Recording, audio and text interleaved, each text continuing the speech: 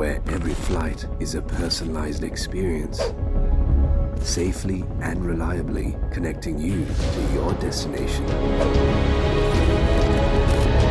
Where every passenger is a VIP, creating memories one flight at a time.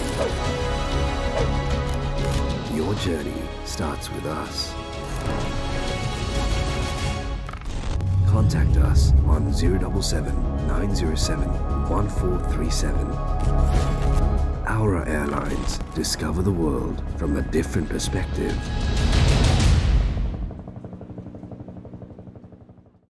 My cola. Yawne thrill එක. It's my cola.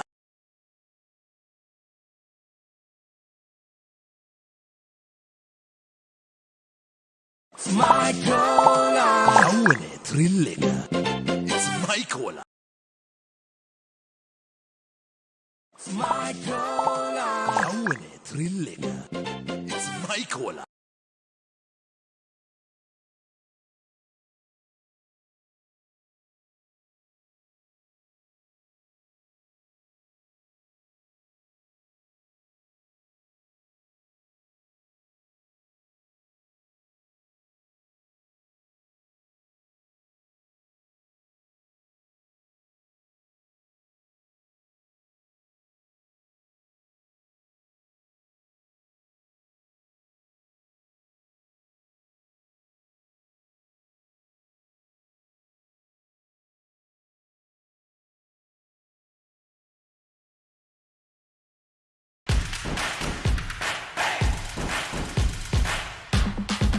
Simple music and sports.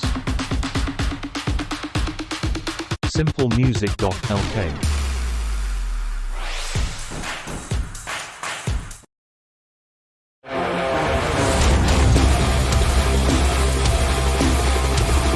අඟල් 6.8ක දැනෙන්න තිරය සහ megapixel 64ක සුපිරි කැමරාව සමග හිත පිරෙන්න capture කරන්න ඇස පිරෙන්න නරඹන්න ZTE Blade V30 සහ V30 Vita දිවයින පුරා සිංහ ශාඛා සහ බලයලත් අලෙවි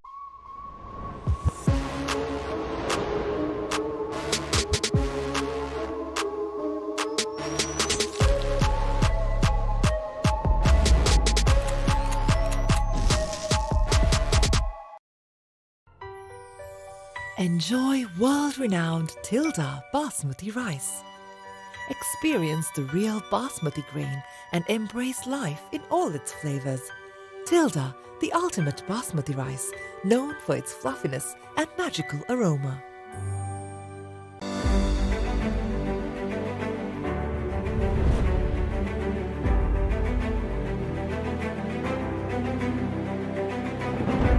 The Grand Ward Place. There is only one.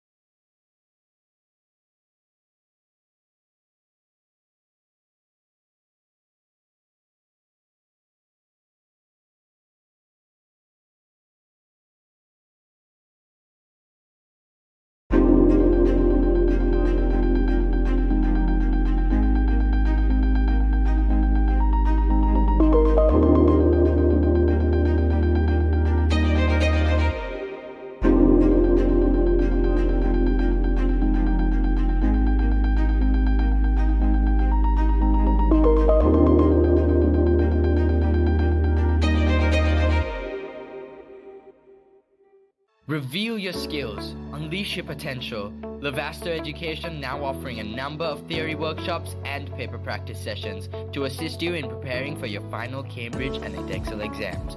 Contact us at 076 840 6841.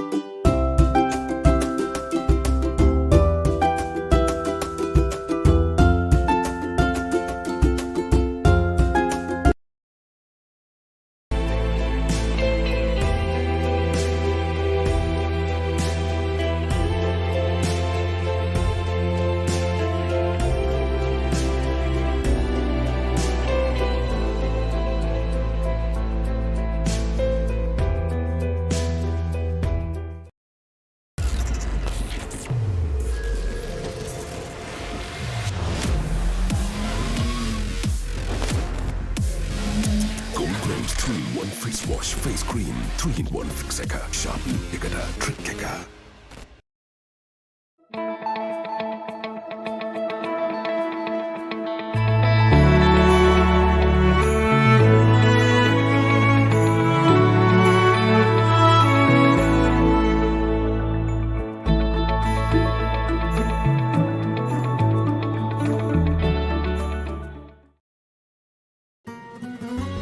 The taste that melts your heart forever. Oh yeah. The taste that brings us together. Bringing people together. Crispro.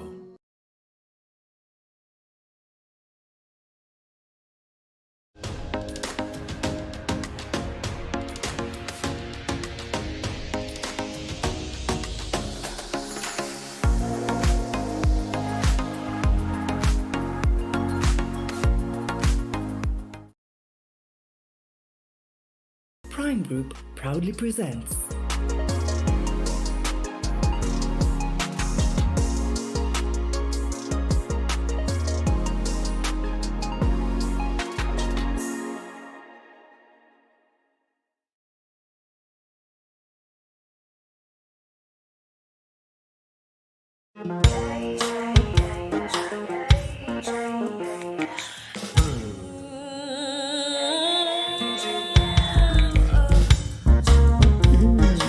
The Magic Chocolate Collection.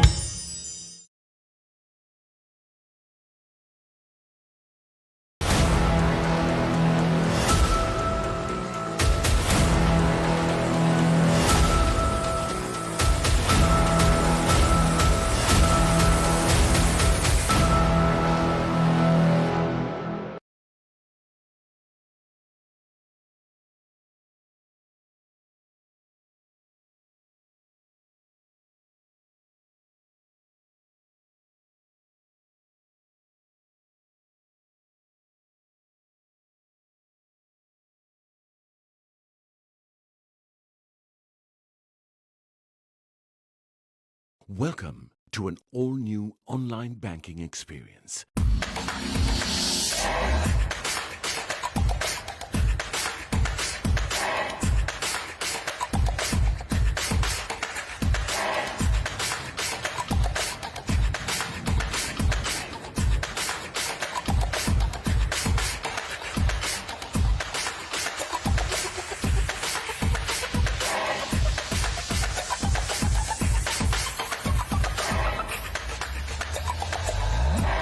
Amana Bank. It's your bank.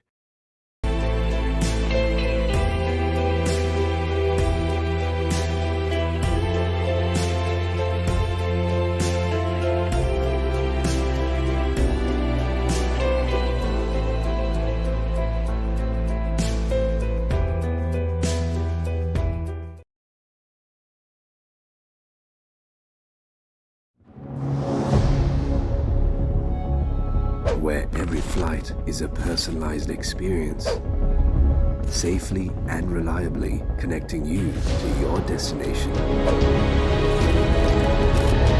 where every passenger is a VIP, creating memories one flight at a time. Your journey starts with us. Contact us on 077 907 1437. Aura Airlines, discover the world from a different perspective.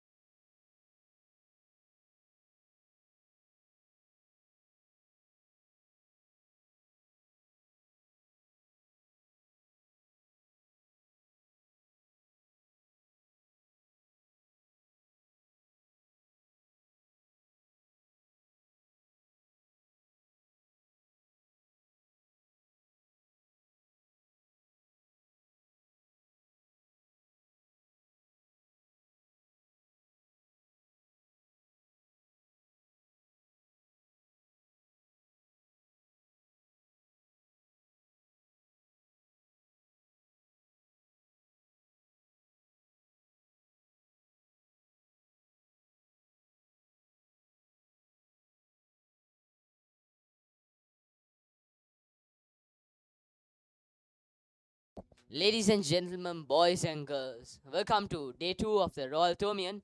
With me in the commentary box, I have Ashwin Pereira and Daniel Tanaga. Ashwin, I think yesterday the weather was pretty. It was dark yesterday, and the light was covered by the clouds. Overcast had been. There was a slight overcast as well, but today things have cleared up and the sun is out, and I think the weather is looking much better. Ashwin, can you run us through what happened yesterday? Yeah, Anish, the Thormians won the toss and elected to bowl first on this green pitch.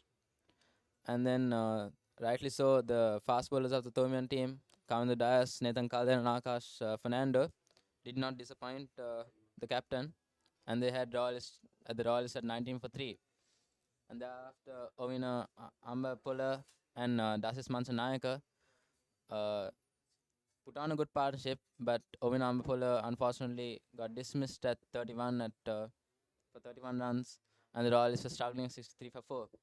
Thereafter, it was the Royal Party with Dasis Mansanayaka and Raminu Pereira breaking uh, breaking a record for the 5th wicket, and they went on to score twin hundreds with a partnership of 229 runs. Now the Royalist with a slight edge ahead of the game at 327 for the loss of 8 wickets. Yeah, yesterday I think the first few overs went in favor of the Tomians, but after that I think Dasis Manchanayaka, the captain of the Royal side, definitely showed us what he is made of, his masterclass cricketing, and pulled up for the team and managed to bat 127 if I'm not mistaken. And this is some beautiful stuff by Dasis Manchanayaka. And we also have to look at Nathan Caldera's wickets, and the wicket he took was a beautiful wicket. And moreover, I think Akash Fernando, Akash Fernando is probably looking for his 5th wicket now. He took 4 yesterday, and his last wicket was a phenomenal wicket in my opinion. His wicket was beautiful, and it was a wicket against Bulan. I think it was a really great wicket as well. Daniel, what do you think about the Kavindu Das's bowling yesterday? Yes, of course, he got the wicket of the captain also, a very important wicket, and he had a economy of 4.46 runs. And yeah, I think he also did well by breaking that partnership.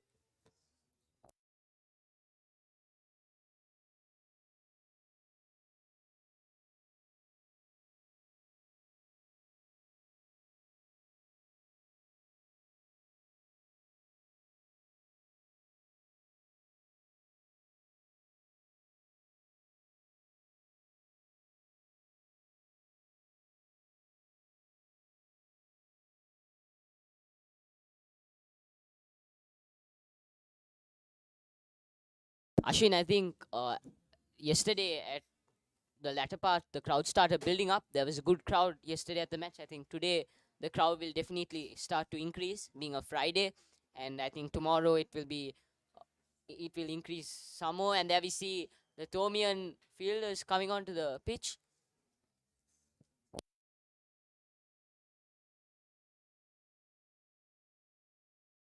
Apologies, the Royal East fielders, they're coming onto the pitch.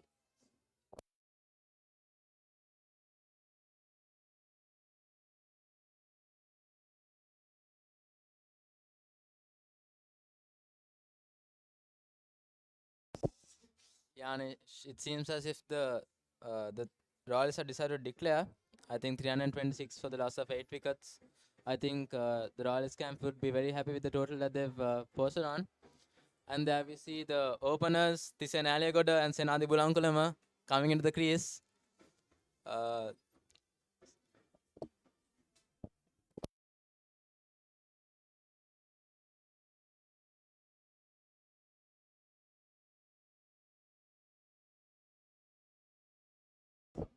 have Senadi Bulankulam with 16 matches and 352 runs with average of 18. And the fresher Aliagoda, Thyssen Aliagoda, with 400 plus runs, he's looked in very good touch this whole season.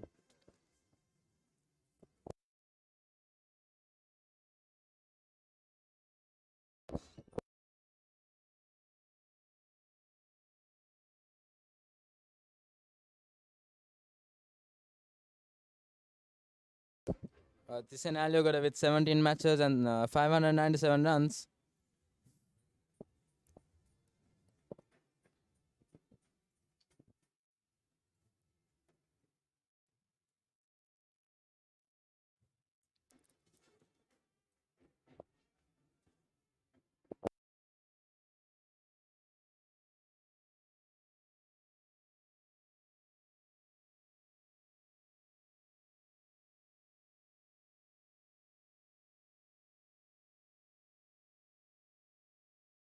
Ashwin, if we look at yesterday's first over,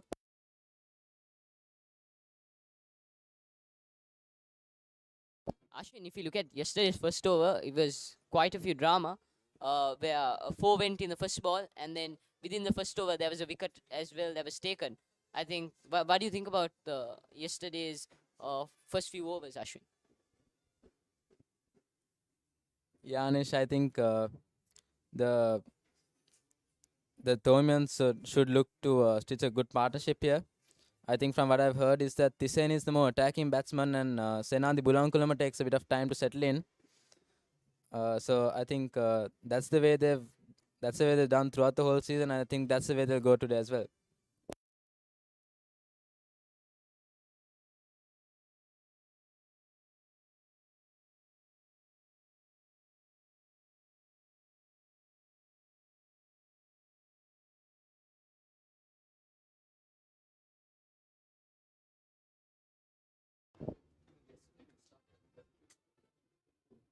We have the Royalist bowler Anuka coming into the attack.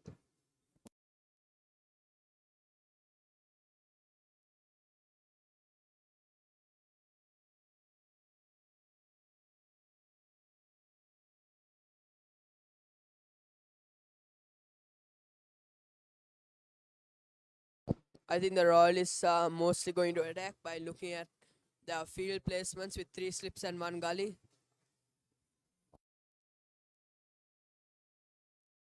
A brilliant first ball there by Ranuka Malaviarachi. Straight away attacking the stumps of Senadi Bulankulama.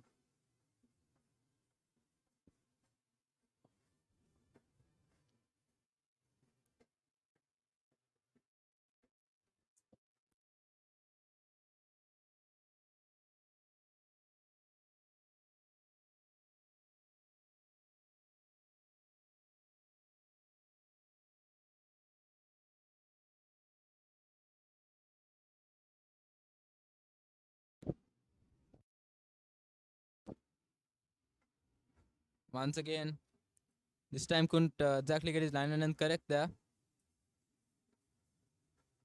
Came as a lower full toss.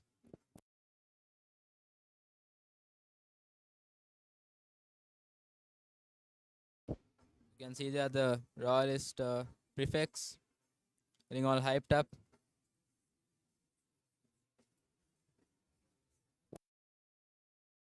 I see the crowds building up at boys' tents for both schools. The Thomian boys' tent and the Royal boys' tent have started to fill up with all school students who are interested in the match and who are here to support their school. Danish, and I think that was a brilliant ball there by Ranuka. And I think equally good leave there by Senadi Bulankulama. I think we also have to add the fact that Senadi Bulankulama is a 4th generation cricketer, and let's see how he does in today's game.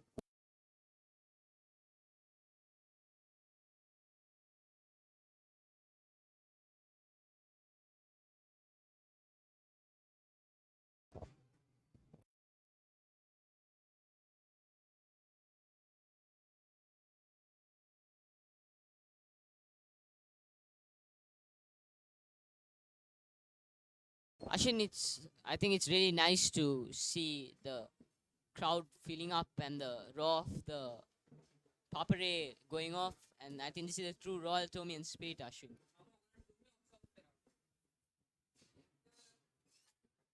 Yeah, Anish, I think Tomians. I think that's a good single there by Bulankulama. And I think this is the first time we're going to see Tisen Aligoda at the big match. I think Tisen Aligoda didn't play the big match last year, but he played the limited encounter. So this isn't his first time facing the Royalist bowlers.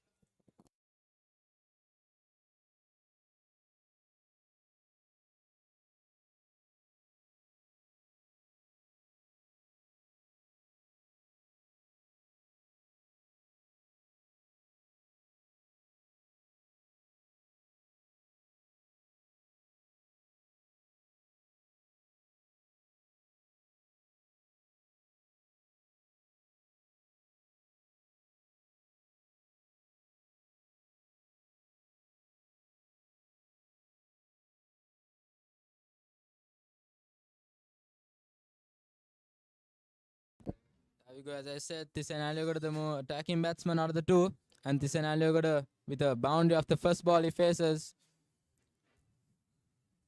It's a brilliant cover drive there by Tisanalio got a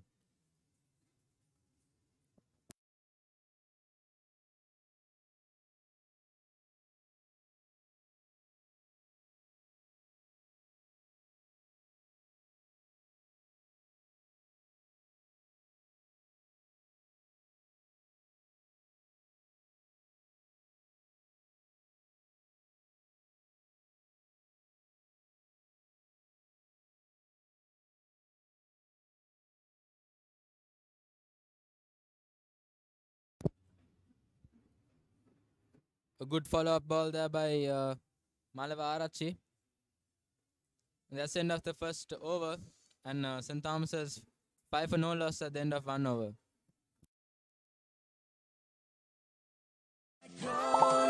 යව්වනේ thrill එක. It's my call.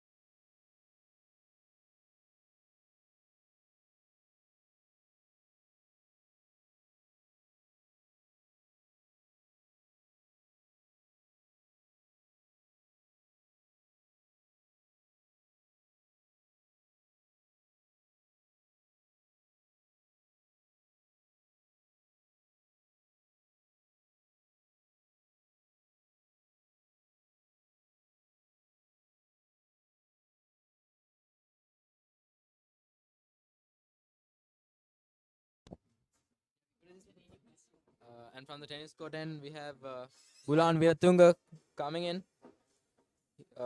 First year colors man. No, he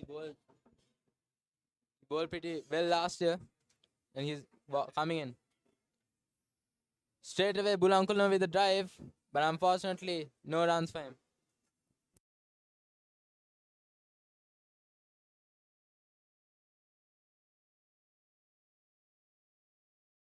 I think Thyssen Alliogata going on to Bulankulam and telling him to be a bit more watchful. I don't think the Thomans could afford to lose any wickets today. Any wickets and put pressure on the middle order.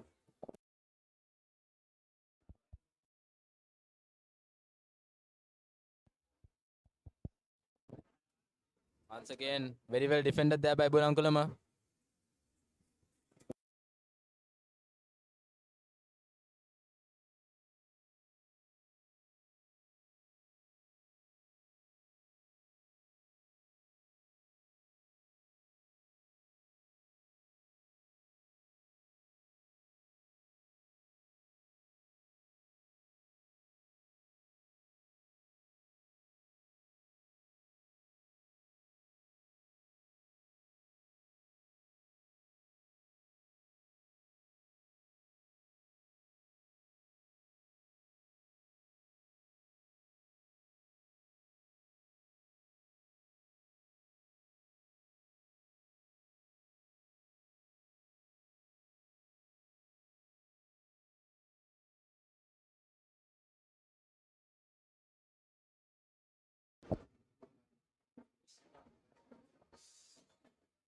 So I think Anish, Bulankulama's father, Anura Bulankulama, the year he captained, I think the Thomians ended up winning the big match and they demolished Royal College.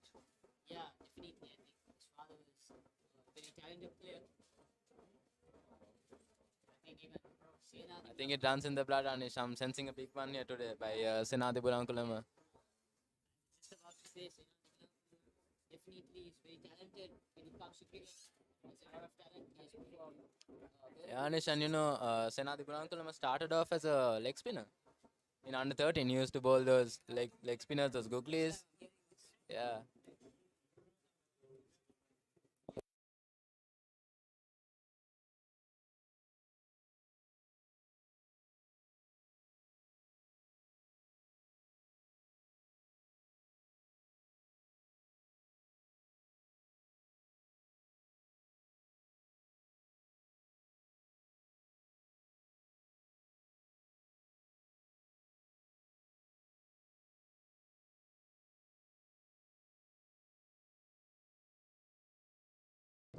Both batsmen so far have looked pretty comfortable at the crease.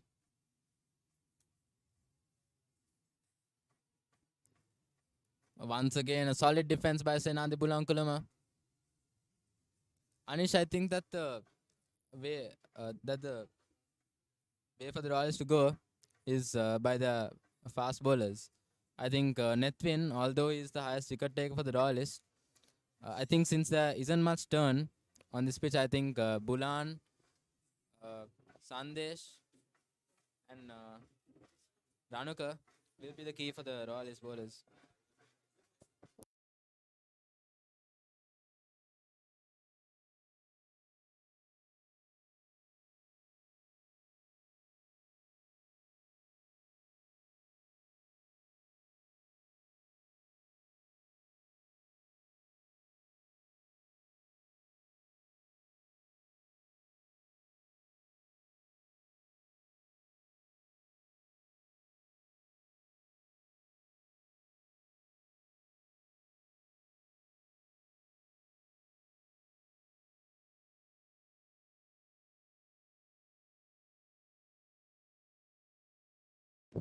Again, Ranuka to Thyssen.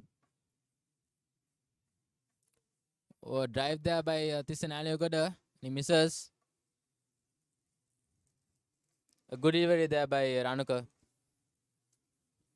Anish, I think Thyssen should be a bit more watchful with his strokes. I think there is 3 slips and a gully, so I think they want Thyssen to play that drive. I think Ranuka's inviting Thyssen to play that drive and hopefully get the edge of him. Yeah, definitely. I think Ranuka's probably trying to get Thyssen to fall into the trap of stroking the.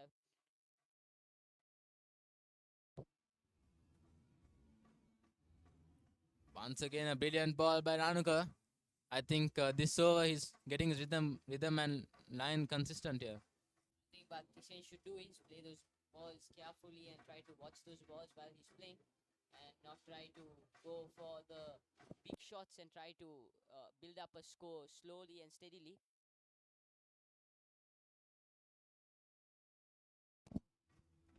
And this pitch, it looks a good pitch for batting today. So I think the Thomians would want to cash in today. Sure, Ashwin.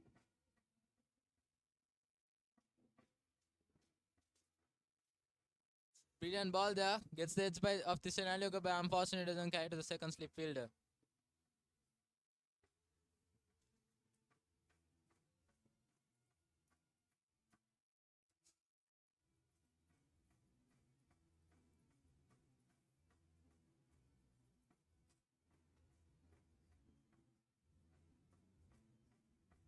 On screen we see Dasis Mansanayaka. Once again a brilliant 100 by him, the captain. I think yesterday Dasis Manchanayaka definitely showed us why he is the captain of the Royal side. He definitely showed us some masterclass cricketing. Once again a brilliant ball by Ranuka. He's beating the outside edge of both batsmen here. Looking very threatening.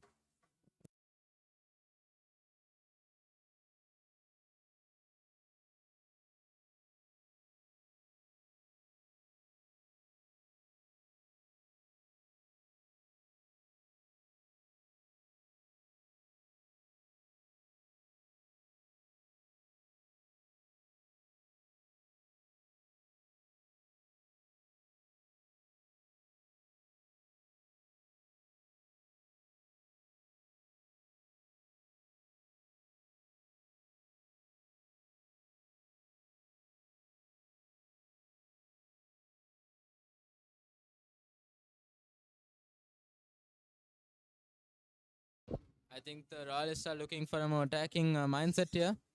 Dasis Manchanayak and Ranuka have decided to take a short leg field in. I think they'll go for the short ball tactic as well.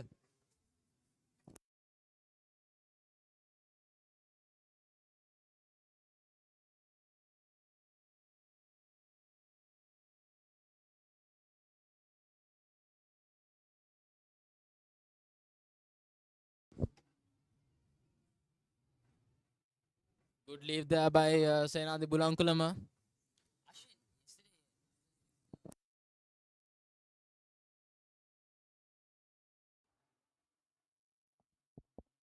And I think they were feeling a little hopeless during the first few overs, but I think the captain managed to bring back hope for the Royalists. Yanish, I think that's just the spirit of both teams. Both teams never give up, no matter what. I think that's what the Tomians and the Royals are all about. Once again, the ball sliding down the leg side. Actually, Anish, I think that was a similar way in which Rehan Pires, the Royal opener, got dismissed, giving that to the wicket keeper. Yeah, I think I think Rehan Pires. That was a similar way that Rehan Pires got out.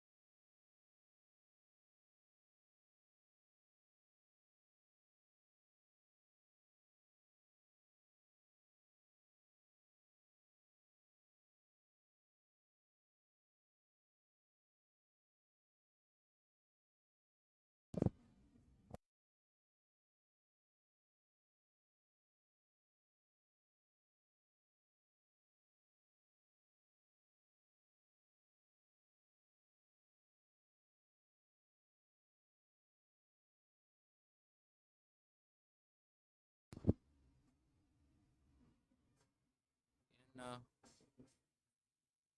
think Senadi and Tisen are having a bit of a chat there. We see both tents hyped up, the Tournament tent and the Royal tent both. The Royal is waving their flags.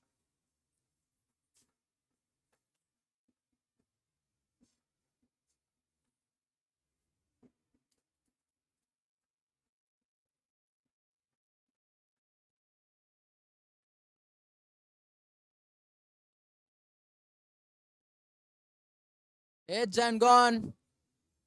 The first wicket for the Royal is taken by Bulan, and a brilliant catch there by the first slip. That's the first Tournament wicket, and that goes to Bulan.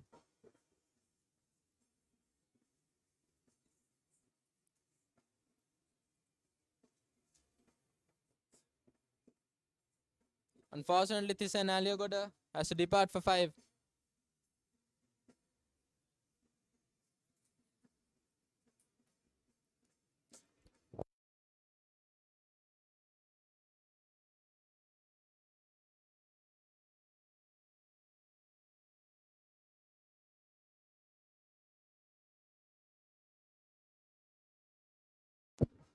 I felt like Thyssen Aliogoda looked good in the few balls that he faced. With that boundary of the first ball, definitely he would have felt really confident after that boundary of the first ball. And unfortunately, has to depart. In comes Dinath Gunawardena, the number 3 batsman for the Tomians.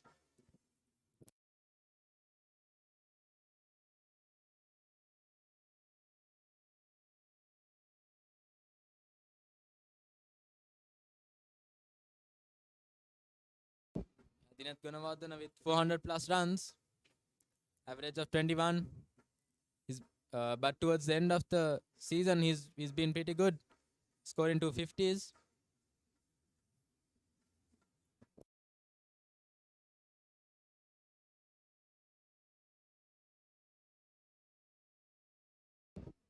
He'll be up against Bulan and Ranuka, who's both look very threatening.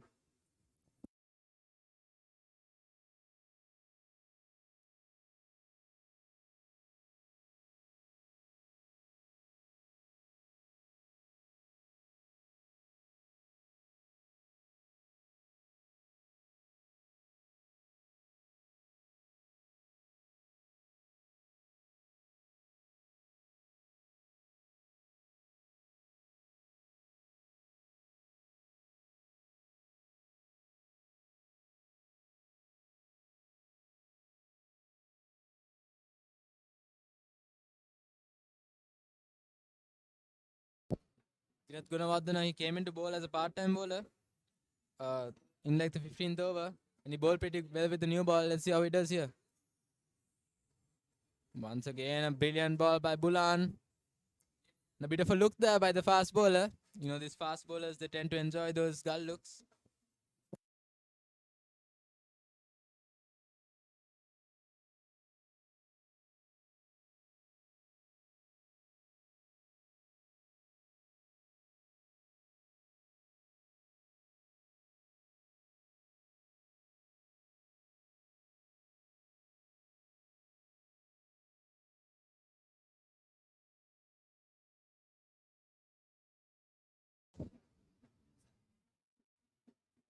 Once again, a good lead there by Dinath Gunawardena.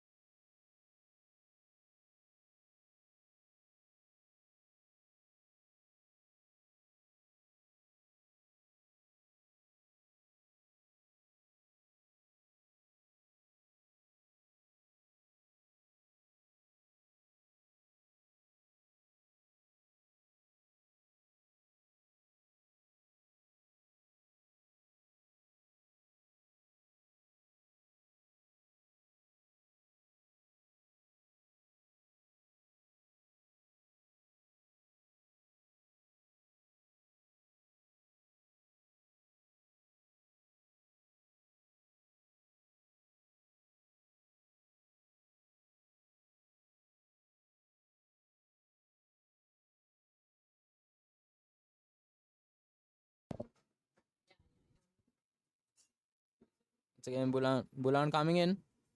A short ball and a good pull shot there by Dinath. And a good stop by the fine leg fielder. It's for a single. Dinath Gunawardena off the mark.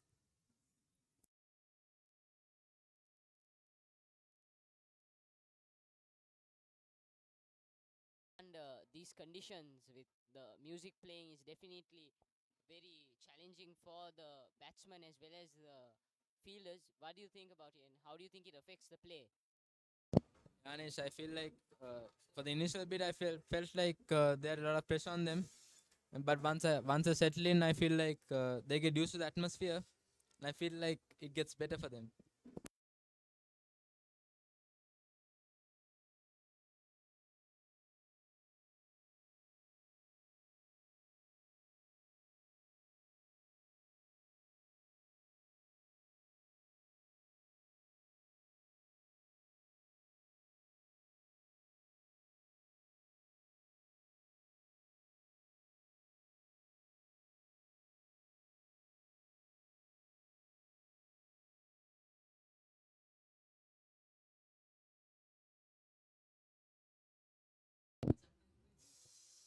Brilliant ball there by Ranuka.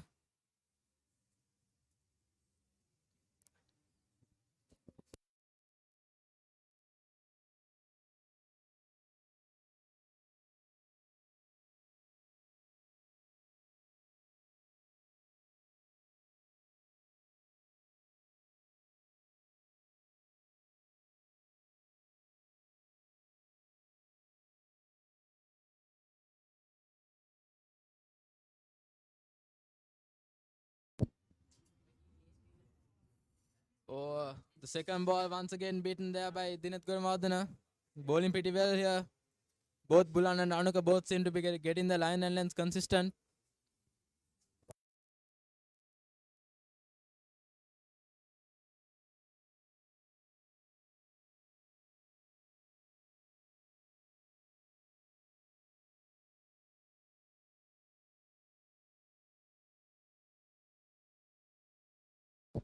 The Royalists seem to be attacking here.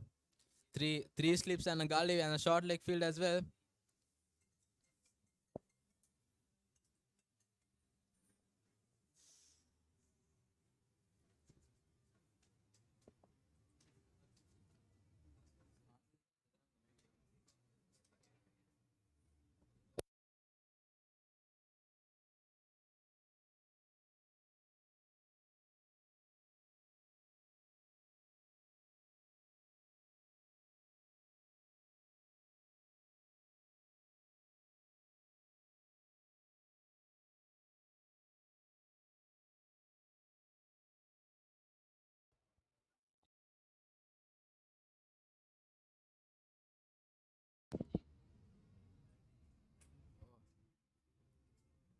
Dinath Gunawardena pulls out there, but unfortunately he couldn't get any runs for it. A missed opportunity there for him to get a boundary.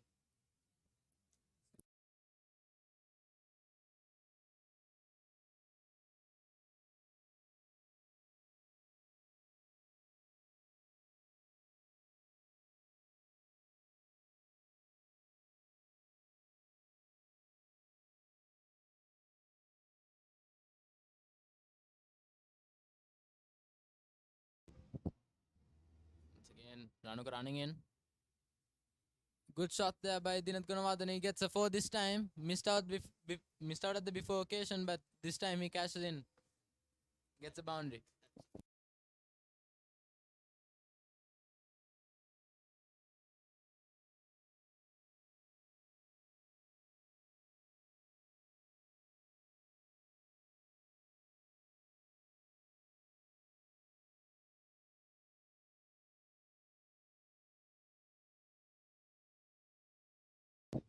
I think Ranuka has done his homework against Dinath Gunawardena. I think they're trying to get Dinath Gunawardena trapped with that pull shot, but Dinath Gunawardena, being smart enough, manages to get that between the gap. Once again on the leg side, Dinath Gunawardena once again misses out. Ashwin, when you look at Dinath and Senadi, out of the two, which one do you think is the more attacking batsman? Anish, I think Senadi Burankulama is the kind of batsman to is to be defensive towards the first bit of his innings, and then once it settles in is when he starts scoring his runs. And I think so. Dinath Gunawardena is a bit of a more attacking batsman.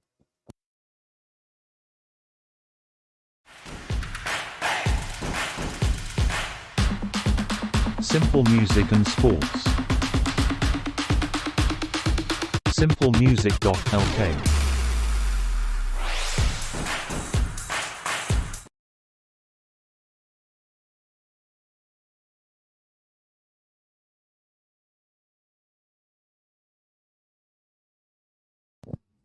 We have Bulan to Senadi Burankulama. A brilliant ball there by Bulan, and it misses the outside edge by just a millimeter there.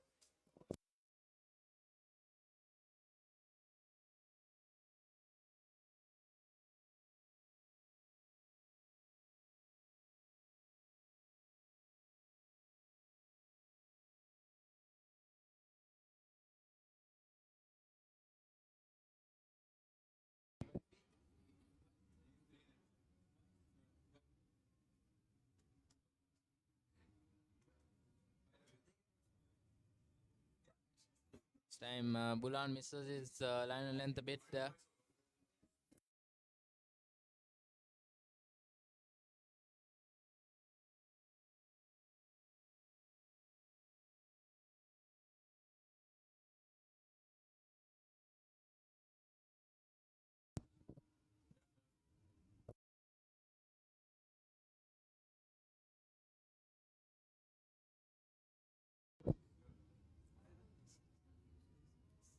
Good shot there by Bulankulama. And good stop there by the captain, Dasis Mansanayaka. But no run, unfortunately.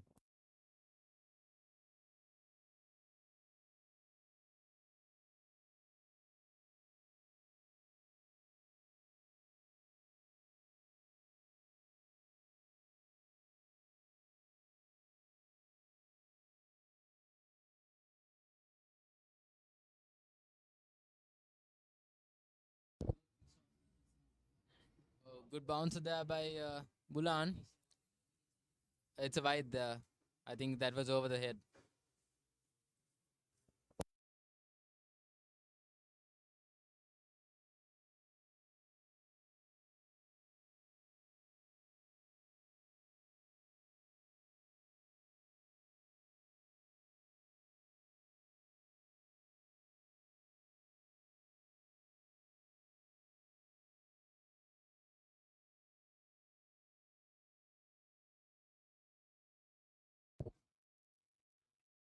Once again, another bounce by Bulan, and same result. It's a wide. I think he's getting it a bit too high today, Bulan.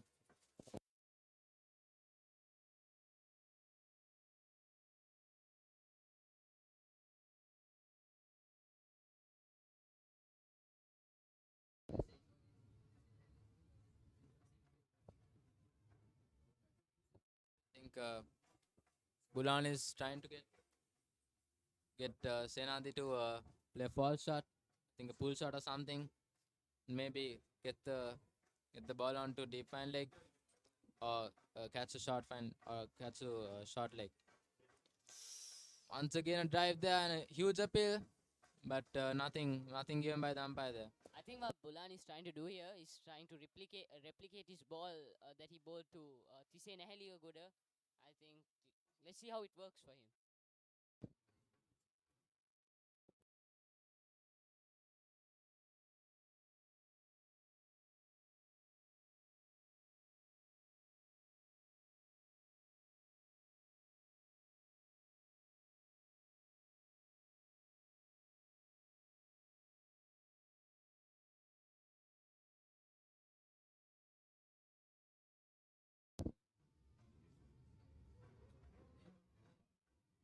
Brilliant ball there once again by Bulan. Got the edge of Bulan Kulama, but no harm done.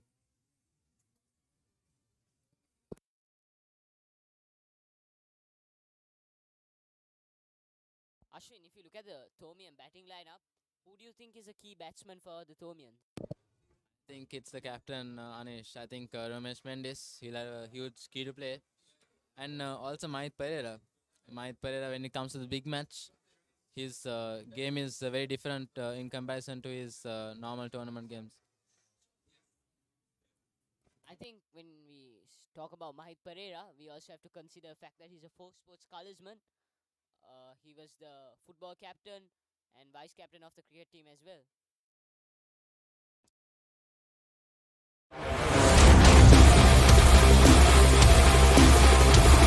අඟල් 6.8ක දැවැන්ත තිරය සහ mega pixel 64ක සුපිරි කැමරාව සමග හිත පිරෙන්න capture කරන්න ඇස පිරෙන්න නරඹන්න ZTE Blade V30 සහ V30 Vita දිවයින පුරා සිංහ ශාකා සහ බලයලත් අලෙවි නියෝජිතයන්ගෙන්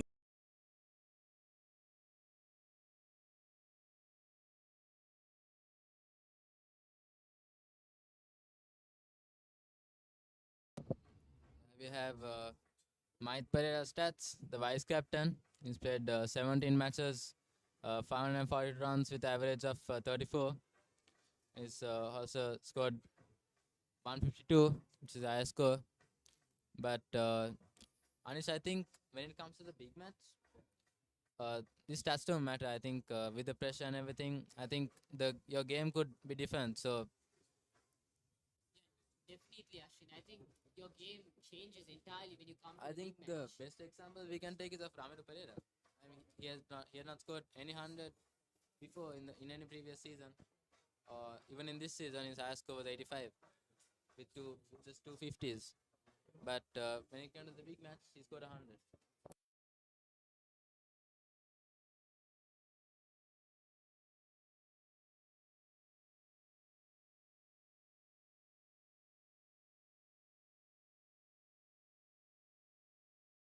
I think when you play the big match, it's a different atmosphere and you change your gameplay overall because of the pressure and because of the pressure that lies on you.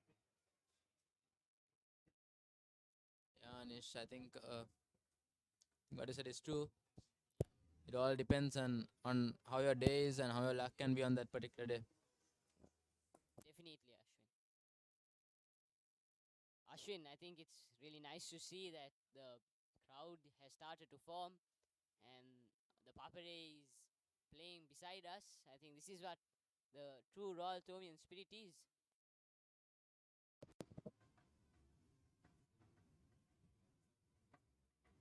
Oh, that wasn't the best of deliveries there by Ranuka, and I think that's 4 wides. Apologies, I think that's a no ball and it's 4 wides.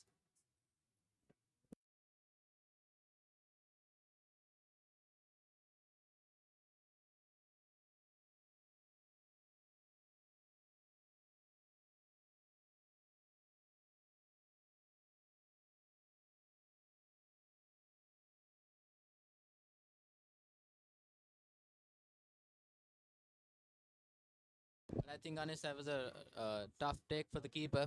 I think it's a bit of a harsh call in order to say that he couldn't catch the ball there.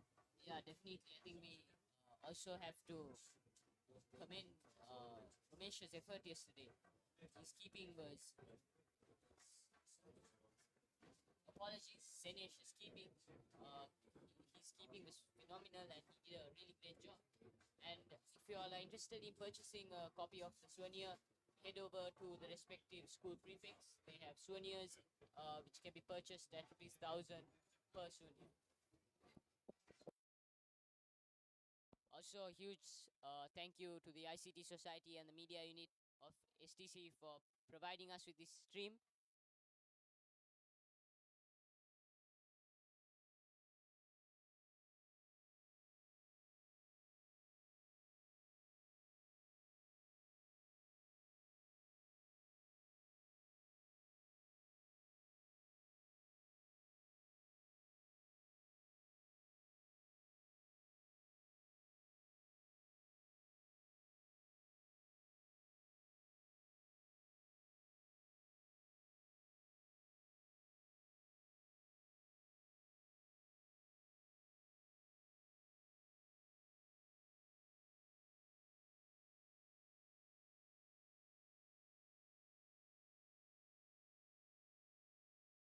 Joining us in the commentary box, we had Lahan Herat. Lahan, welcome. Thank you, Anish. It's another leg side-ish delivery flick off the wrists from the batsman, and they will get a couple of runs. Yes, comfortable couple for the batters.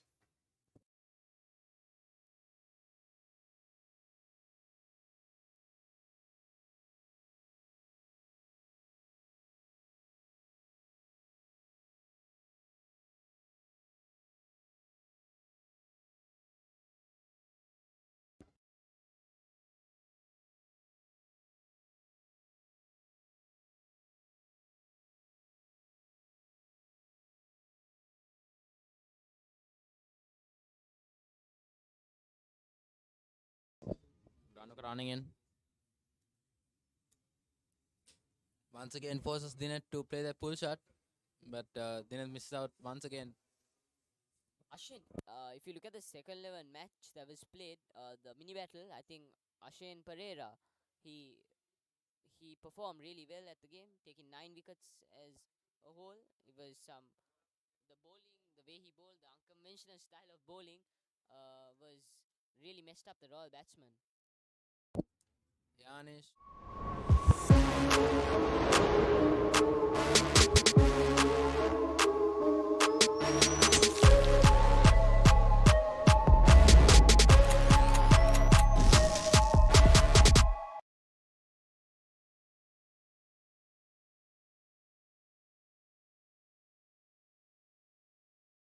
Yanish, what you said is correct. I think Ashin Pereira took 9 wickets and also was the highest run scorer of the match with a 50.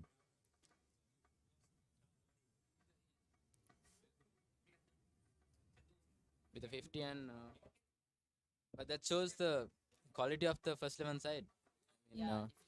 Someone of Ashan's caliber with unconventional style couldn't find his way in this Tomiam first 11 side, because I think they had to balance the team, Anish. I think they had to balance the team, and Unfortunately, Ashwin couldn't this him, but he also has another year, so we'll see how he does.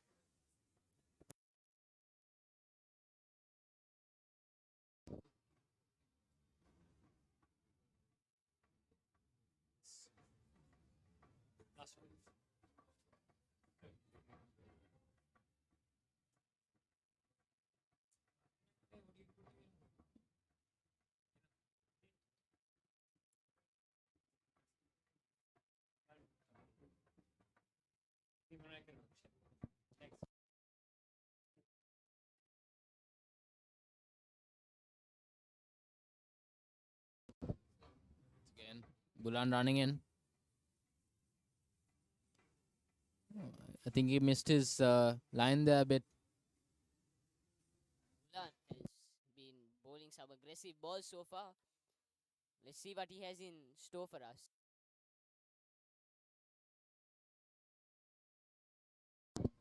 Anish, I think the third option also for the Royalist, the third fast bowler, Sandesh, will also have a big key to play in this lineup.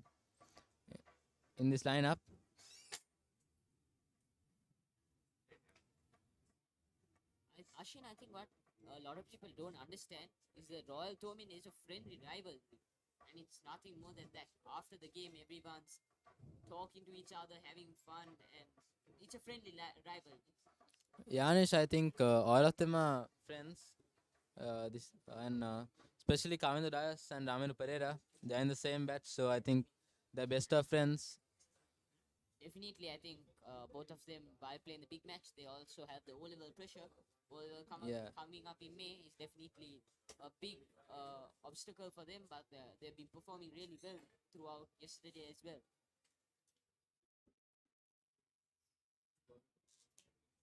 Once again, a good lead by Senadi Bulankulama. He's been very watchful thus far.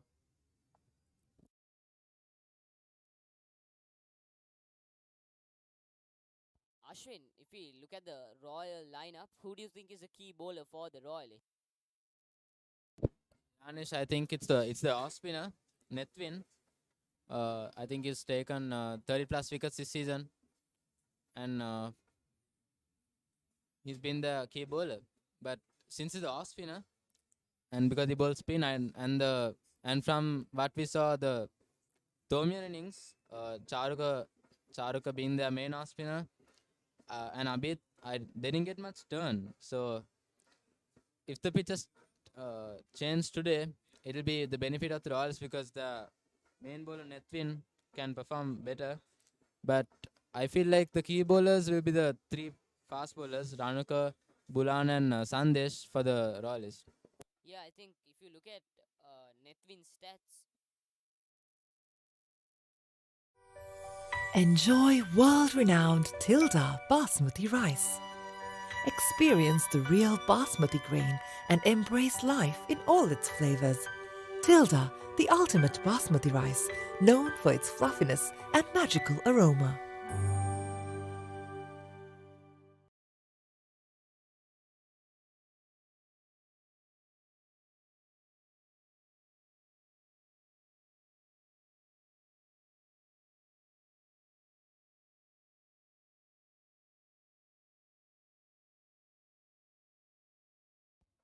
yeah, Ashwin, like I was telling you, if you look at Nethvin's stats throughout the season, he has got 28 wickets. That's a commendable number. I think he's been performing well throughout the season, and he'll probably have a good impact on the Royal side. But like we saw yesterday with Abid, the spinners weren't having a good day yesterday. But let's see what happens today.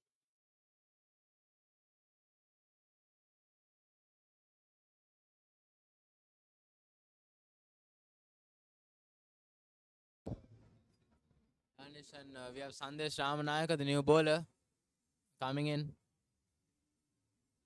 It's a good start-up ball there by Sandesh and a good fielding effort there by the gully fielder.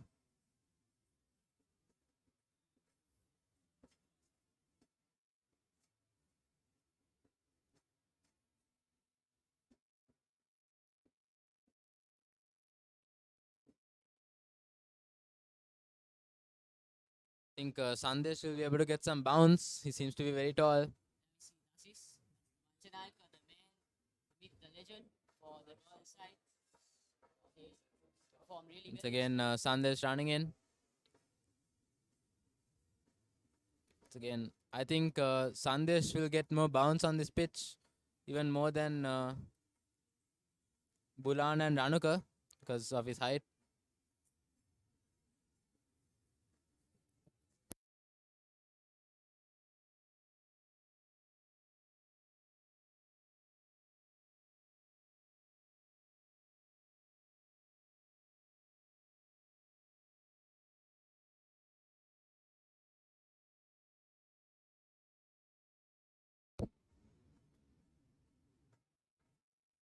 Once again on the leg side, and Dinath gets a single.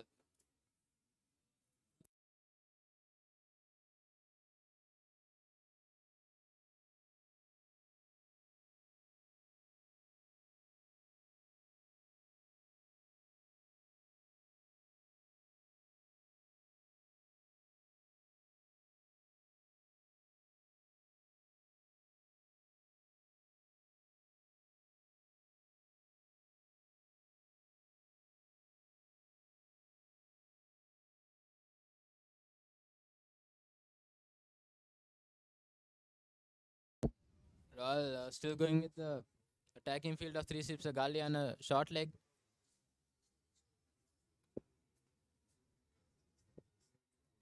Once again, a good leave by Senadi Bulankulama.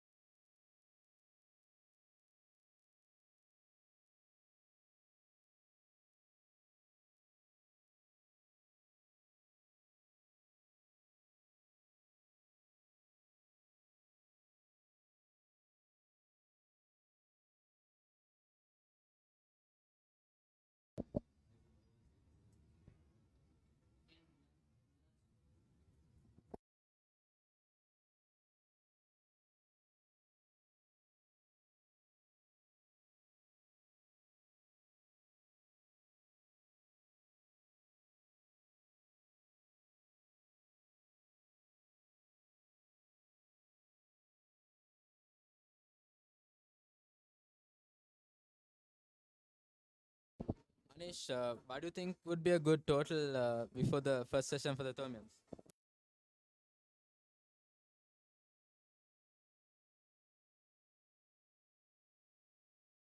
I think 100 would be.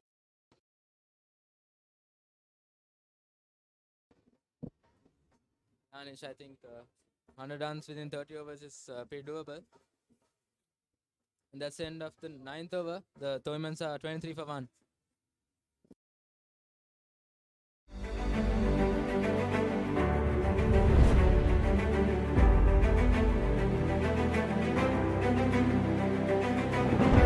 The Grand Ward Place. There is only one.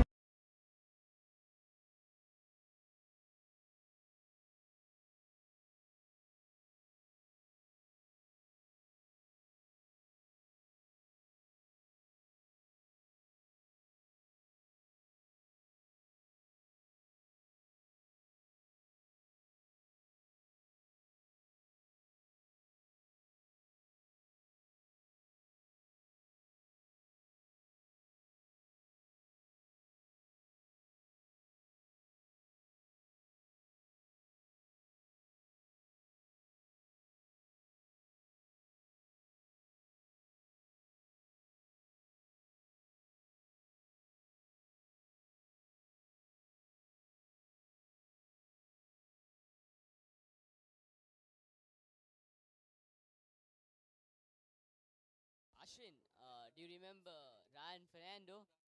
Double hundreds. Key batsman. Yeah, Anish, he was the key batsman for the Toymans last year.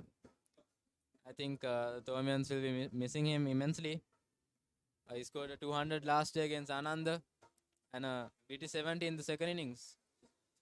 Last year's big match.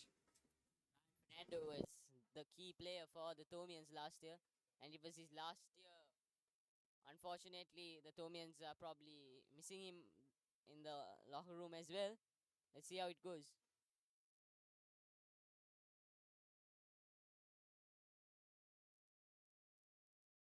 Once Once again, a short ball by Bulan. But unfortunately for Bulan, his short balls have been a bit too high, and every short ball that is attempted to bowl has been called a wide by the umpire.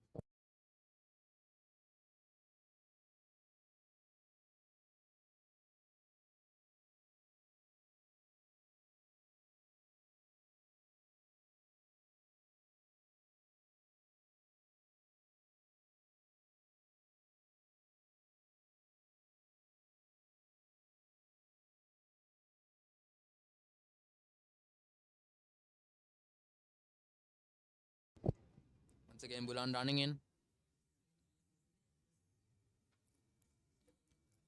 And a good single once again by Dinath Gunawardena.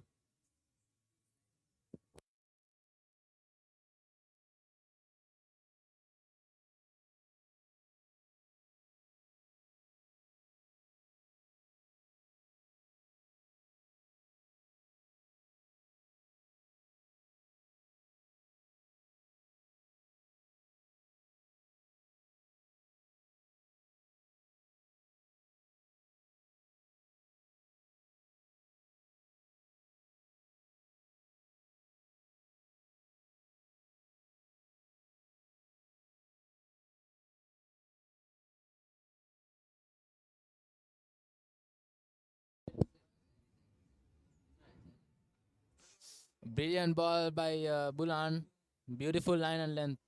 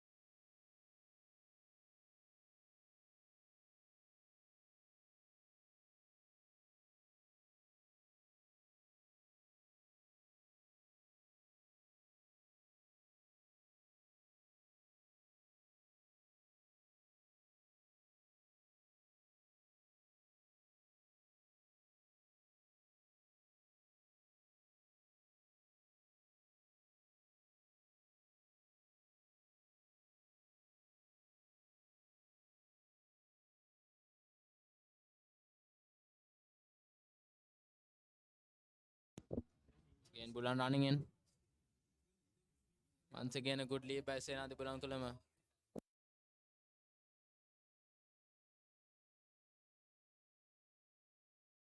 That's end of the 10th over. The Toymans are 25 for 1.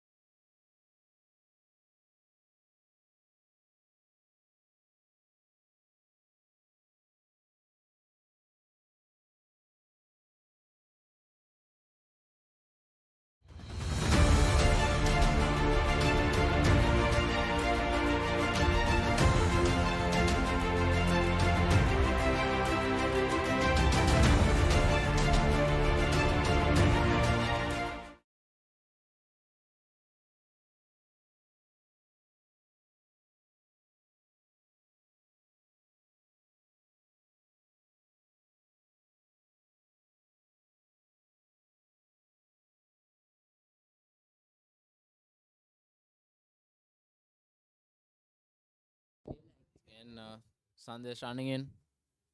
Dinath Gunawardena. Oh, brilliant ball by Sandesh Ramanayaka. Brilliant in swinger. Dinath Gunawardena manages to keep the bat it out.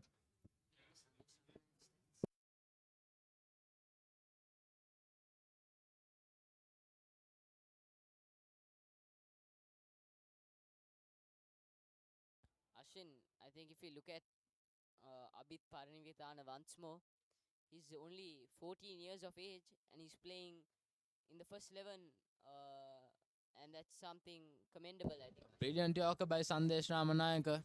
Yanish, I think is only 14 years of age, and it's brilliant to play a big match in this atmosphere, and definitely has a brilliant future ahead of him. For sure. I think he has about 4 years to continue playing the Royal Tomians. A similar prospect from the Royals camp, Rehan Pires. I think he's also 15 years of age. And as you can see, the Tomian boys tent. Rehan Pires also known to be a very talented player. Unfortunately, missed out in the first innings, but I think he'll want to capitalize. He'll want to score a good inning in the second innings of the Royal innings.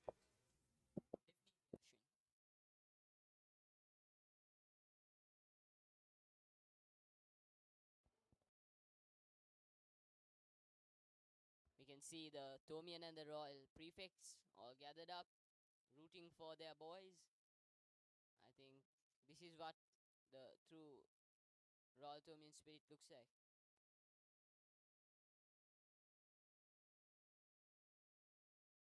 The Royal prefects on the boys' tent, rooting for their school, getting all their boys to cheer along with them.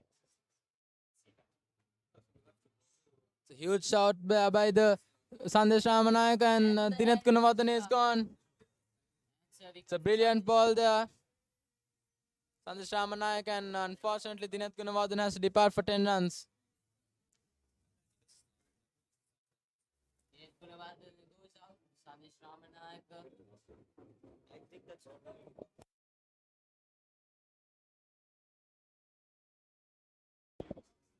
You can see in the replay.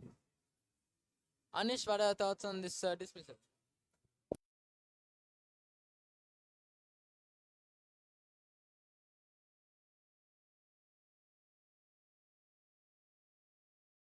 I think it's slightly down the leg side, but I think the umpire has the best view down there. So I think he might have made the right call, Ashwin. Yeah, Anish, I agree. It looked a bit high, but I think the umpire has the best call. And we have the captain of the St. Thomas's first 11 team, Ramesh Mendes, coming in. He's the big man, and we see the friendly rivalry between Dasis and Ramesh. Dasis giving him a handshake while Ramesh came in. I think Ramesh will want to convert this innings into a big one. See what Ramesh has in store for us. Ramesh Mendes, the highest run scorer for the Tomian team, 776 runs with an average of 37 and a highest score of 117. 776 runs. That's definitely a good run rate and runs put on the board by Ramesh Mendes. You know, Anish, this Tomian pair between Senadip Bulankulam and Ramesh Mendes, they've been batting since grade 7, since under 13A. So I think they know each other pretty well, and they've formed many partnerships together. They have a good chemistry between each other, and I think that might help them build up a good partnership today. Ramesh Mendes, first ball. Ramesh Mendes looking very energetic at the crease at the moment. The huge call of no.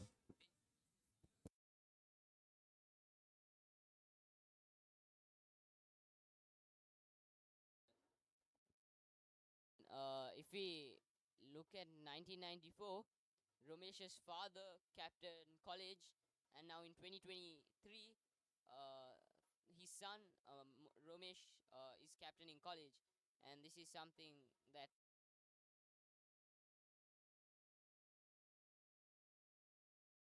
Yeah, Anish, I think the Mendes family and the Bulankulam family, both are families with a huge cricketing heritage for St. Thomas's College. definitely, and I think another upcoming family like that is the Pires family with Dinath Pires. that's in the second 11 squad, and hopefully will play the big match in the coming years. Yeah, Dinat Peer is also just 16 years of age yet. I think in the coming years he definitely will play either 2 or 3 big matches.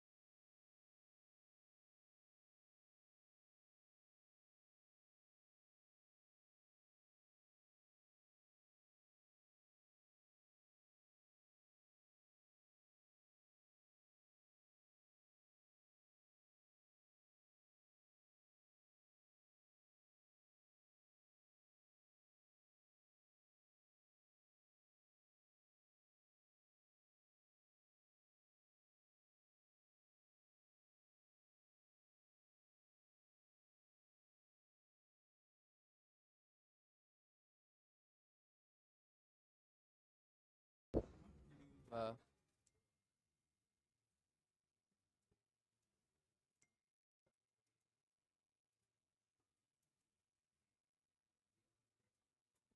if Ranuka changed then, I think he's replacing Bulan. And Ranuka seems to be coming from the tennis court end.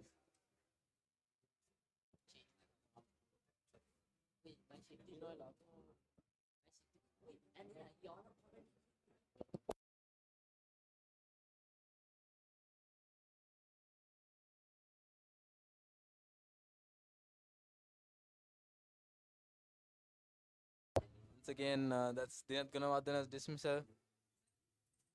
Brilliant ball by Sandesh. I don't think Dinat could have done much about that delivery, to be honest. A poor delivery there by Ranuka. It's 4 wides. I think he'll be pretty disappointed with that delivery.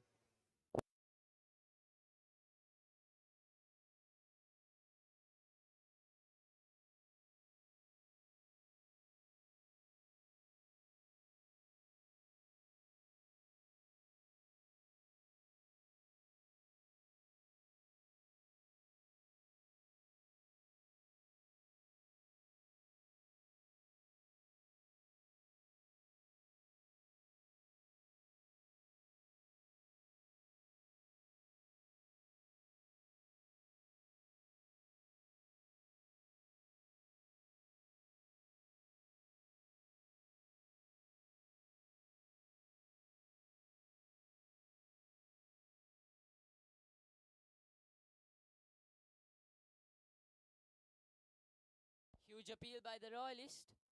Umpire says no.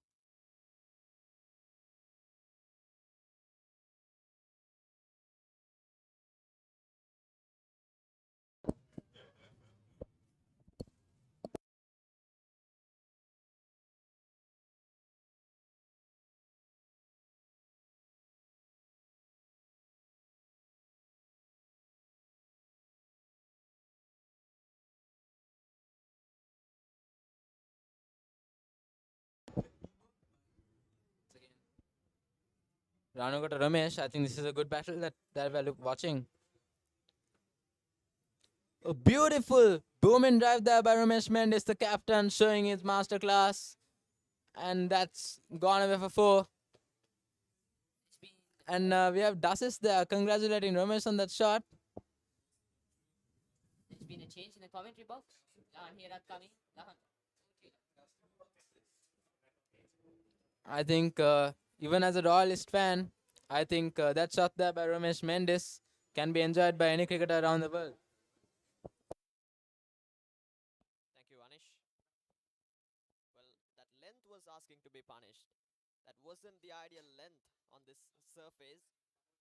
But it is interesting to see Dasis Manchanayake has not placed deep extra cover at the boundary rope. That tells you how he feels about his pace bowlers. He feels was very confident.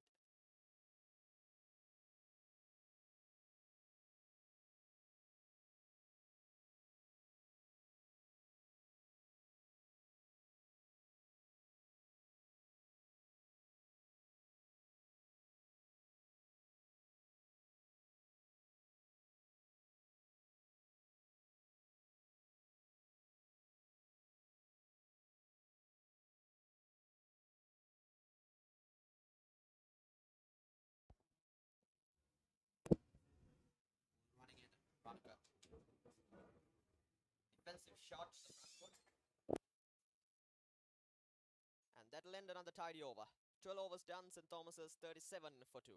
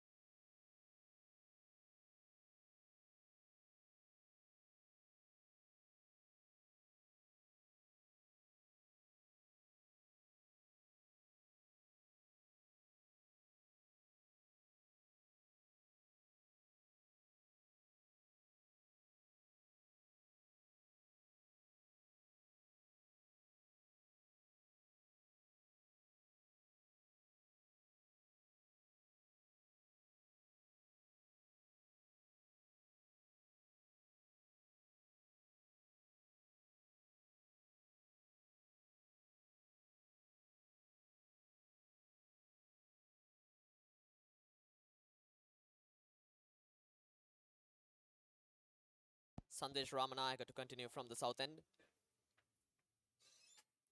Now that was a slot ball and has been punished by the batsman Senadi Bulankulama, and that length was asking to be punished.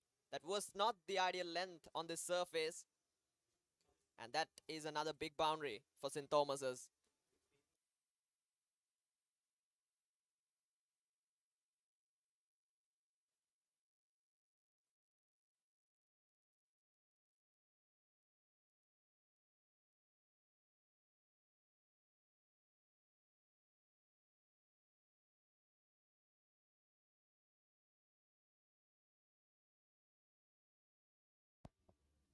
That ball has been absolutely muscled down the ground by Senadi Bulankulama. This is interesting. He takes his time here.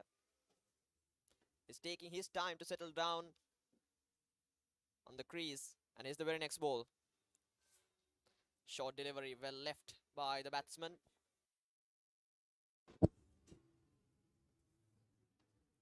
Yeah, Sandesh still looking to attack. Senadi Bulankulama and Ramesh Mendis with two slips and a gully and a short leg still in place.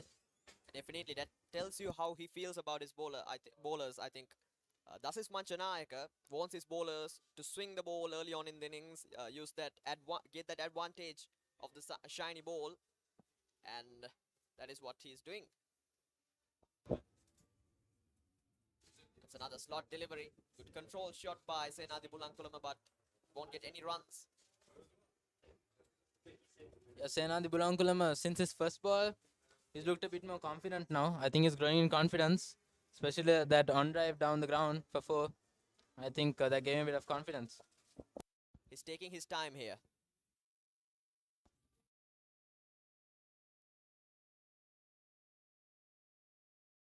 Last time in the big match, he opened the batting with Janidua Begunawardana, and they were able to build a strong partnership for the first innings of 53 runs.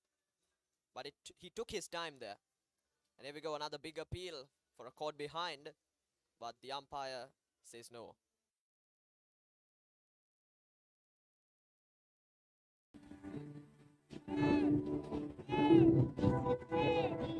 But look at that one. That was a good Yorker.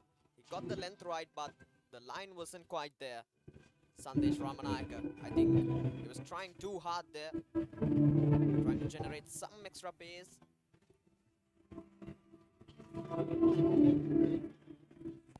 And it's the last ball of the over. Sandesh Ramanayaka running in. Again tries the Yorker, Good shot there by Bulankulama. And that's gone all the way to the Dasis boundary. Manchanayaka chasing the ball, but unfortunately the ball the ball wins the race towards the boundary line.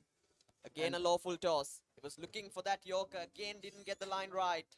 Senadi Bulankulama is on 13 and he seems to be in good touch today. I think Lahan today is looking like a good day for Bulankulama. Yeah, definitely. 13 overs done. 45 for 2 STC.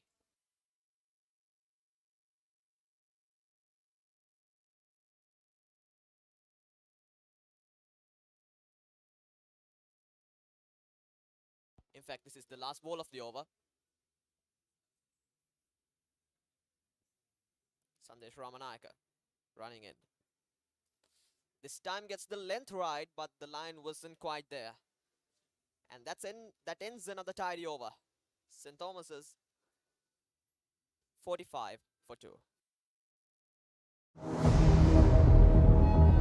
Where every flight is a personalized experience, safely and reliably connecting you to your destination.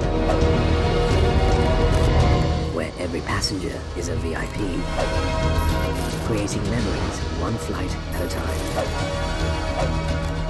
Your journey starts with us.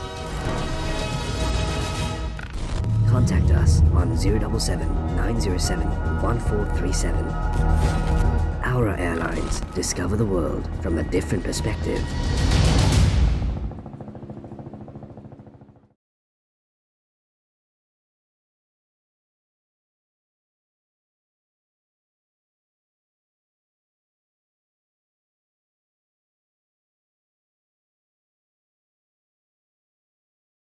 Captain Ramesh Mendis on strike. Ranaka with the ball. Start of the 14th over, running in. Again, a slot delivery. He hasn't found the gap. And that's another dot ball. I think Lahan, what Ranuka's trying to do is he's trying to invite Ramesh Mendis to play the drive, and I think he's trying to get outside edge to one of the slips.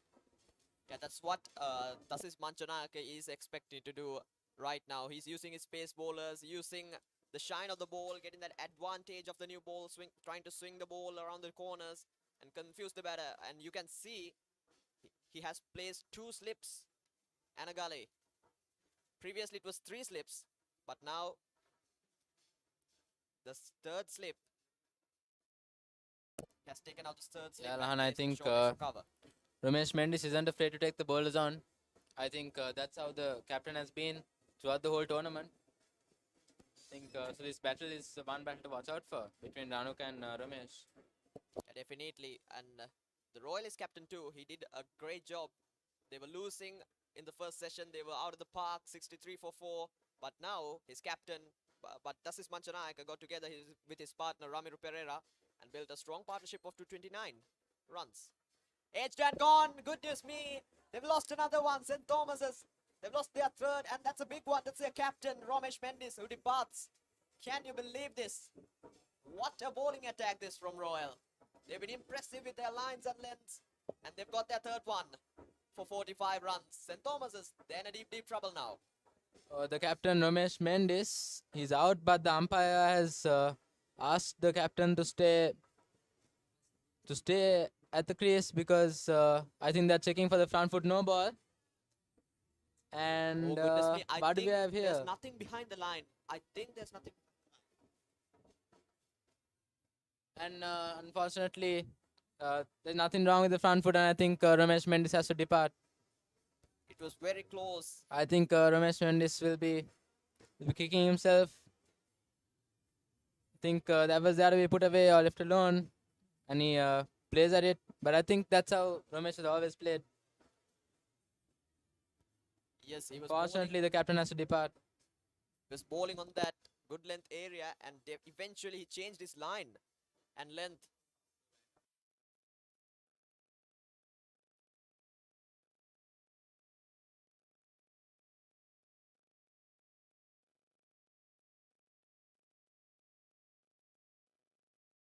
It's the St. Thomas's captain. We have a change in the batting order here. I think usually coming in at number 5 is Senesh Etiarachi. but I think change of batting tactics and Nathan Caldera, the fast bowling all round has come into the crease. Well, he's also a good batsman when you take a look at his past records. He scored 100 against St. Joseph's College. And I think he can do something here. That's a good decision from St. Thomas's and their captain Ramesh Mendes. Yeah, Alan, I think Nathan Caldera is a very dependable batsman. Let's see what him and Bulankulama can do. Bulankulama taking his time to settle down on the crease. But Nathan Caldera would look to get singles, and Royalists, when they were building that partnership of 229 runs, Dasis Manchanayak and Ramiro Pereira, what they did was they went run a ball. They got runs, singles and doubles in the first bit of the second session. Yeah, and from the Royals innings, it felt like the more the ball got older, the more it was easier for them to bat on. I think it's the first hour, so that's a bit tough for the batsman with the Duke ball and with the ball swinging around. But once the ball gets old, I feel like it's easier for the batsman to settle in. Definitely, the patience is gonna be the key here. They have to play run a ball and build this partnership. Now they're gonna need a big partnership, a strong, solid partnership to build these innings up. I think St. Thomas's, they're gonna need a lead of 100 or 150 runs, something like that. Otherwise, they won't be able to.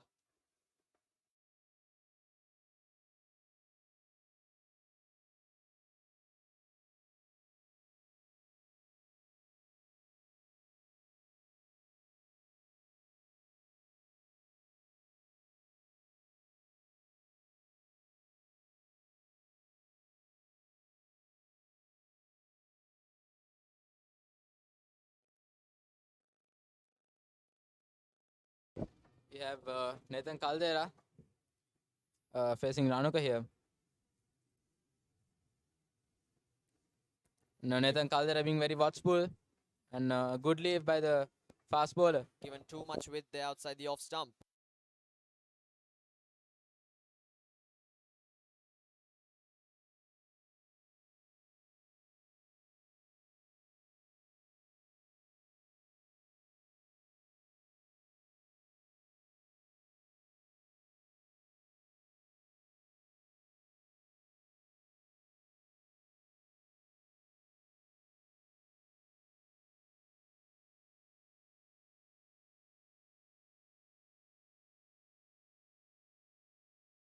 Is the very next ball. Ranuka running in. Again, well left by Nathan Caldera. Yes, this is what we should see from the Thomian batters. They have to be very patient at the moment because they've lost 3 wickets and just 45 runs on the board. Yeah, Alan, absolutely. I don't think the Thomians need to panic at all whatsoever. I think they should just take it ball by ball and play a sensible cricket here and just look for those singles. One basic rule. Just go run a ball, that's all.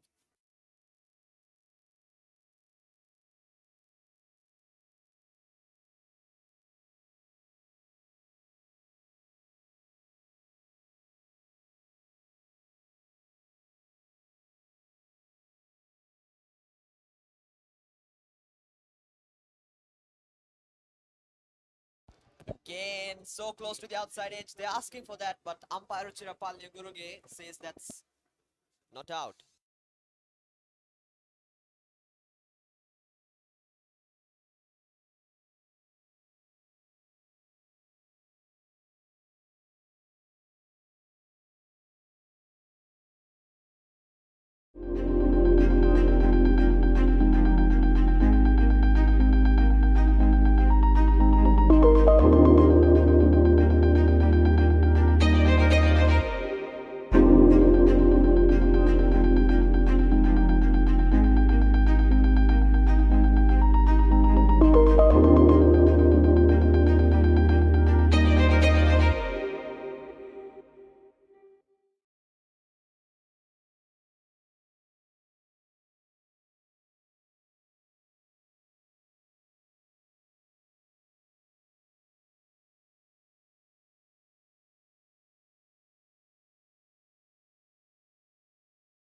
Sandesh Ramanayaka to continue for Royal College. Here we go, running in. First ball. Can't give it too much width. Yes, this is good patience.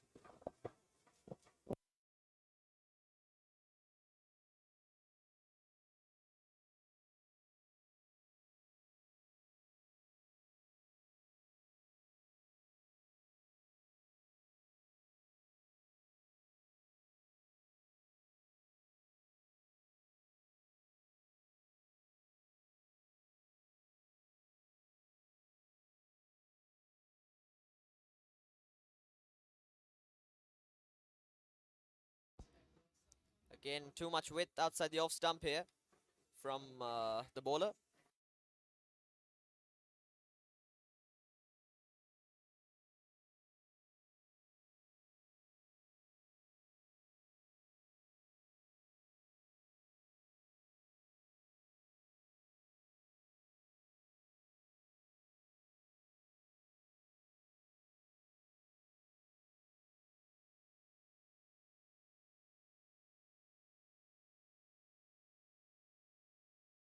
Sandesh Ramanayaka.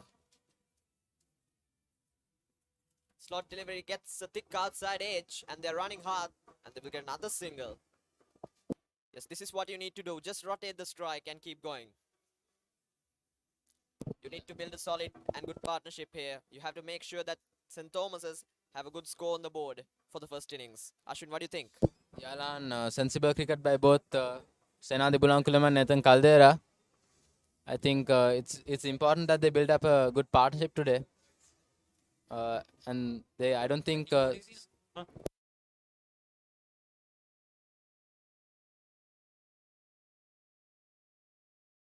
I think St. Thomas's College cannot afford to lose any more wickets by the end of the first session. Is the very next ball. Oh, that's a very controlled shot from Nathan Caldera. Cleverly done. He knew that it was coming. The Yorker length outside off stump. And he angled the bat nicely towards the gap between the third slip and the gully. And that's a big boundary for Nathan Caldera. Cleverly done. Cleverly done. Good shot. Nathan Caldera with his first 4 of his innings.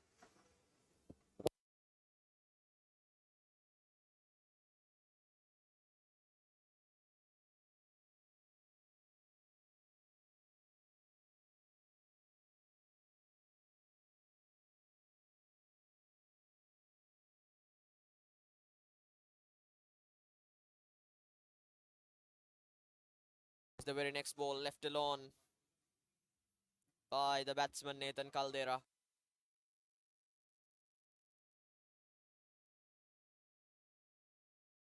Yes, this is what we need to see from the Thomians batters. Not trying to overhit the ball, not trying to go too hard at the bowlers. Just being patient and playing run a ball.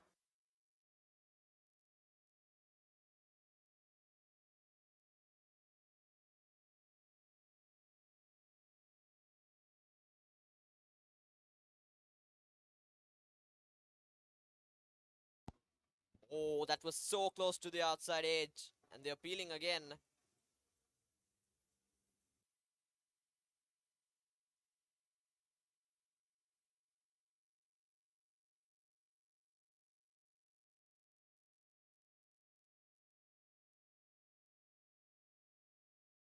Change in the commentary box here. We have Samuel Arulanandam. Hi, Samuel.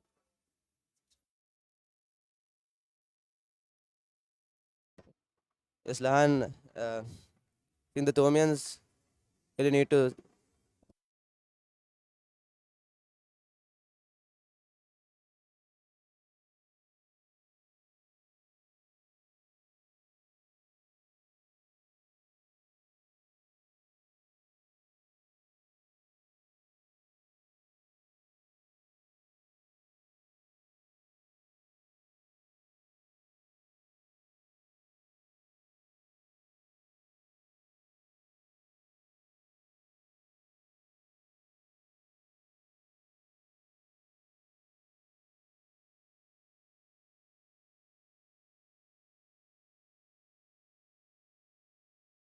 Ranuka to continue. Oh, that was so close to the off stump. It was swinging into the right hander. Well, left alone there by Senadi Bulankulama. Yes, Rahan, I think what the Tomians need to do now is look to stitch together a good partnership, just like what Dasis and Ramiro did yesterday.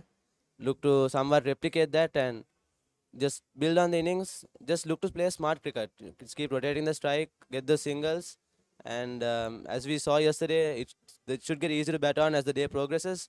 The first hour was the key, and the Royalists managed to pick up 3 good wickets. But I feel the pitch would flatten out as the day progresses and would make it easier to bat for the Thormians. It's the very next ball. Slot ball straight into the hands of the mid-off fielder. And that's another dot ball. Yes, definitely. That partnership was absolutely brilliant. They played a sensible game of cricket. Dasis Manchanayake and Ramiro Pereira. They didn't try to overhit the ball. They didn't try to go too hard at the bowlers. Just played run a ball, just rotated the strike. And they made sure that Royal have a good score for the first innings. 326, that's a psychological total. It's the very next ball, Ranuka running in. Again a good delivery, left alone by the batsman Senadi Bulankulama. He's taking his time here to settle down. Yes, and I think Senadi Bulankulama really understands his role in the team, which is to bat one side and to make sure he holds up one end. And he seems to be doing it really well. And I think he needs to continue that to prevent any further loss of wickets. And these two need to really stitch together a good partnership for the tournament. Strike rotation is really important. You have to get at least a single from the bad balls.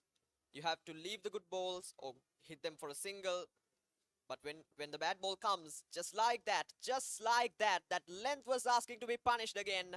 That slot delivery was not necessary at the moment, but the bowler bowled it, and Senadi Bulankulama getting the maximum advantage of it. Another boundary. This will release a lot of pressure for St. Thomas's. It's a brilliant cover drive that was by Senadi Bulankulama. Right through extra cover. The ball raced away to the boundary for 4. And the score stands at 54 runs for the loss of 3 wickets. As you rotate the strike, make sure you take the advantage of the bad ball.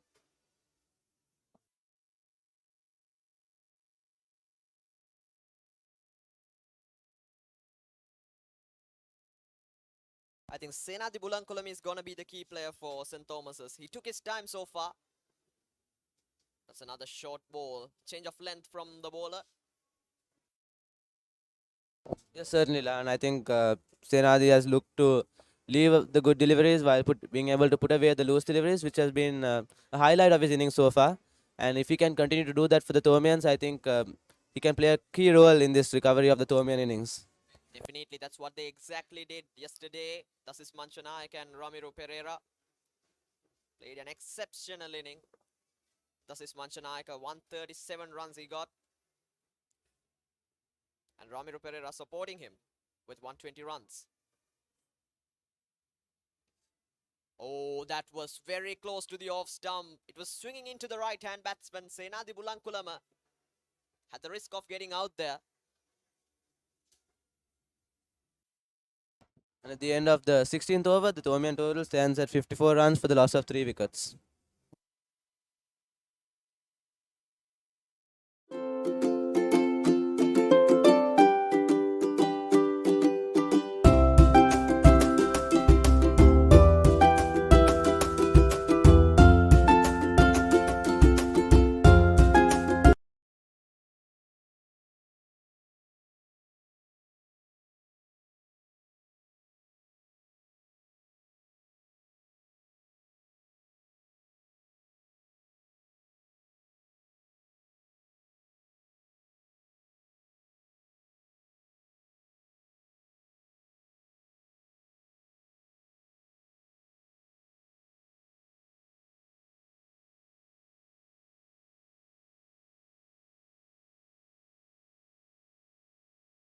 The Royal is still looking to attack with 3 slips and a gully in place.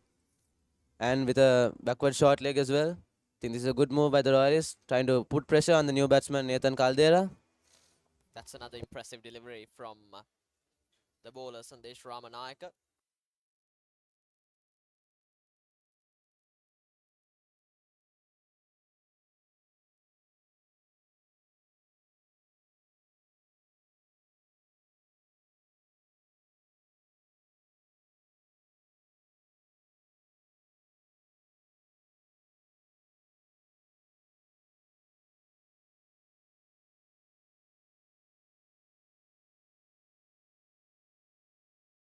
Here's the very next ball. Oh, that's a very good delivery. They're asking for a court behind there. That Nathan one hasn't got anything on that one. sliding down the leg side. That one, I think Nathan Caldera will really feel like he missed out there with only 3 fielders on the leg side and the entire square leg area being vacant. I think Nathan Caldera would have loved to get a few runs with that and to get his innings on the way. This is a good opportunity for the young man Nathan Caldera to show up who he is actually, and I hope he'll take the full advantage of it.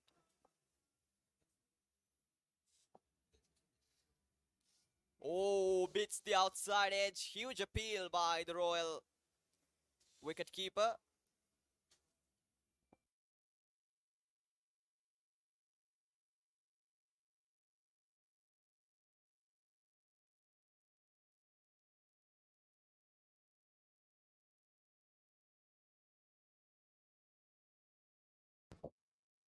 See that ball swinging away from the outside edge. Nathan Caldera too is a very handy batsman for the Thomians with a brilliant century he made against St. Joseph's at this very ground, SSC, just a couple of weeks ago.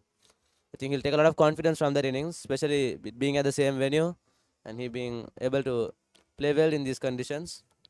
And also in this season, he has played so many matches on this ground, so this is like his home ground, like his backyard. Beats the outside edge again.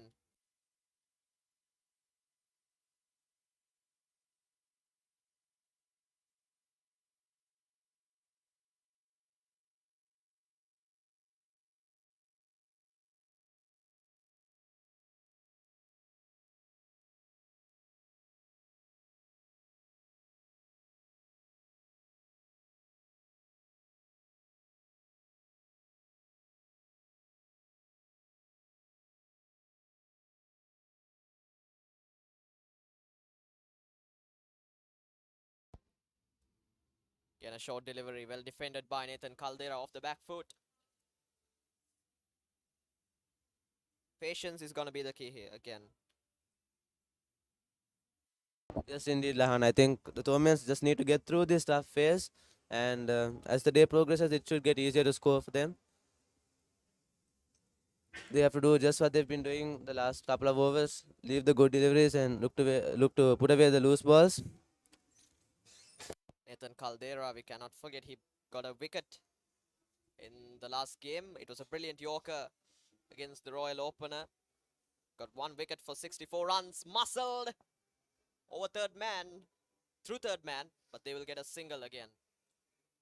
They have placed some protection there in that area.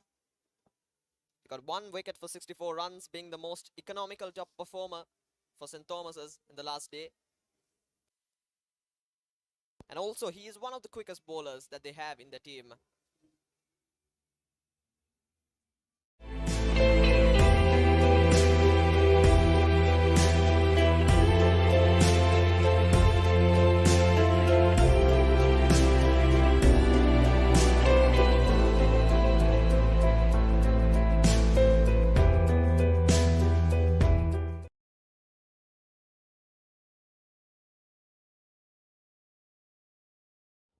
Change in the commentary box here. We have Ashwin Pereira.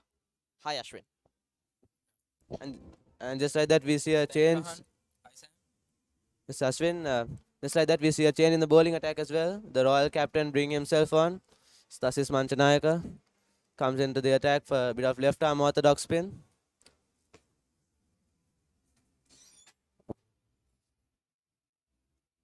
Yeah, Sam, I think Stasis Manchanayaka can be very handy with his left arm orthodox spin. Yes, indeed, Ashwin. I think this may be a good move here as we see 2 right-handers at the crease. The ball turning away could create an opportunity for an outside edge maybe, or maybe a rash shot by one of the batsmen. Part-time leg spin has got him 24 wickets. His best of 5 for 10. I think him, Bulan and Nethwin are the main 3 bowlers for the Royals from the spinner's perspective. I think Royals attack is looking pretty good at the moment. We see that once the misfield there and the batsman managed to sneak a single. That ball seemed to come on with the arm. I think came in with the angle. Sam, yesterday we saw that the pitch supported the fast bowlers, and that was pretty evident with all 8 wickets coming from the fast bowlers. And our main off spinner Charuka Piris, Abid Paranitarana, they couldn't get much turn with the ball. But how do you think the royalist spinners will do with the ball? So you see a loud appeal there by Dasis Manchanayaka. Ruchira Palia Guru remains unmoved. This, Ashwin, as you were saying, I think looking at the surface today, it seems like it still seems good to be good for the fast bowlers, as especially in the morning session, it may assist them. But I feel as the day goes on and maybe coming into tomorrow, maybe with the pitch drying up a bit more, maybe a few rough patches being created, especially by the big fast bowlers like Ramanayaka, it may assist the spinners towards tomorrow. But I feel still it has a bit of assistance for the fast bowlers and doesn't seem to be doing much for the spinners. But let's see what how Dasis Manchanayaka bowls on this surface. He's a very smart bowler, as we see drifting a few balls into the pads and trying to create an opportunity. Yes, and from the few balls that Dasis Manchanayaka has bowled so far, he just seems to be sliding on with the arm. Haven't seen anything grip yet.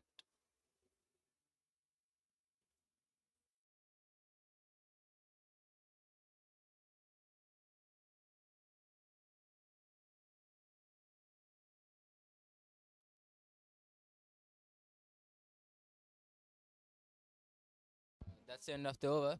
The tournaments are 55 for 3 at the end of 18 overs.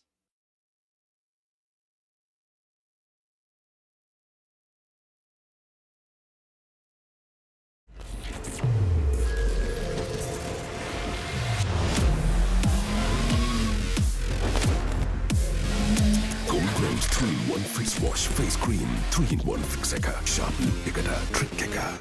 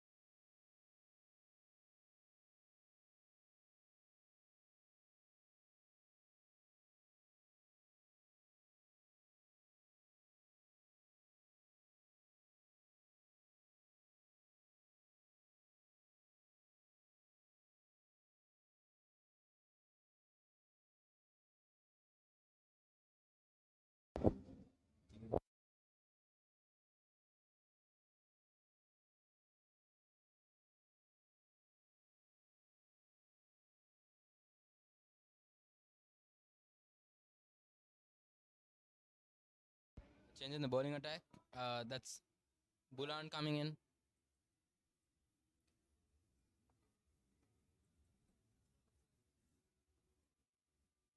Full end delivery and driven for a quick single there by Nathan Caldera. Good running by the batsman. Ran with the shot and made it quite easily in the end. We see Bulan change his end of bowling.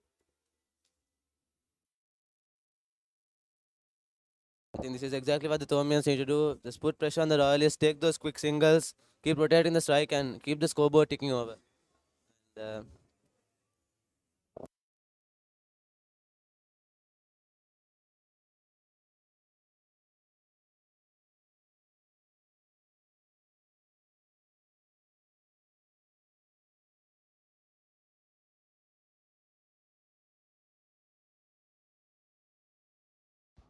Again, Bulan running in. A good leave once again by Senadi Bulankulama. He's been very watchful since ball 1. bit of outswing there by Bulan. So we see ball slightly nipping away.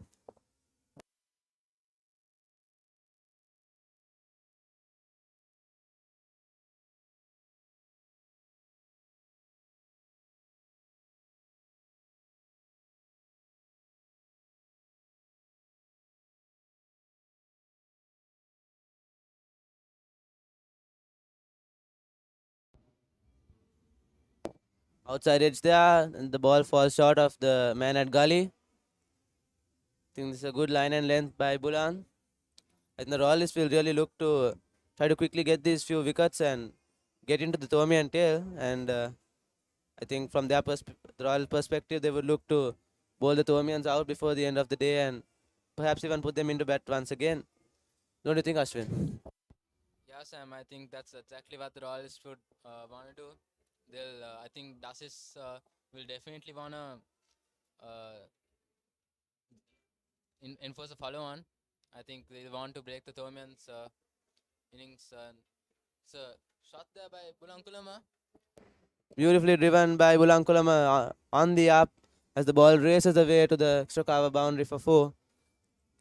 But I think if the Tomians keep batting like that, that will be very hard to do as Senadi Bulankulama moves on to 22 runs with that wonderful drive through extra cover. I think the Tomians, on the other hand, would take some heart from what happened back in 2016, as this takes me back to when the Tomians scored 350 runs in the first innings on the first day and ended up collapsing in the second innings, being bowled out for 127, and the Royalists actually winning that match. So I think the Tomians would look back on that and hope for perhaps a reversal of that, with the Royalists scoring 326, and if they could get as close as possible to the Royal total and perhaps try to vinyl the Royalists out for a small score in the second innings. As we know, cricket is an unpredictable game and anything is possible. So I think all three results are still very possible at this position in the game. It all depends on how the Tomians carry out the rest of the innings. We see at the end of the 19th over, the Tomian total stands at 61 runs for the loss of 3 wickets.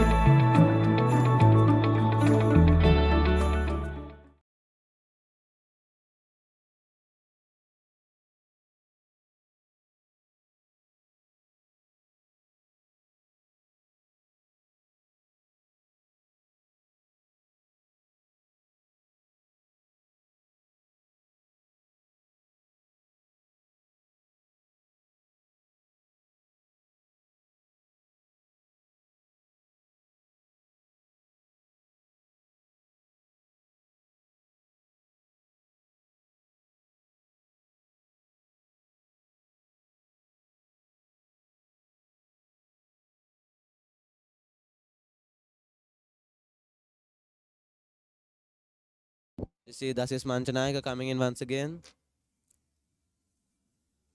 Fly the delivery. Gets the outside edge, but he's a single for the batsman.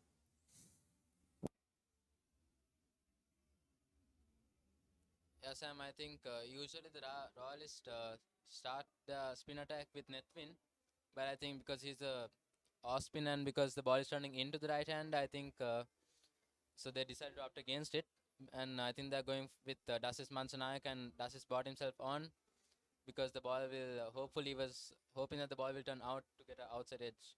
Yes, Ashwin, I think that's good thinking by Dasis, seeing the two right-handers at the crease and choosing to bring himself on. So we see once again the ball seems to be sliding on. Doesn't seem to be much turn in the wicket for Dasis. I think looks like just like yesterday, the pitch seems to be favoring the faster bowlers as of yet.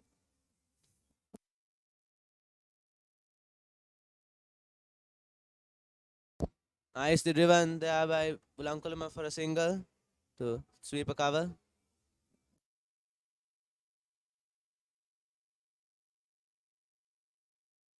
Again with that ball tossed outside the off stump, didn't see much turn. I think there haven't been much rough patches created, but I feel as the day goes on and maybe into tomorrow, a few cracks may start to show up and it may assist the spinners a bit more. Beautifully driven there by Nathan Caldera through extra cover. The ball races away to the boundary for 4. Yeah, Sam, nice place there between mid-off and extra cover, finding the gap there, Nathan Caldera. It's a brilliant cover drive there.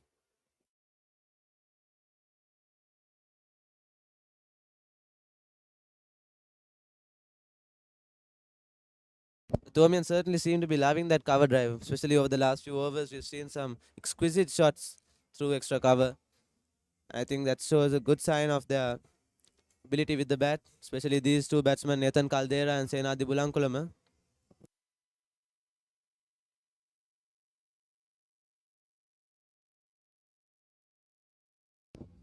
Full toss there and driven down the ground by Nathan Caldera, and the ball races away to the boundary for 4. Another brilliant boundary by Nathan. I think loose delivery there by Dasis. He should try to avoid doing bowling it so full and maybe shorten up his length a bit more.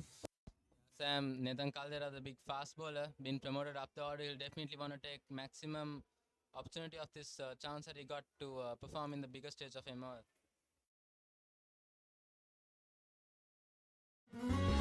The taste that melts your heart forever. Oh yeah.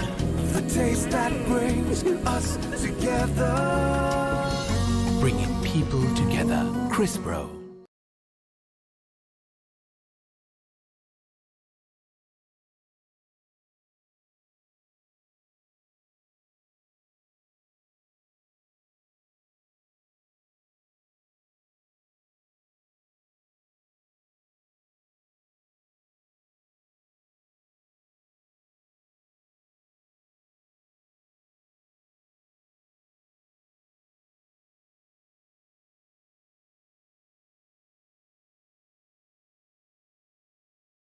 Nicely bowled there by Bulan, swinging away and well left alone by Senadi Bulankulam.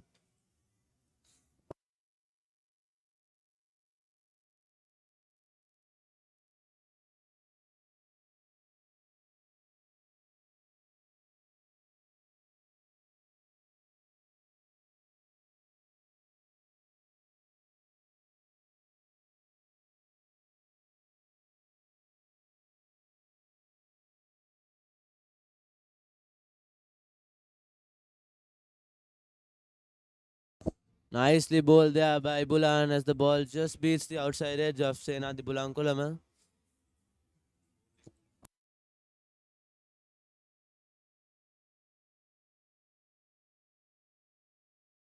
I think Bulan seems to be persisting with that good line and length just outside the off stump, testing the batsman all the time. I think that front foot landing there, a bit of issue for Bulan. Let's hope his front foot is alright.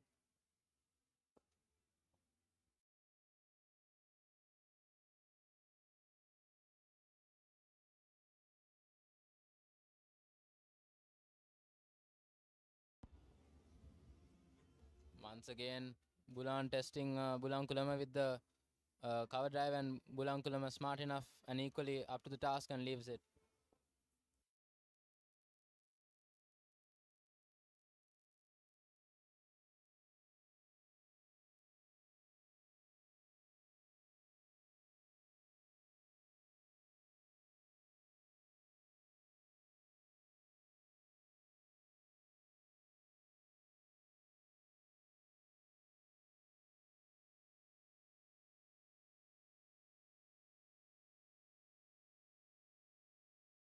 Once again, outside the off stump and left alone by Bulankulam.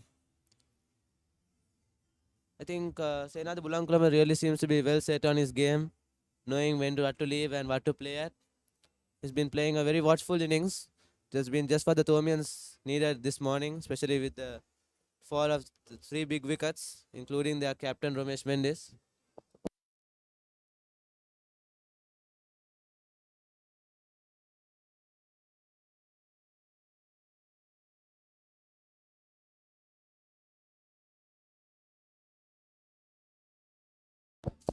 Good short delivery there by Bulan. Good nice change up to keep the batsman guessing all the time. Not having him set on that one line and length, but just changing it up to let him know that he has that in his armory too.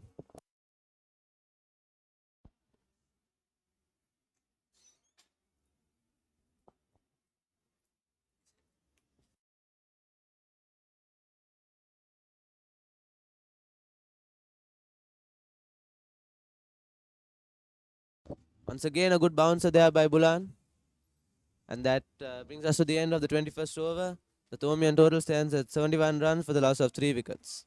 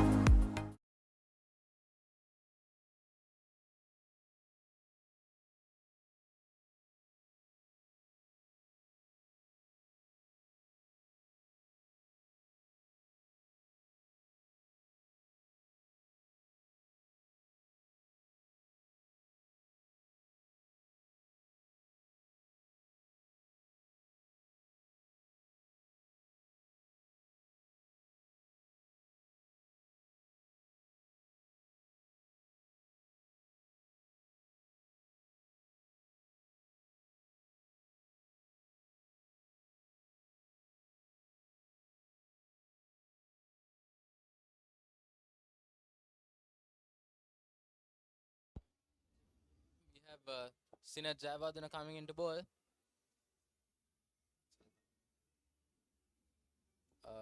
Sinet Jayawardena, the opening batsman for Royal College. Also, congratulations to Sinet Jayawardena on getting a place in the national team for the tour of UAE.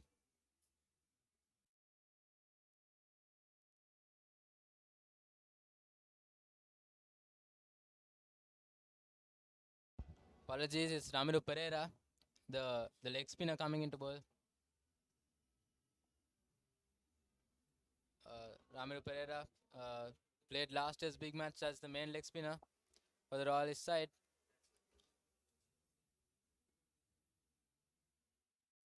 Nicely flighted there and well driven by Nathan Caldera down to long off for a single. I think this is a good field placing by the Royal captain Dasis Manchanayaka, having that slip in place and a silly mid off. Sam, do you know that Ramiru Pereira is only 16 years of age? Oh, it's very impressive, Nevan, yeah. Of being able to come out there, score a century yesterday under pressure, especially when the Royalists were under pressure. And Sam, I don't think many 16-year-olds are there who scores 100 at a big match. And that was his first 100 and first 100 for the whole season, and that too came in a big match. So I think he must be very proud of himself. Yes, definitely, Ashwin. That's a really impressive stat, especially for this young leg spinner to be able to. He'll definitely want to play a big role with the ball today.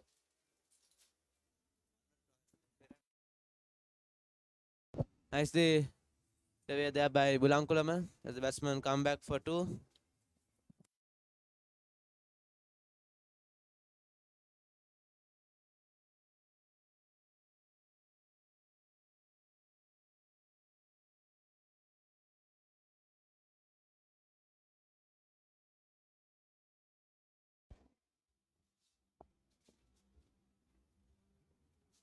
Once again.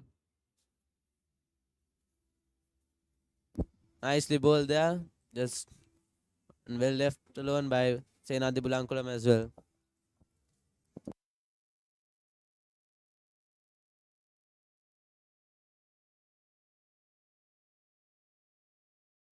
Nicely drifted in once again and well defended by Bulankulama.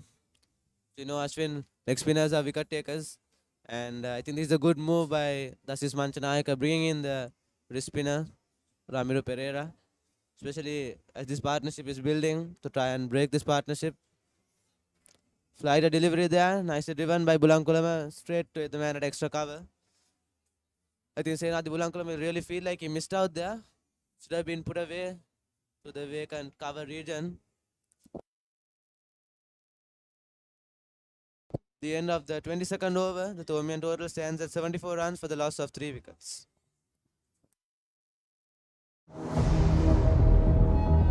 Where every flight is a personalized experience, safely and reliably connecting you to your destination.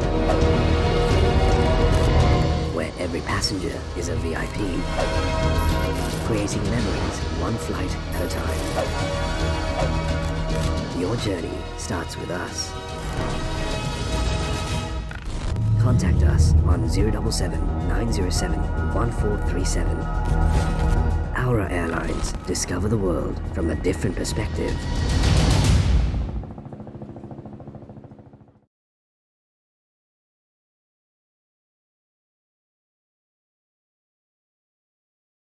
Sam, as there's only 25 more minutes for the lunch break, what do you think the Thormians would? What do you think Thormians would wanna have as a score? And what do you think from a royalist perspective? How many wickets more, or the score that they want to restrict the Thormians towards? Yes, Ashwin, I think the Thormians would look to just keep doing what they're doing. Maybe have bring up their 100 by before the lunch break, but I think they shouldn't try to do anything different. Nathan Caldera and Senadi Bulankulama have been playing some smart, sensible cricket, and I think they'll look to do just that: push the singles, put away the loose deliveries, and leave the good deliveries. And from the Royal perspective, on the other hand, I think the Royalists would love to have another 1 or 2 wickets before the lunch break, especially maybe dismiss the inform Senadi Bulankulama, as he's been very stable on one end, holding the Thorman innings together. So I think that's what they would look to do leading up to this lunch break. And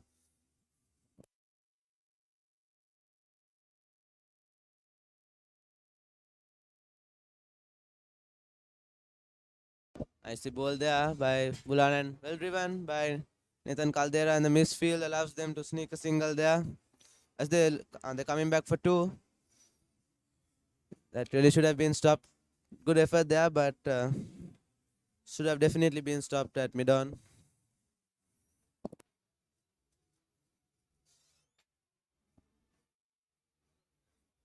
Sam, the weather seems to be doing pretty good. Seems to be very hot outside. I don't think there'll be any rain today. It's a good sign for both teams.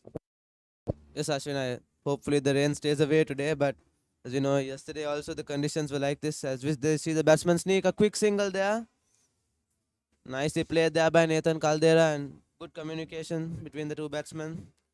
Yes, Ashwin, as I was saying, hopefully the rain stays away, especially leading into the last session, as all of us would love to have 2 full days of cricket with the full 95 overs scheduled for the day being played, as we would all love to have a result, wouldn't we, at this 144th Battle of the Blues? Especially with the full-scale crowd this time after a period of 3 years. Everyone here, I'm sure, would love to see a result to the match. Yeah, Sam, the crowd seem to be coming in. Both boys stands seem to be packed. You see the ball going up in the air, and it falls just short of the field, that extra cover. Seemed to have a little extra bounce there. Bulan hitting towards the top of Senadi Bulankolama's bat, and the ball just lobbing up in the air. Luckily for the Thormians, no damage done as the ball falls short.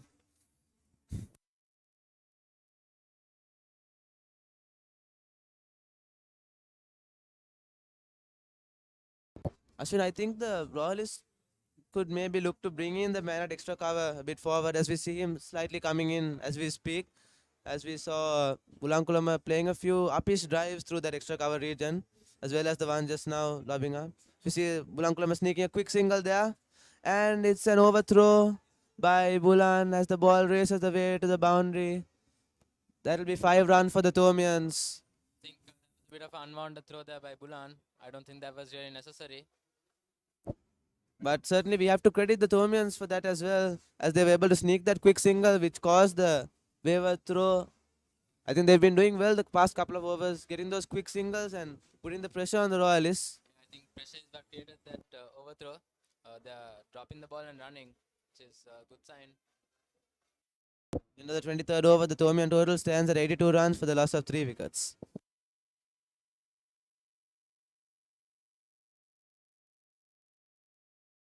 Proudly presents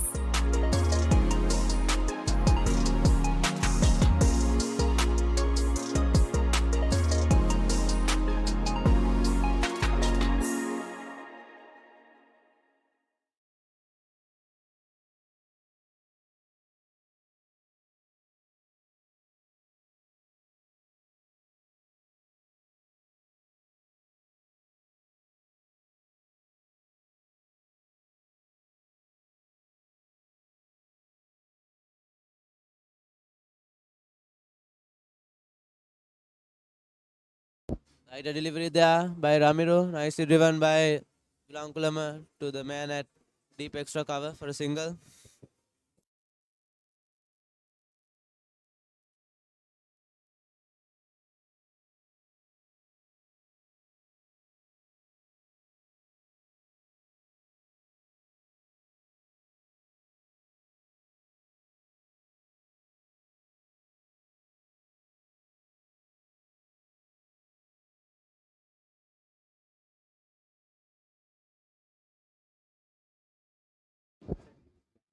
Right, a delivery once again, and Nathan Caldera falls. He hits it straight to the Royal captain, that is Manchanayaka, who's at short extra cover.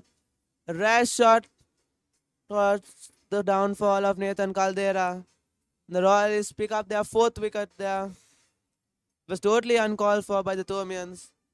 There's no need to play that shot, but I think we have to put this down to good bowling by Ramiro Pereira as he bowled. He kept flighting the ball. He kept enticing the batsman to play the false shot, and that is just what happened there. We have to give credit to Dasis Manchanayak. I think that was a brilliant catch. Diving to his right. It's not even his usual side. His usual side is left side. And I think that was a good catch there.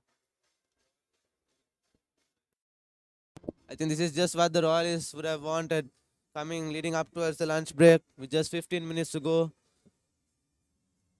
They break this key partnership of the Thomians, which was just nicely building.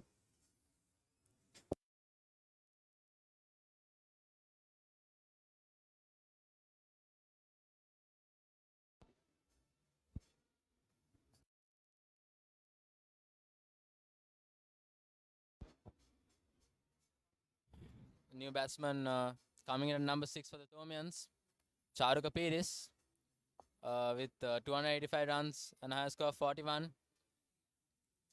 Think Sam, think Senesh Shetty I think, and Mahit Pare, I think they are sending them down the order as a tactical.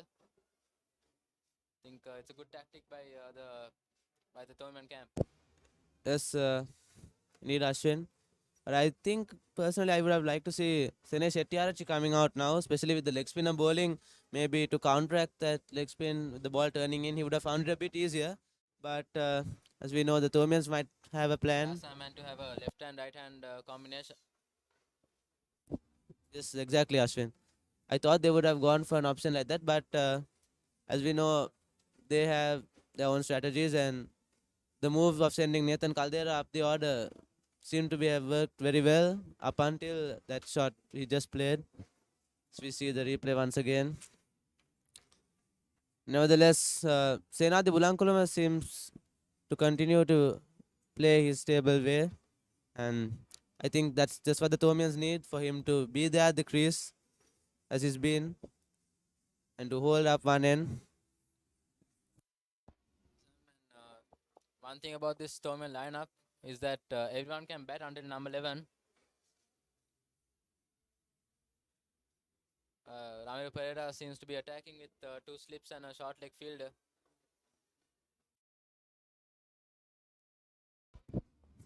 Apologies, a silly point fielder.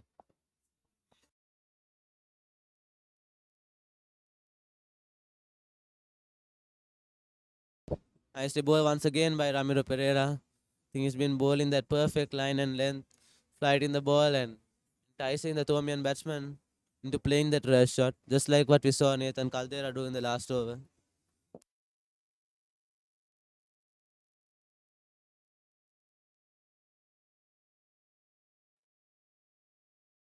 I think Sam, just 15 minutes left for the lunch break. I think the Thomians shouldn't do anything risky. I think they should stick to the basics and just try and hang in there until the lunch break.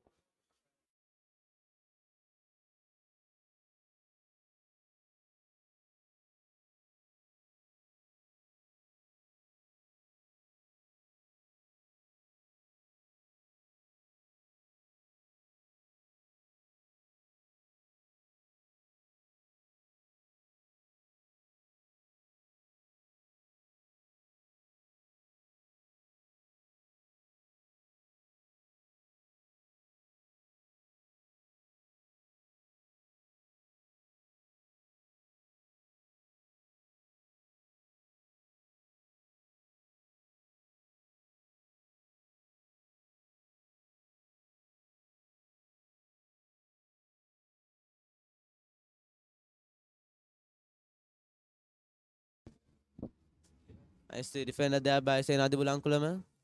As we saw in the previous frame, Senadi seems to be batting just outside his crease to put the bowler off his length. As he's been holding a good line and length, Bulan. I think this is a good move by Bulankulama. Seems to have worked for him so far and seems to be a good tactic to use. Yeah, Sam, I think Bulankonama likes playing on the front foot a bit more than his back foot. So I think that's why he's batting outside his crease.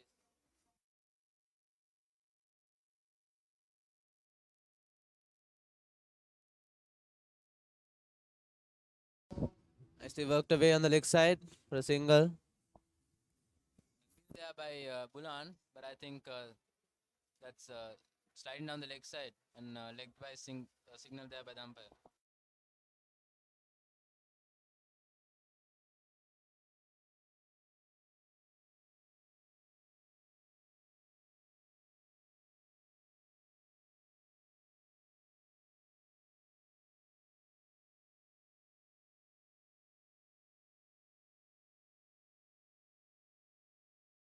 Royal is persisting with the same feel for Charu Kapiris with 2 slips and a gully. I would have thought they would look to bring in an extra slip like they did to Nathan Caldera when he first came in, but seem to be going with the same feel. Charu Kapiris plays as a bowler, as a bowling all-rounder, but as we all know from last year's 50-over encounter, 50-over encounter and in the big match second innings, he played some exceptional roles where he scored a 50 in the second innings of last year's big match.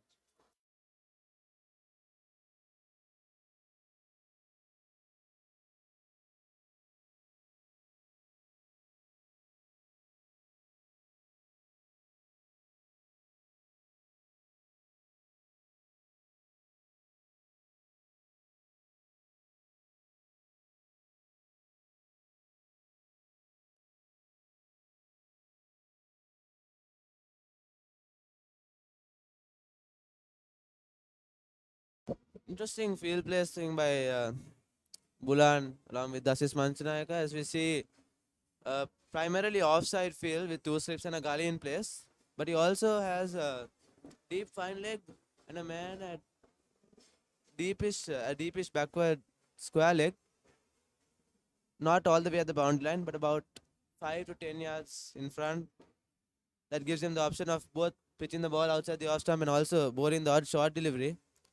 And it will always keep the batsman thinking. So I think this is a good tactic, trying to get into the head of the batsman, having both options available.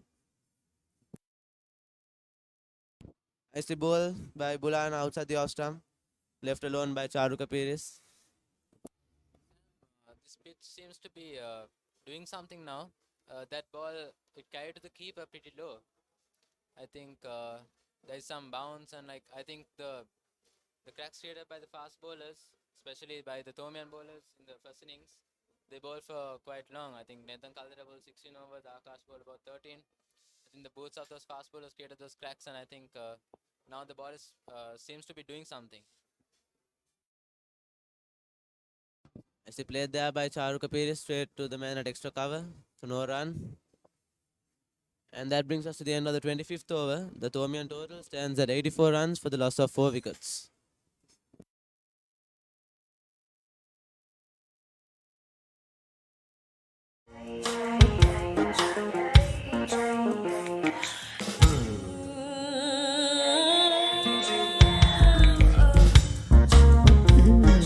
The Magic Chocolate Collection.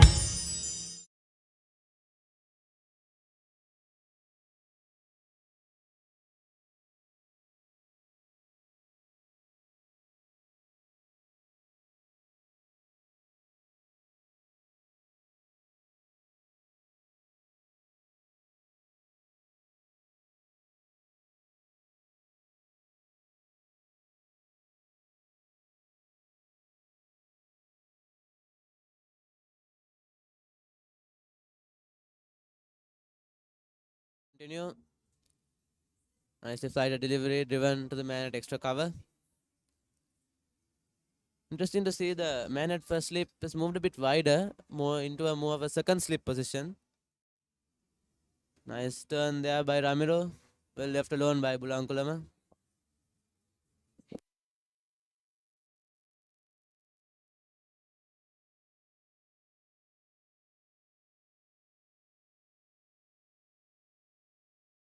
You see the man at Silimidov moving back few yards.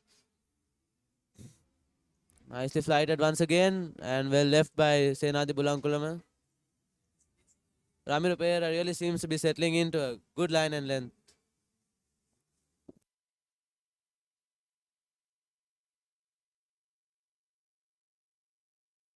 A ball once again and nicely defended by Senadi.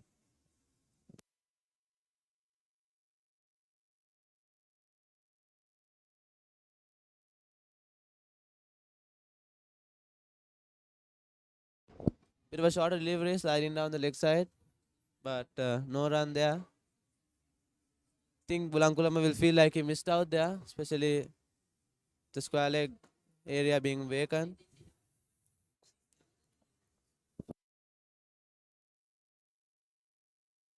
Side delivery nicely driven there for a single by Senadi Bulankulama. She will keep strike. At the end of the 26th over, the Tomian total stands at 85 runs for the loss of 4 wickets.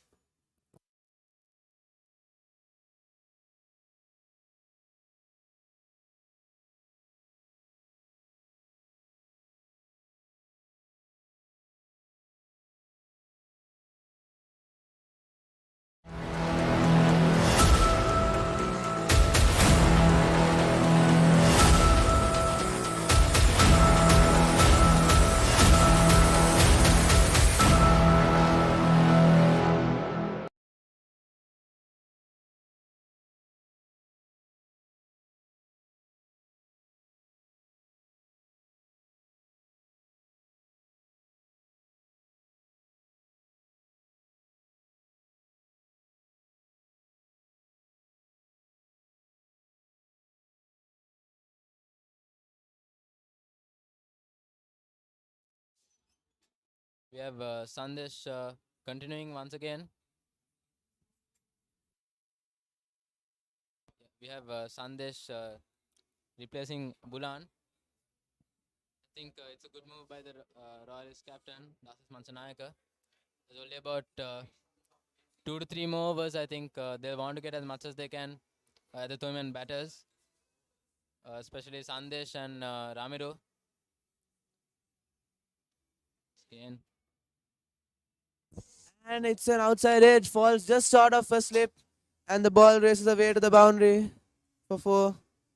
I think that was the wicket that the Royalists would have been looking for. Senadi Bulankulama, who's been holding the fort for the Tomians, and the ball falling, I think, just short of the man at first slip.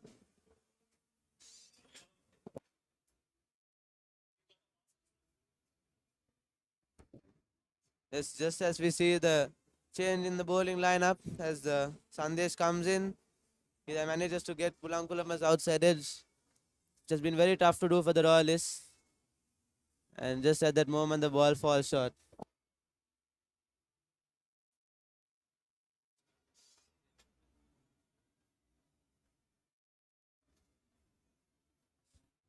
Well defended there by Bulankulama for no run.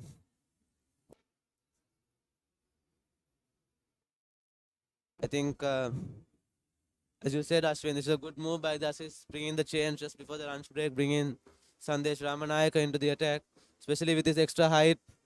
Ball into Bulankulama, who is a bit shorter in stature. It'll give him a bit of extra bounce and would be tough for Bulankulama. See him bowl a bouncer there. Then left alone there.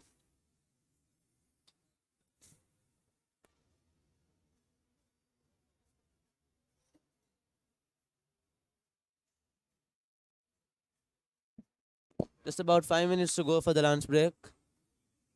Probably one more over after this, and I think it would be lunch.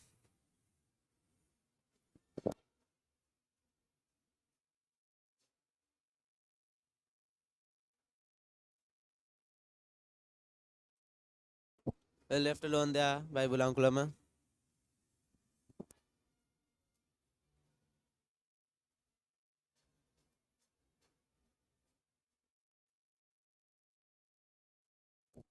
But definitely, Ashwin, seeing the way Bulankulama has been playing this morning, I think he deserves a bit of luck, like that ball falling short of the man at first slip. He's been he's done really well to hold the Tomin innings together. As wickets fell on the other end, he was the man standing there, batting very stable. We see the ball defended away once again for no run. Sam, one thing that has helped Pulankulama in his innings is his defense has looked very solid. I think his defensive shot, the defensive shot that he plays, has been rock solid, and I think that's what's helped him the most in this innings. At the end of the 27th over, the Tomian total stands at 89 runs for the loss of 4 wickets.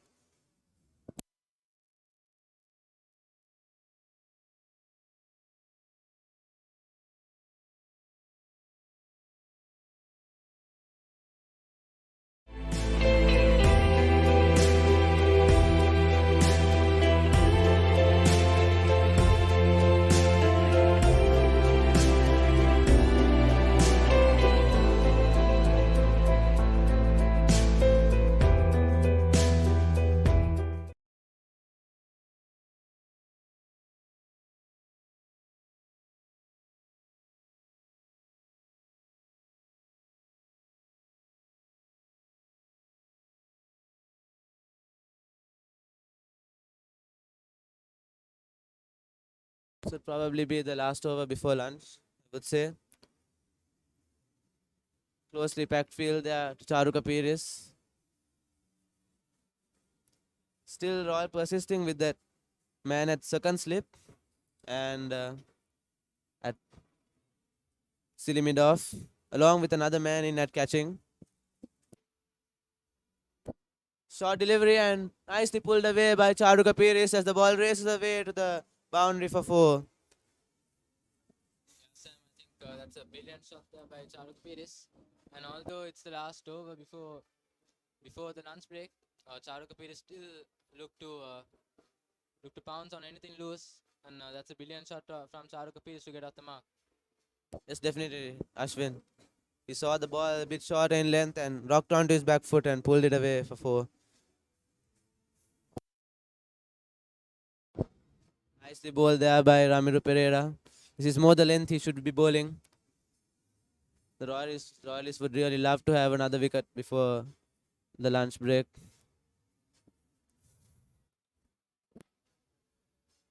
Nicely flighted there and well left alone by Charuka.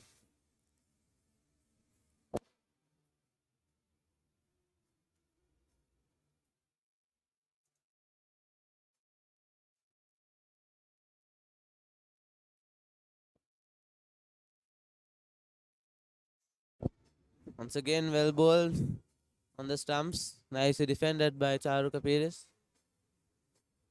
Ramiro really seems to be rushing through this over, trying to maybe sneak in another over for the Royalists. Short delivery, side off stump, no run there. And as I think there would be one more over before the lunch break. I think the Royalists wanted that badly, Sam. They'll want to get as many balls as they could before the lunch break. I think they got what they wanted. Yes, definitely, Ashwin. We could see the urgency before the previous over and even during that over to try to somehow sneak in one more before the lunch break.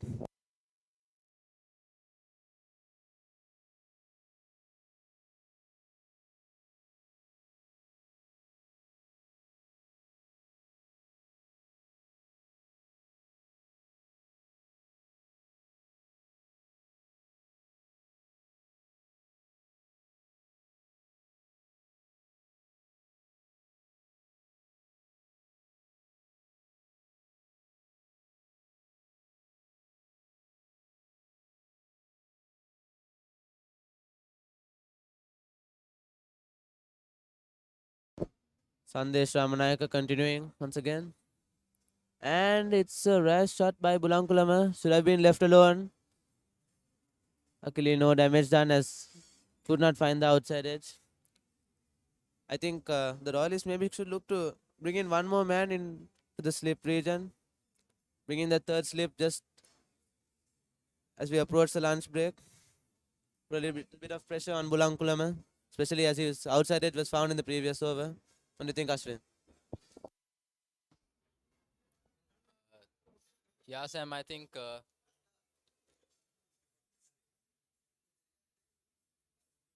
I think since it's the last over, I think the Royalists should bring in an extra slip and be as attacking as possible. Even a short leg fielder, it's fine because it's a last over, and I think if the Royalists manage to get a wicket, I think the Royals will be on top. Yes, definitely. Another wicket here, especially that of Bulang Kolama, would really put the Royalists in a commanding position. Thormians, on the other hand, need to just continue and stay at the wicket. And these two should look to build a partnership for the Thormians. Push the singles and put away the loose deliveries. She nicely defended there by Bulang Kolama.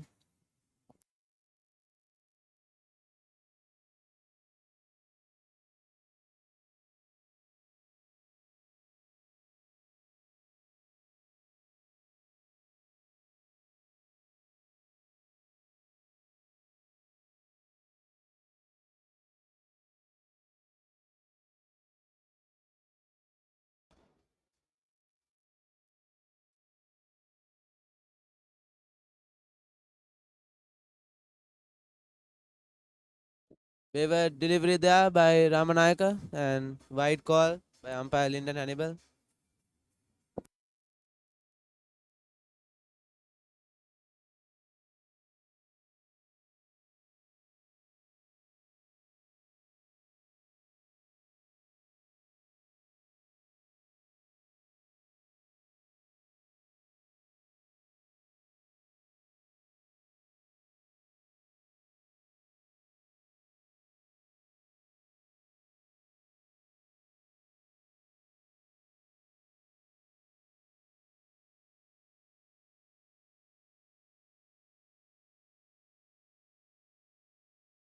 Nicely driven there by Bulankulama. Straight to the man at extra cover.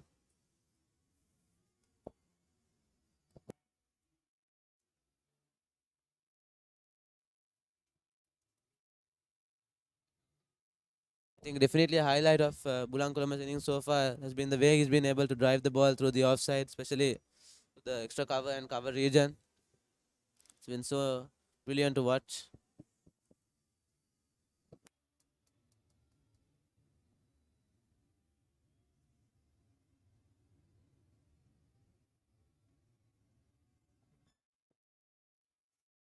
Worked away on the leg side by Bulankulama.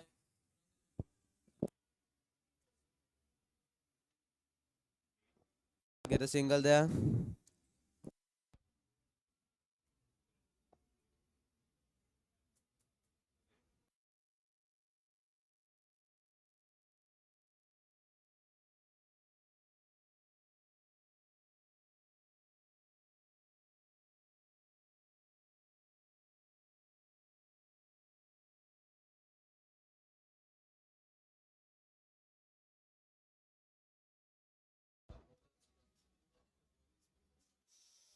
And Ramanayaka just beats the outside edge of Charu Kapiris. And that brings us to the end of the first session. St. Thomas's College standing at 95 runs for the loss of 4 wickets. The end of 29 overs.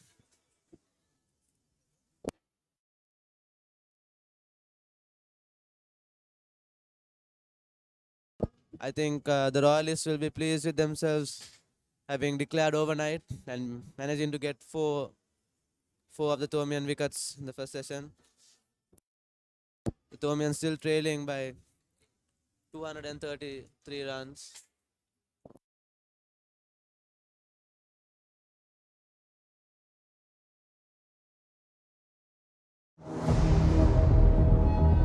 Where every flight is a personalized experience, safely and reliably connecting you to your destination. Where every passenger is a VIP, creating memories one flight at a time. Your journey starts with us. Contact us on 077 907 1437. Aura Airlines, discover the world from a different perspective.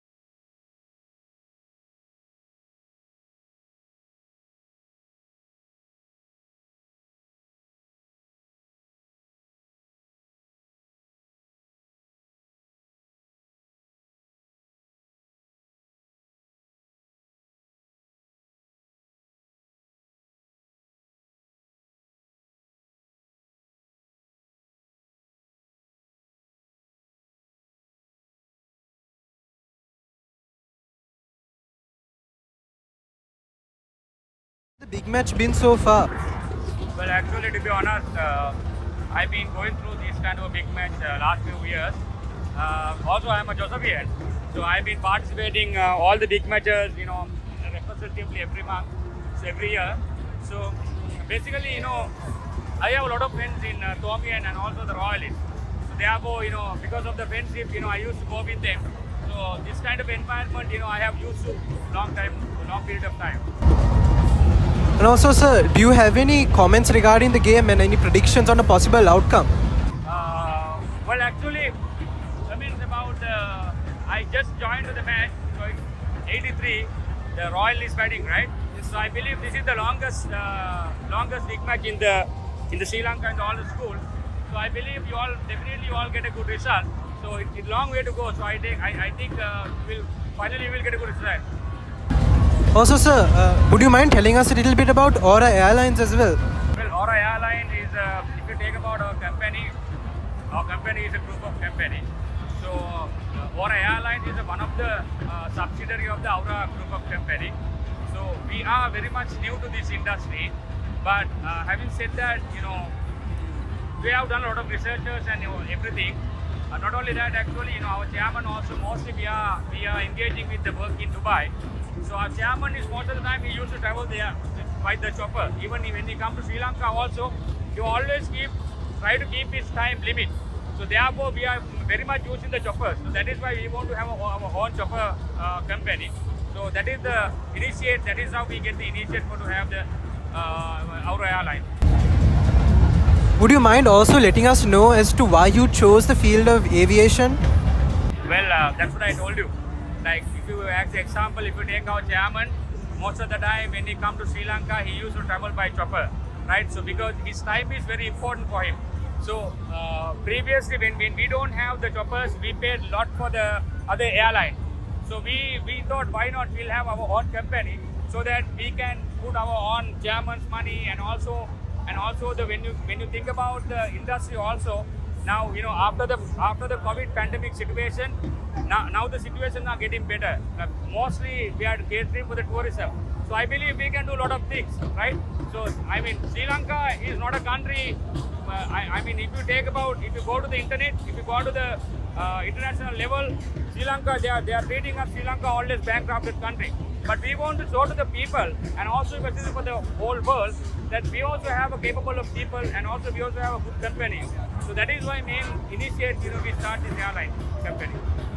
Who would you say is your target market for Aura Airlines? Mainly actually we are catering right now for all the VIPs in Sri Lanka and also foreign missions as I said mainly in our tourism. Now we are booming our tourism. So if we can boom our tourism like every month, so we are mainly catering for the tourism. Apart from that, we have ordered some more new choppers. So those we can be converted into air ambulance. So in Sri Lanka nowadays there is no any air ambulance, right? So even for the rescues. So we are targeting for the next month, after the next few months or next year, we are targeting for the new chapter for the rescue and also for the air ambulance. Would you mind giving us a little bit of insight on the planes that you have at Aura Airlines as well? Okay, planes. Right now we have 120. 120 is a single engine chopper. 130 is also single engine chopper, but it has a more capacity. Like 120 you can cater only for 4 people. 130 you can cater more people like 6 people. But apart from that, we have newly ordered from Airbus 135 and 145. So 145 is basically dual engine chopper. But so far in Sri Lanka, in private sector, there is no any dual engine chopper. So unless only the Air Force has few dual engine choppers. So we are happy to announce that very recently 145 also will join to our fleet. Also, sir, would you mind talking to us about the measures that you take to maintain the safety of those airlines? Yeah. The number one priority is the safety. In this airline industry, number one safety number one priority is our safety. So therefore, we have a huge protocol. Like when it's come to the engineering section and also the safety section, there are many protocols you have to pass through. Before we airborne any chopper, we have to go through all these protocols. Without their approvals, their recommendation, we don't take any airborne. So 100% we want to make sure passenger safety and also everyone's safety. So the safety is number one in the airline industry. Would you mind also telling us about the other avenues that the Aura Group has invested in? Yeah, as I like Aura Lanka Group of Company is a huge company. So we just started in 2017 in Sri Lanka. Before that, we have deployed our company in USA, Japan, and also in Dubai. So, like, since we are a local people, so we thought, we want to do something for our country, right? So, to be honest with you, at this moment, we are not making any revenues from Sri Lanka apart from this airline industry because we have just started on February. So, apart from that, all the projects which we have brought to Sri Lanka, all US dollar projects. So those are all investments which we have taken the dollars from overseas Sri Lanka. So as example, one project, Aura Herbals Lanka Private Limited. So from Aura Herbals, we took the South Asia largest agriculture project from $783 million. So now for the time being, we are going through with the government, taking the lands, and these are actually for the poor people, for the farmers. We want to lift them up their lifestyle, right? So that is where we start 2017 and Aura Herbals Lanka Private Limited. Apart from that, we have started now Aura Airlines, Aura Entertainment, Aura Constructions, Aura Gem and Museums. The main income is from our company is the Gem and Museum, from the gem. So our gems is we are taking to the world, and we have a lot of revenues. We are taking a lot of revenues and we bring down to Sri Lanka. So apart from that, we have seen, you guys I think have come across Aura Lanka Entertainment Private Limited, where these days you can see there are big platform we are making for the large scale of the people to enjoy. So we are doing as a FOC, all free of charge. All the people who have come to our stage also, we are giving food, everything FOC. So that is the sort of a concept right now we are taking. That is the brand awareness. We are looking for to have a good brand. So that is what our group of companies. So you can go through it. I've also heard about some of the charity work that you have been involved in. Would you mind elaborating on that as well? Yeah. It's like this. Our chairman is a very, he's a very humble guy, right? He's a very down-to-earth, humble person. He has come to this level through his career. It's very hard time. He went through a very hard time. So he knows how difficult to survive in the life in these days in Sri Lanka.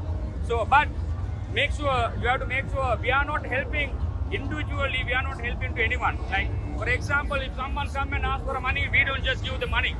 We give for them to have a vision, or we invest for them to do a good business. Like, for example, we don't give for the fish, we give for the rope to catch the fish, and every day he can benefit. So likewise, we do a lot of humanitarian projects, we do a lot of charity work. But as I said, we don't help for individual by individual, right? But because our main target is basically, our chairman vision is, we want to give something for the people to have a good vision and for them to sustain, not for a 1 month, to sustain until they are, dying and go to the next generation also. So that's the kind of charity works we are following these days. Can you tell us or give us a little insight on as to why you decided to sponsor this year's Royal Thomian Big Match?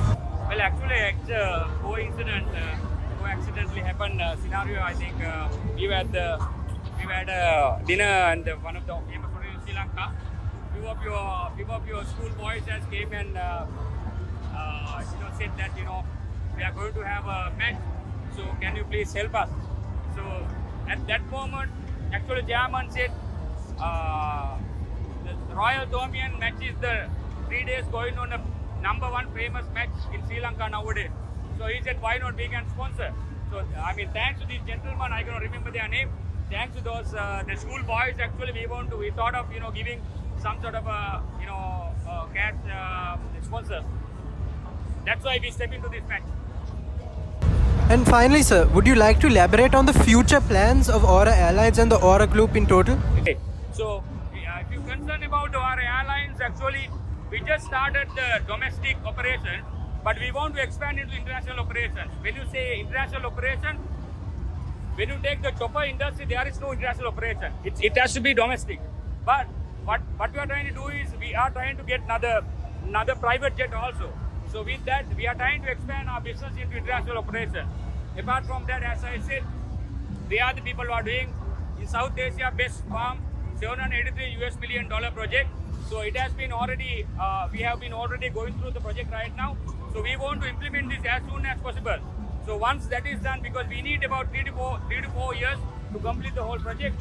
Once that is done, easily we can take, per annum we can take $4.2 billion to Sri Lanka. I believe it is more than the tourism right now we are getting from the annum, right?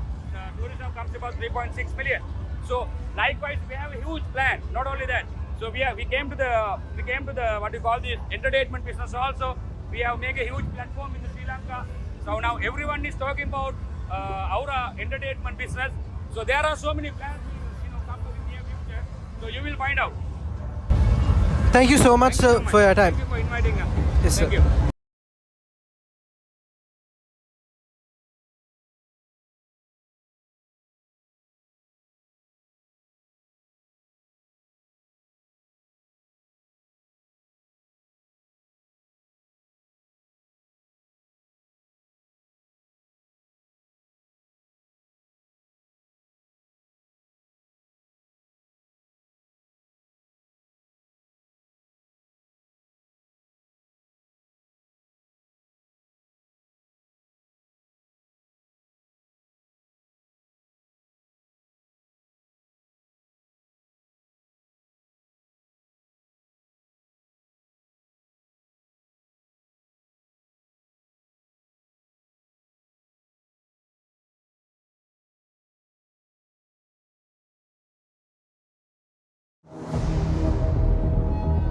Where every flight is a personalized experience, safely and reliably connecting you to your destination.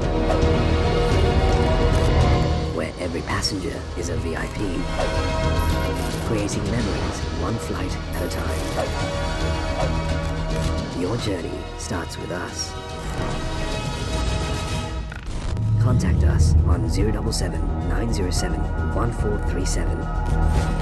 Aura Airlines, discover the world from a different perspective.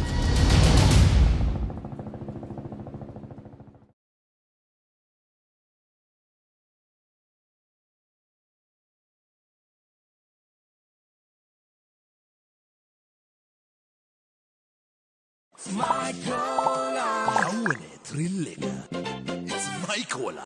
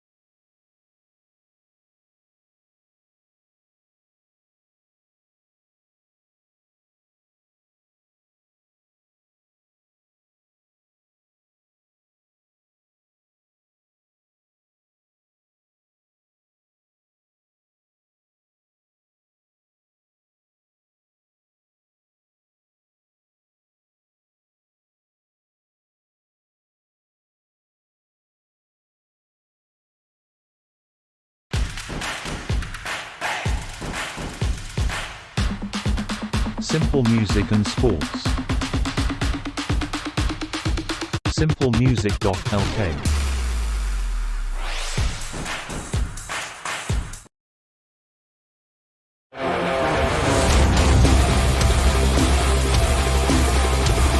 අඟල් 6.8ක දැනෙන්න තිරය සහ megapixel 64ක සුපිරි කැමරාව සමග හිත පිරෙන්න capture කරන්න ඇස පිරෙන්න නරඹන්න ZTE Blade V30 සහ V30 Vita දිවයින පුරා සිංහ ශාඛා සහ බලයලත් අලෙවි නියෝජිතයන්ගෙන්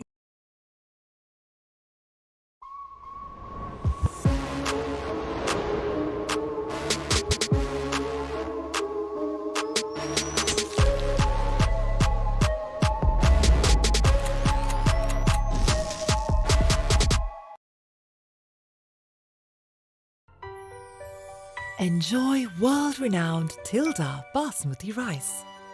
Experience the real Basmati grain and embrace life in all its flavors.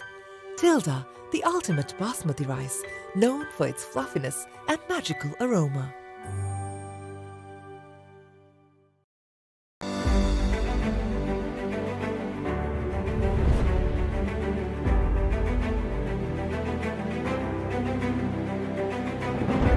The Grand Ward Place.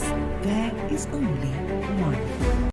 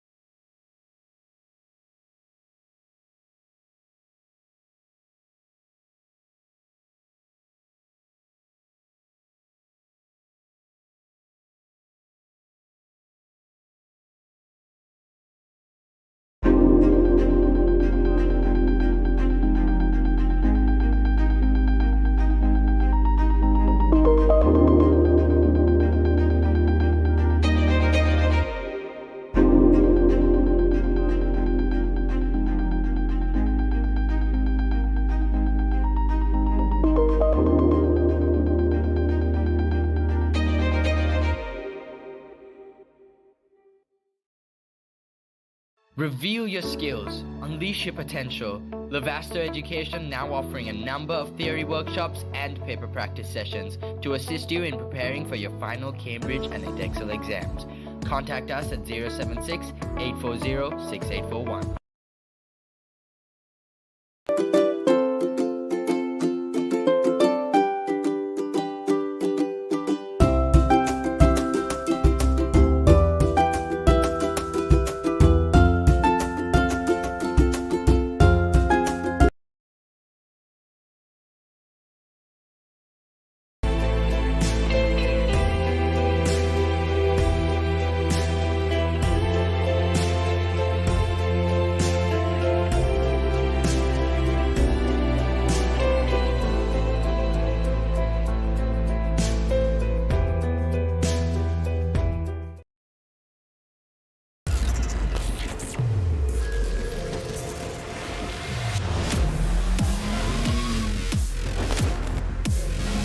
Gold 3-in-1 face wash, face cream, 3-in-1 fixeka, sharpen, ekata, trick keka.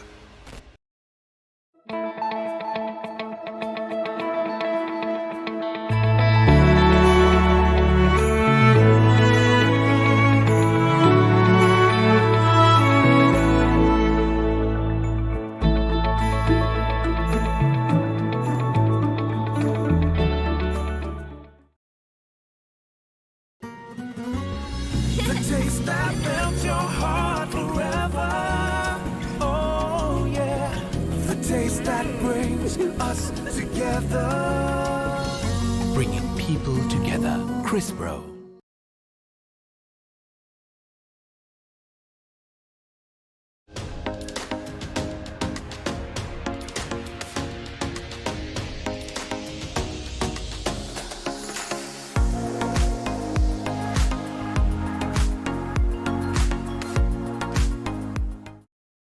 Prime Group proudly presents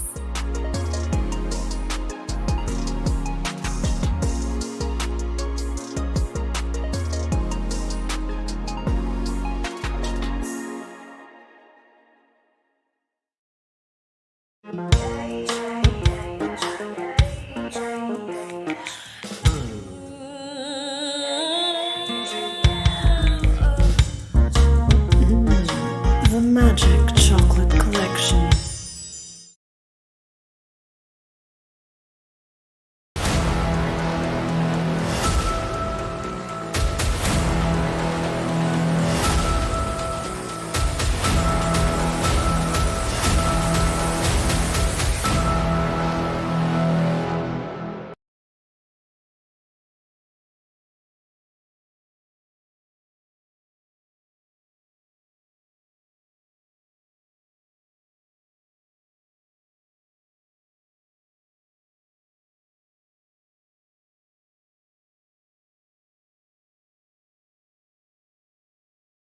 Welcome to an all-new online banking experience.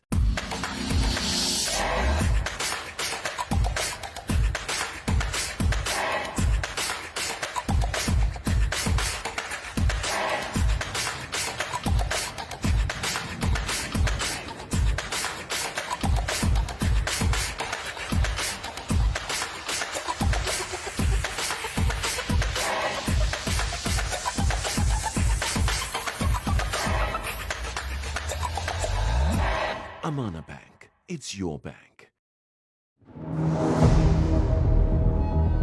Where every flight is a personalized experience, safely and reliably connecting you to your destination.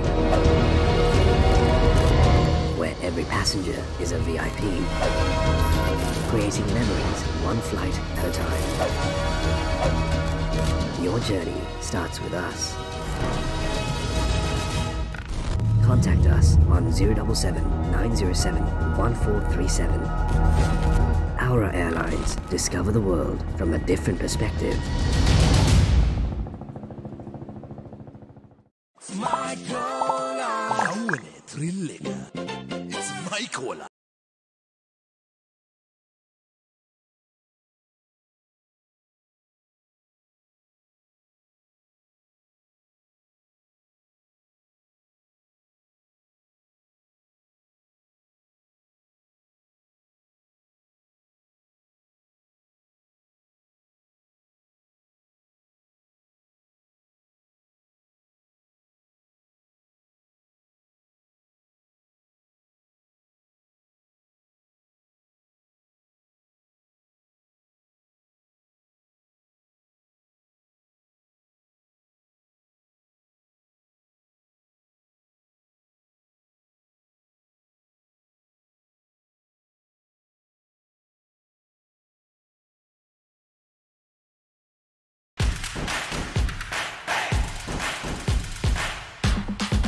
Simple music and sports. Simplemusic.lk.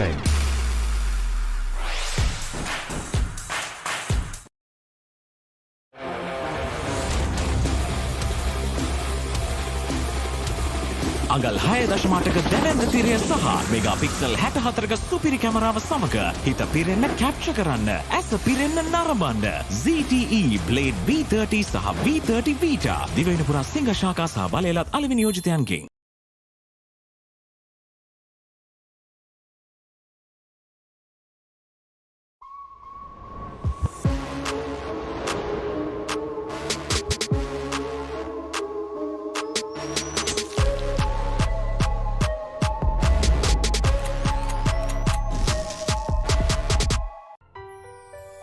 Enjoy world-renowned Tilda Basmati rice. Experience the real Basmati grain and embrace life in all its flavors. Tilda, the ultimate Basmati rice, known for its fluffiness and magical aroma.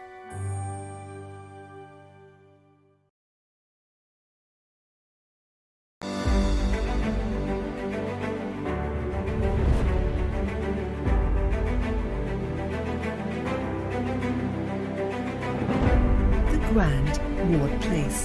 There is only one.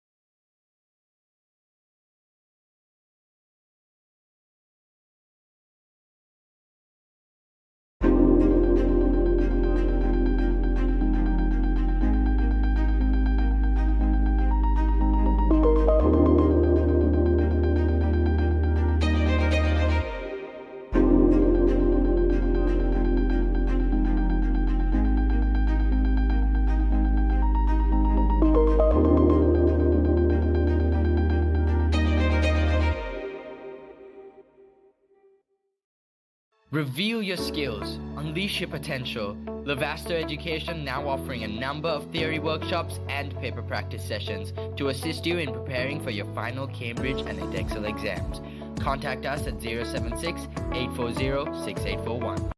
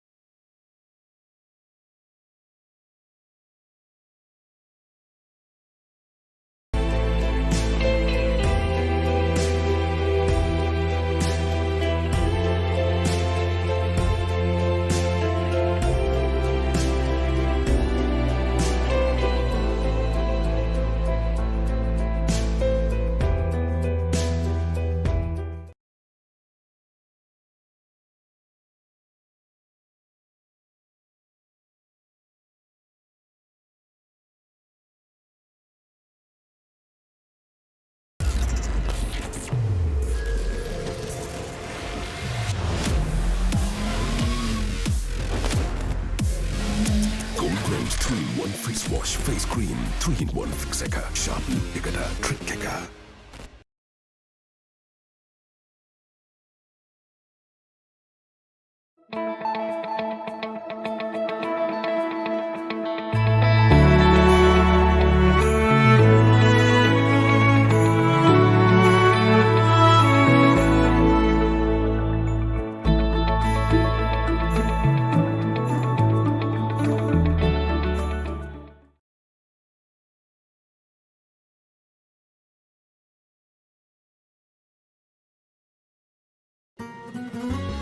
The taste that melts your heart forever.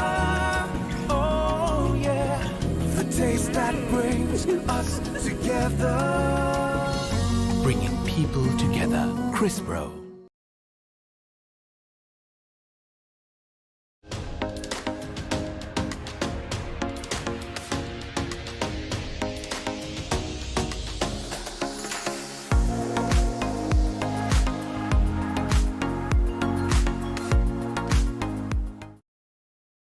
Prime Group proudly presents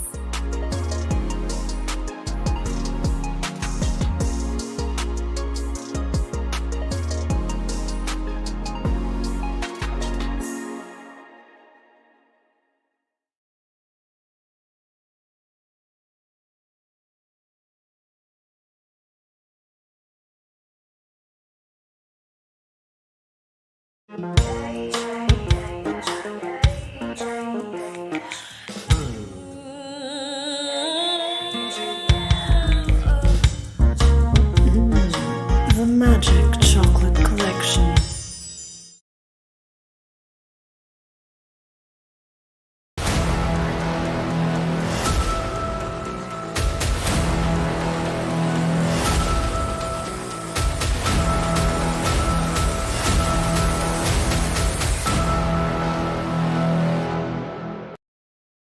Welcome to an all-new online banking experience.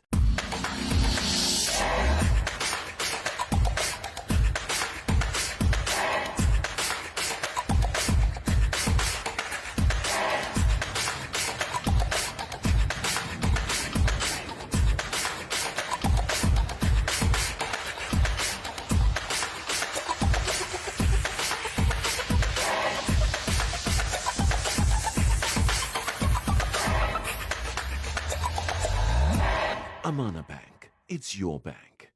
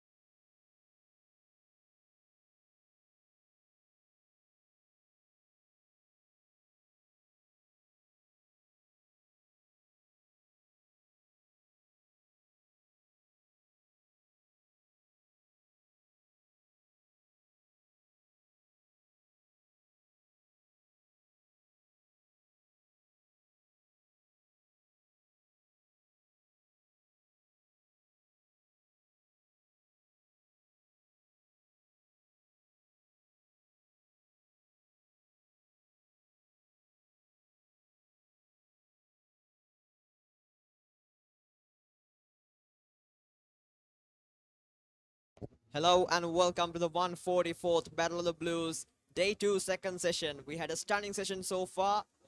Stunning session for Royal. First session was a good one for Royal. They got 4 wickets for 95 runs, and Stormians, they're going to need a big partnership here.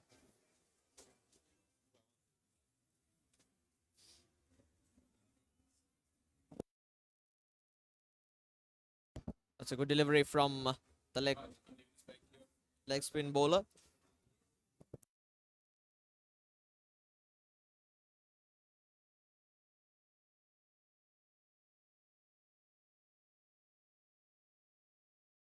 On the line of the leg stump, quick single here.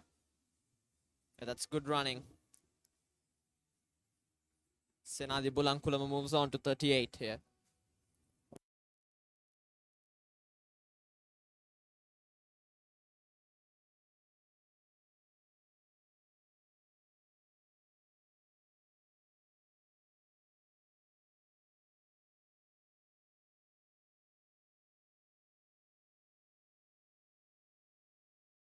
Here's the very next ball.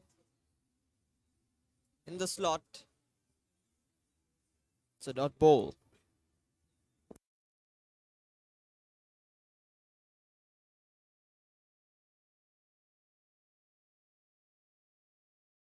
Ramiro has got 1 wicket so far. It's another quick single. This is good running, really good running, good understanding, good communication between the batters.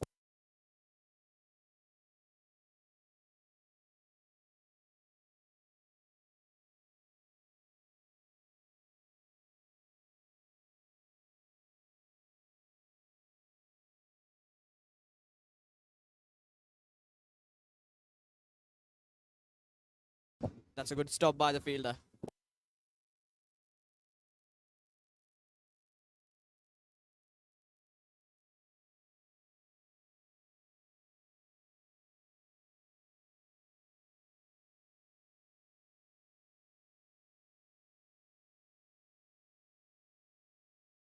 .30 overs done, St. Thomas is 97 for 4.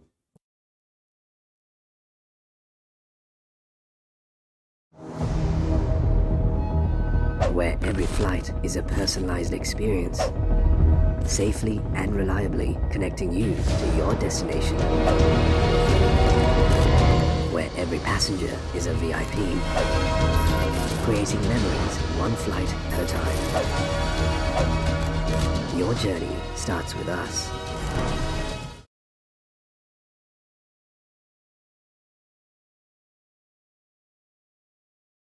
They have brought in Ranuka from the south end to continue. Looks like the captain, Tasis Manchanayaka, is going with the Pacers. Although it's the 30th over, still he seems like he's trusting the pace more than the spinners.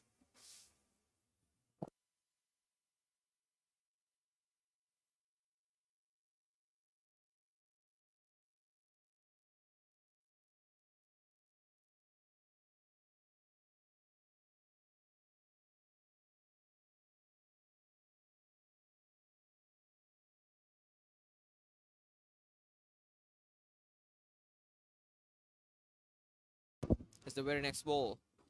In the slot, gets an outside edge, but just short of the keeper.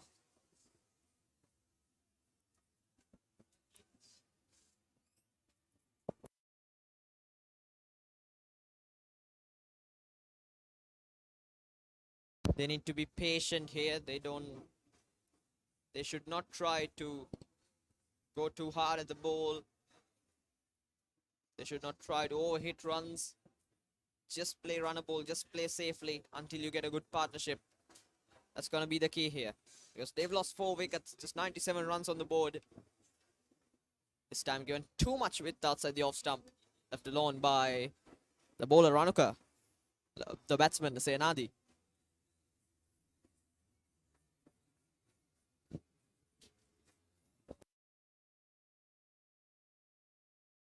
Apologies, it's Charuka Pires.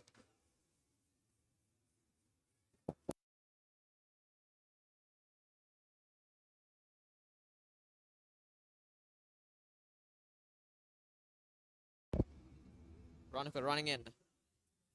Again, given too much width outside the off stump. That line length was not the ideal length on this pitch.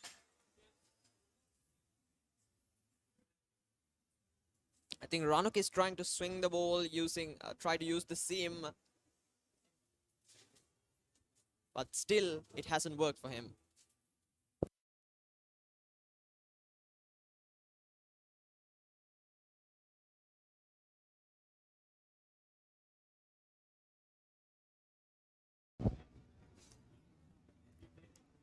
Yeah, again, that line outside the off stump. It's surprising to see him giving too much width outside the off stump to a right-hander because he doesn't have an extra cover fielder at the boundary rope. Has placed one the deep third man region, but it is surprising to see. He's bowling in that slot area outside the line of the off stump. Too much width to the batsman. This time, it's been called a no ball by the umpire.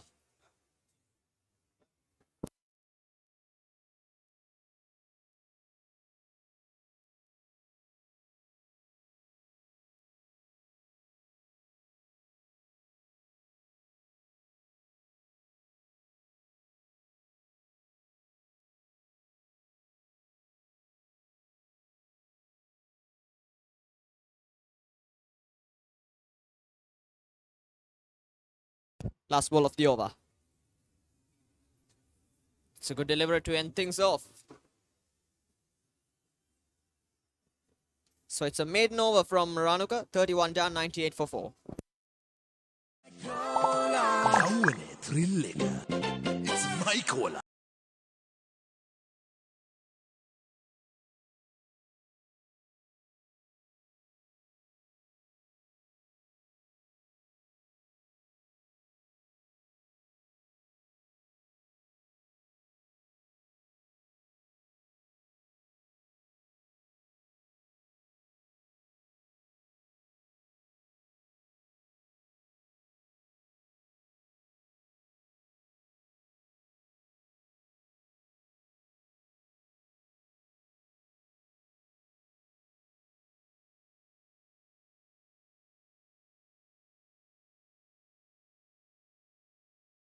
So far, they were able to maintain a good run rate here. 3.00.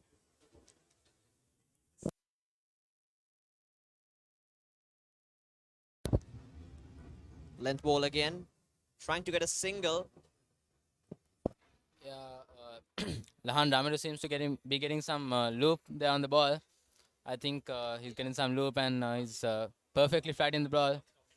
And I think Ramido seems to be getting his line and length perfectly here.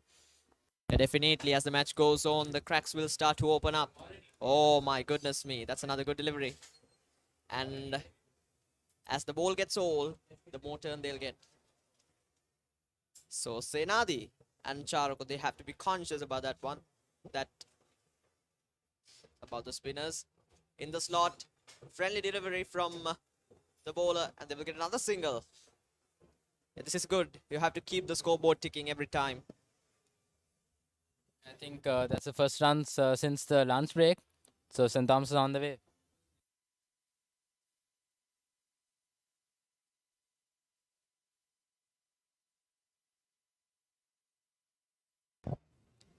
Again in the slot, but this time straight to the fielder. Ramido seems to be getting some good loop here.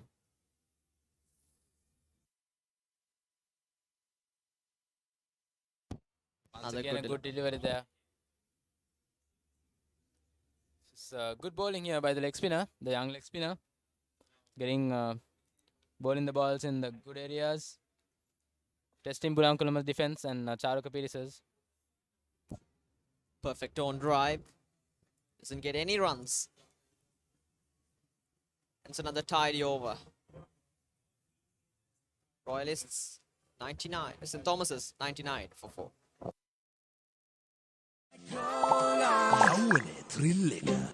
It's my caller.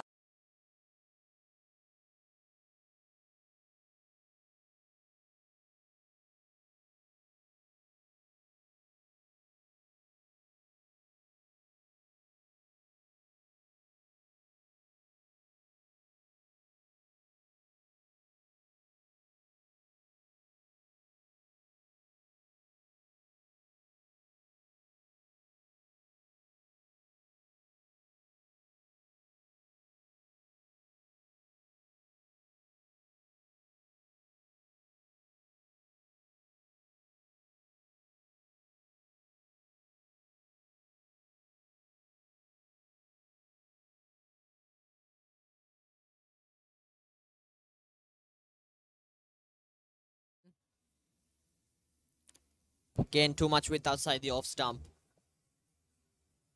I mentioned this before. They have not placed a deep extra cover, and he's giving too much width outside the off stump. So that is surprising. I think he's too confident about the movement he get off the surface.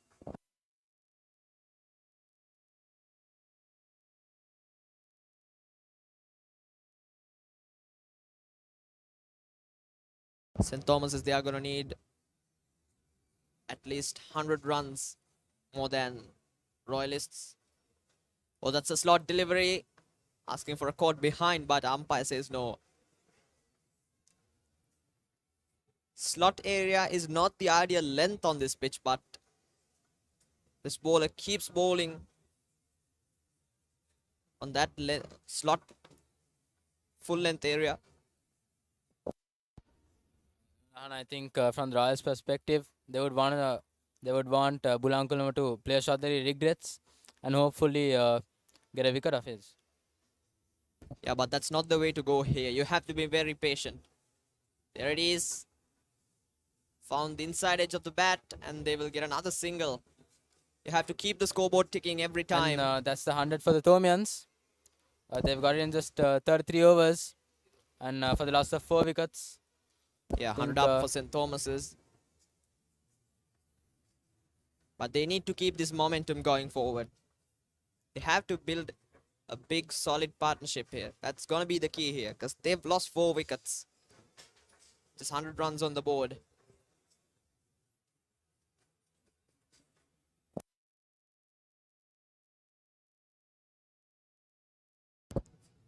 In the slot, asking for a caught behind again. That was a leg side-ish delivery from Ranuka.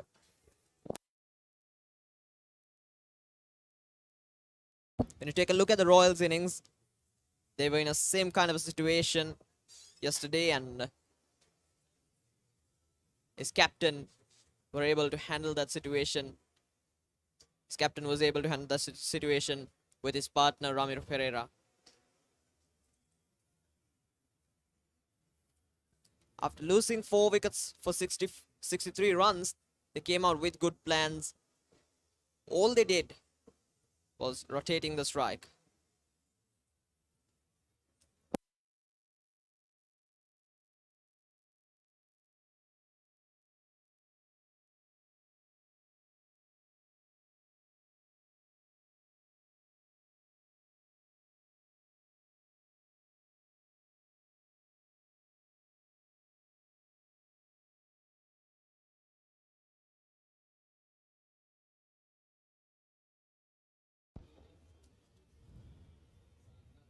Once again, Ranuka running in. Once again, left by Bulankulama there. Bulankulama and both Charuka seem to be much more comfortable than what they were at the beginning. And I think the Royals bowlers also, Ranuka, Bulan and Sandesh, they seem to be getting a bit tired. Running in, it's a hot day. At the end of 33 overs, the Royals 101 for 4. Apologies, the Thomians.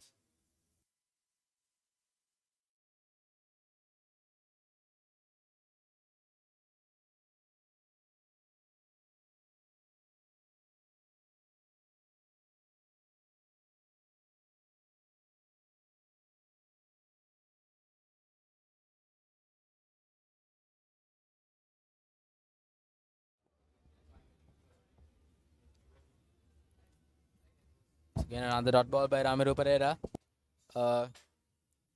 And one thing I noticed different between the Thomians and the Royalists is that the Royalists seem to be getting the overs in quicker.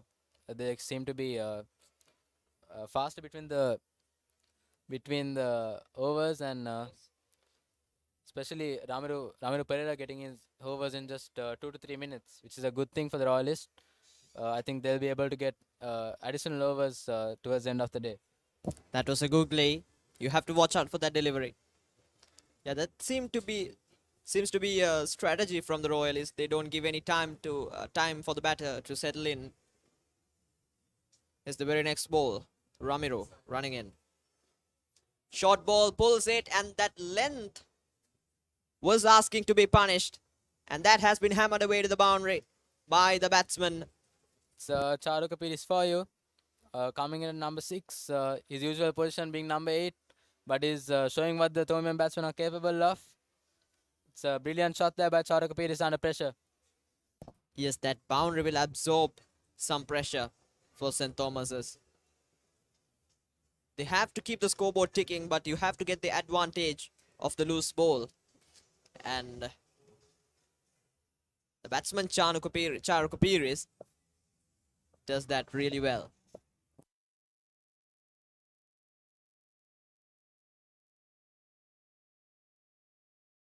Now there's a deep mid wicket in place for that shot.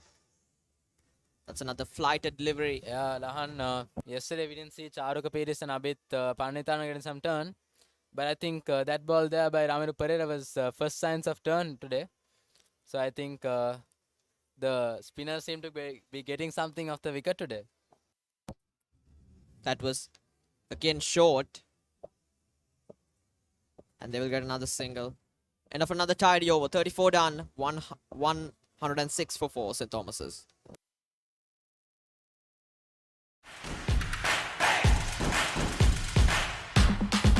Simple music and sports. Simplemusic.lk.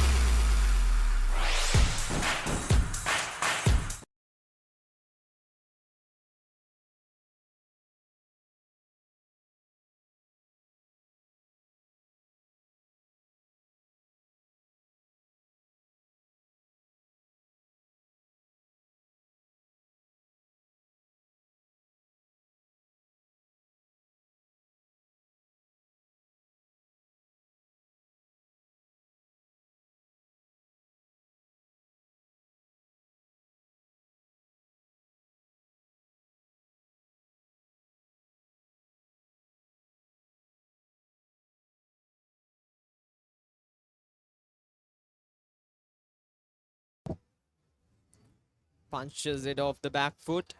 Doesn't get anything. Again, that's another dot ball.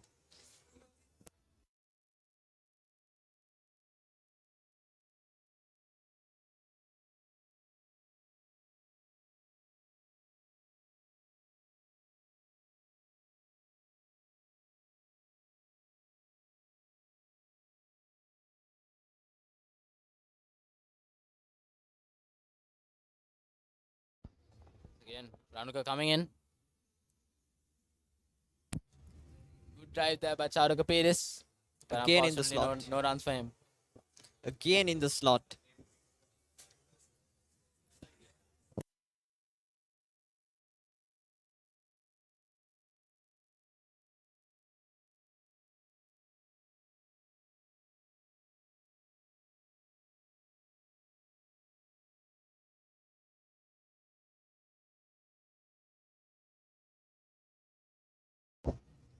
Ranuka running in. Short ball this time eventually changes his line and length.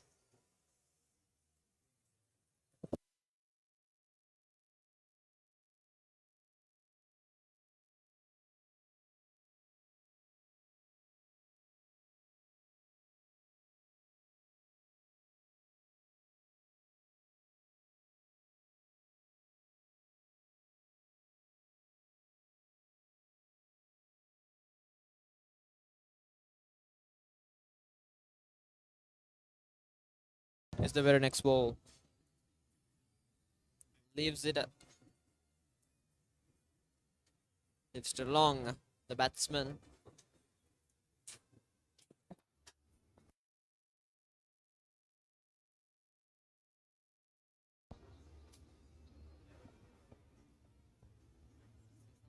At the moment, nothing much seems to be happening with the ball today.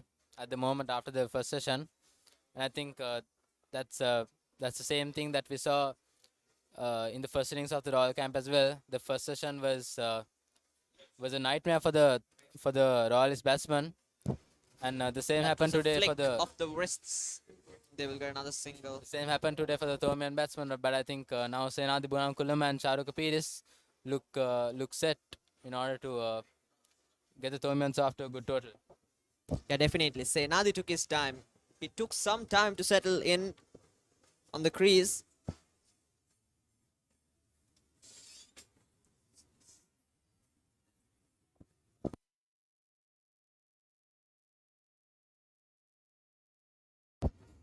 He's got 40 runs so far. He took 103 balls to get there. So you can see how patient he has been so far, which is a good sign. Look at the very next ball. Oh, leg side is delivery. They're asking for a caught behind. But the umpire, oh, it's given. He's given him. Can you believe it? Look at them, the Royalists. They are excited, and that's a big blow for St. Thomas's. They've lost their big man, Senadi Bulankulama. He was in form, but unfortunately now he has to depart. Yeah, St. Lahan, Thomas's losing what their do you fifth think one. of that decision? I think he didn't got any bet on that one. That seems like a pretty controversial decision. Did not seem like it hit any bat on its way through to the keeper. I think Bulankuluma will be a bit unfortunate there to be given out. But unfortunately, he has to make his way back to the pavilion. The umpire's decision stands. He can't send it upstairs. But that is a big breakthrough for Royal College at this juncture of the game. And Royal now have made an opening.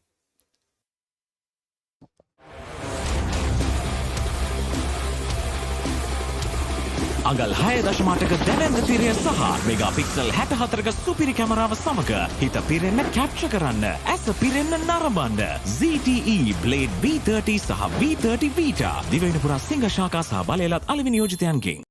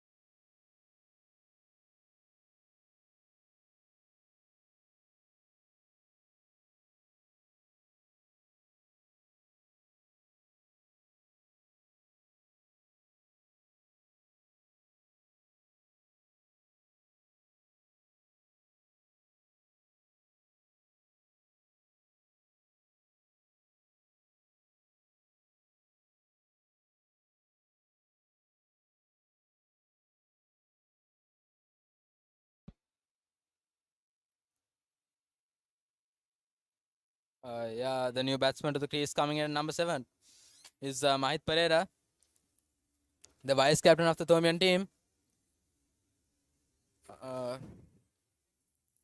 I think the before dismissal of Senadi Bulankulama, I think it was a gritty innings by the Thomian opener, opening the innings. He said until the whole of the first session. And I think although that was a bit of a controversial decision, I think the umpire has the best view. And although Senadi Bulankulama looked like he had felt like he had not nicked it, I think it's the umpire decision that stands. Yeah, Mahit Pereira is also an aggressive batter. With the way he bat first few balls, he looked to come down, play on the front foot. Now that tells you how confident he is. There we go, another forward defense. First 3 shots were played on the front foot.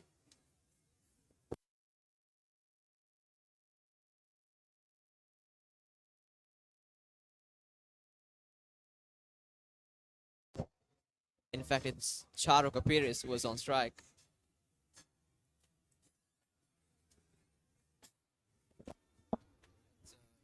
Thomian, that's 175 at the end of 38 overs.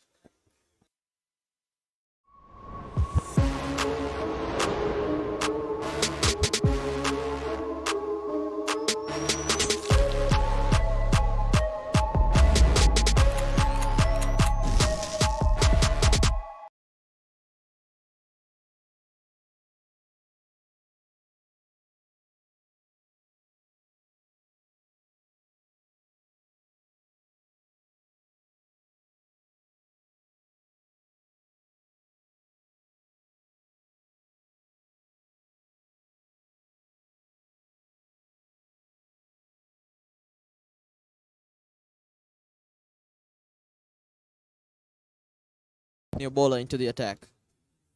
In the slot, picks the gap. First ball, Mahit Pereira. Confident stroke to start things off. He's off the mark.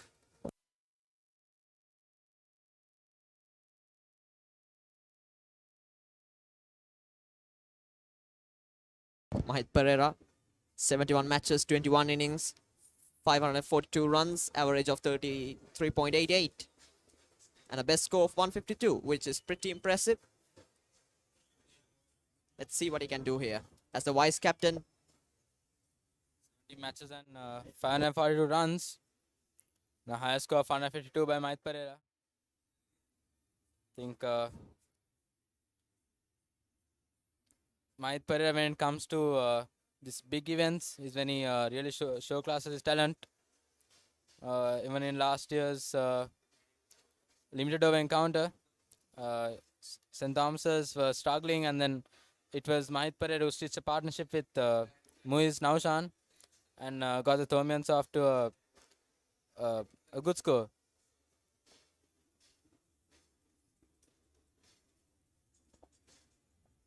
here's the very next ball. Flick off the wrists from Mahit Pereira.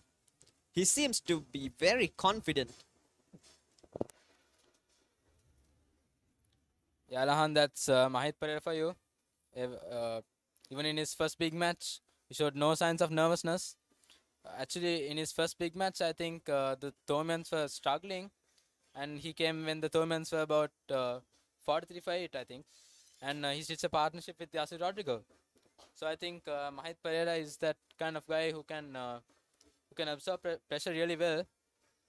And let's see what Mahit Pereira can do to do this big match. Yeah, definitely. He's not like Senadi Bulankulam. Senadi looked patient, but Mahit Pereira has come out with that confidence. It's another short ball left away from the batsman Charuka Pires. Run rate has decreased to 2.9 runs per over.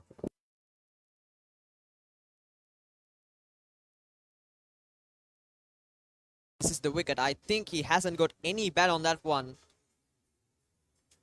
I think it wasn't a good decision from the umpire. Senadi Bulankulama. He was setting these innings up very nicely. But unfortunately, he had to depart.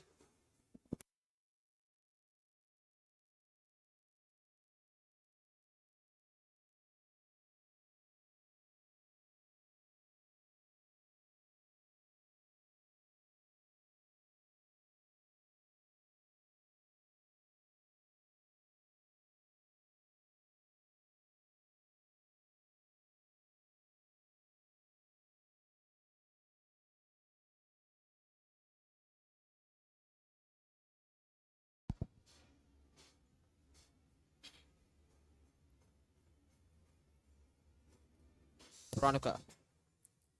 In the slot, they are peeling. But the umpire... And the umpire doesn't give any... and the umpire doesn't... He was not interested by that one. But that was a beautiful delivery by Ranuka. It was swinging away from the right hand. It was on the right length and the right line. I think that Ranuka was pleading with the umpire, and I think Ranuka felt like Charuka Pires had nicked it. But once again, it's up to the umpire for whatever decision he makes. Enjoy world-renowned Tilda Basmati rice. Experience the real Basmati grain and embrace life in all its flavors. Tilda, the ultimate Basmati rice, known for its fluffiness and magical aroma.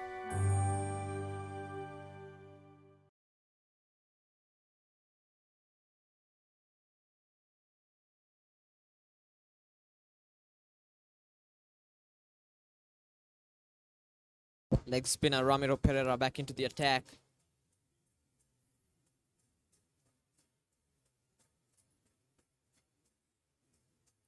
Some exceptional performance we've seen from him yesterday. Ramiro Pereira helped his captain to build Royalists' innings up very nicely. Made sure that they have a good score on the board. At the end of the day, Royalists got 326 runs from the 8 wickets. That is Ramiro Pereira. And that has been absolutely muscled. A loose ball there by Ramiro Pereira. I think that's expected by the leg spinner, because leg spin, it's really hard to control the wrist spin. And I think a loose ball, and Mahit Pereira takes advantage of that. And a brilliant four there by Mahit Pereira, cut away. Yeah, definitely. You can bowl such loose deliveries to Senadi Bulankurama, to Romesh Mendis, but not to Mahit Pereira. Because he is very dangerous, he is very aggressive, and he can hit the ball at any time.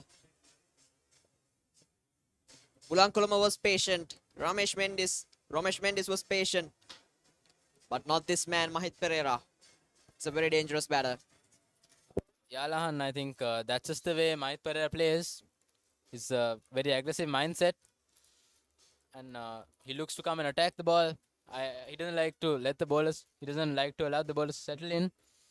That's very good of him, must say. Yeah, definitely. Rotating the strike is going to be the key here. Another good shot from Mahit Pereira. I think he found the gap, but that's another single. Rotating the strike is really important, but that mindset is very good from Mahit Pereira.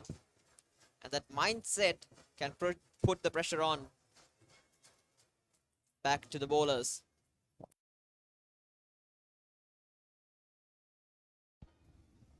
And here's the very next ball.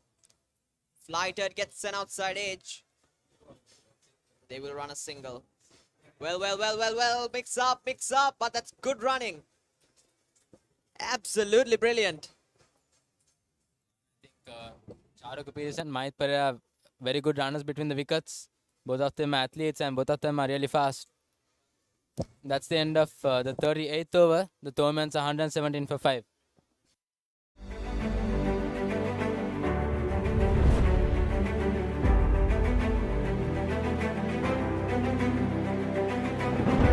The Grand Ward Place. There is only one.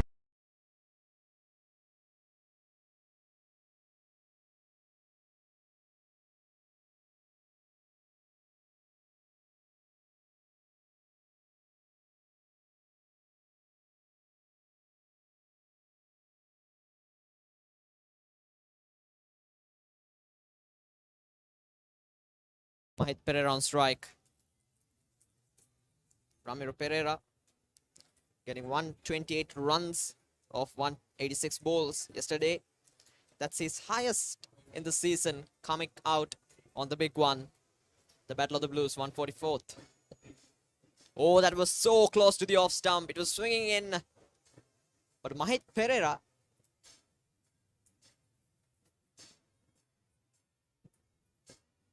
didn't worry about that too much.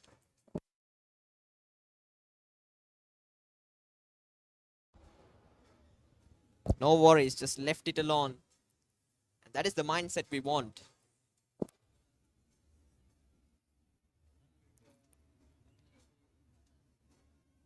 Yeah, Lahan, I think Mahit Pereira will look to attack. I don't think he'll have that defensive mindset, Lahan. The very next ball. It's a good delivery there by Ranuka. Nice press work there from Mahit.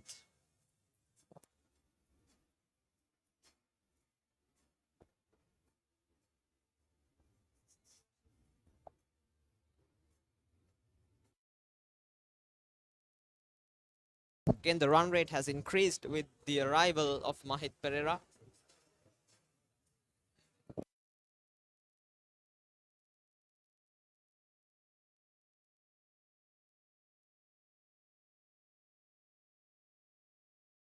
Ranuka running wing. Very next ball. That was quick again, swinging into the right hander.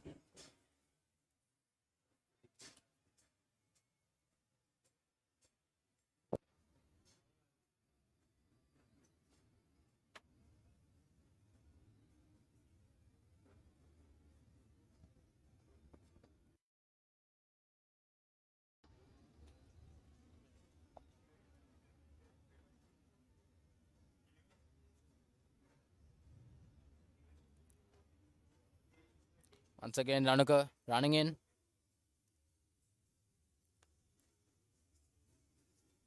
On the Once back again, foot.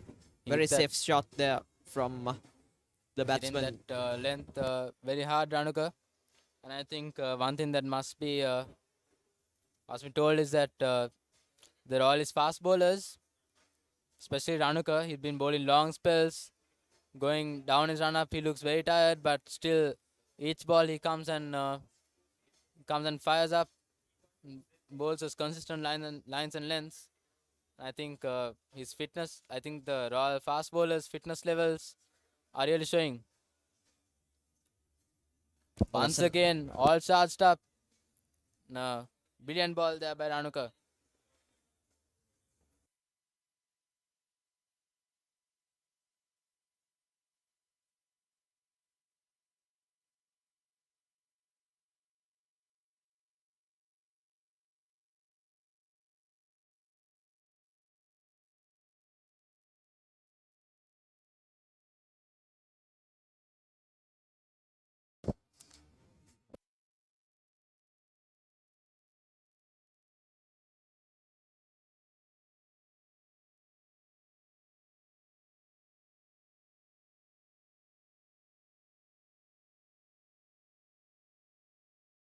So that ends another tidy over. 39 done, 118 for 5.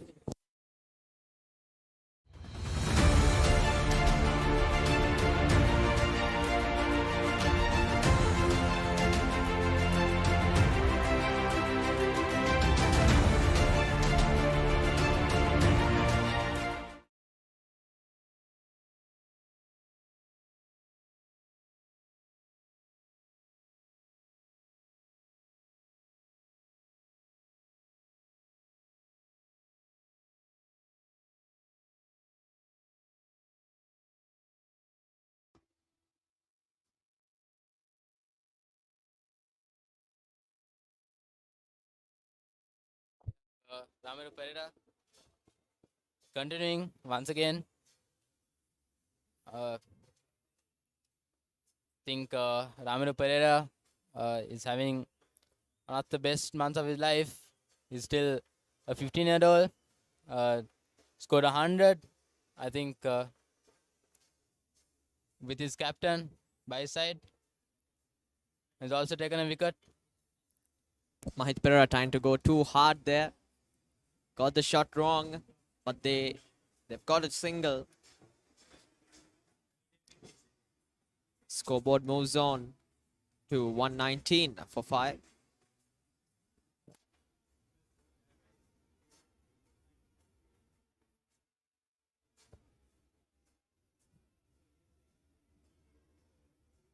It's the very next ball. That is a friendly full toss, but they will get a quick single. These quick singles will put the pressure back on the fielders and the bowlers, which is very important at the moment. Mindset of the fielders and the bowler is very important.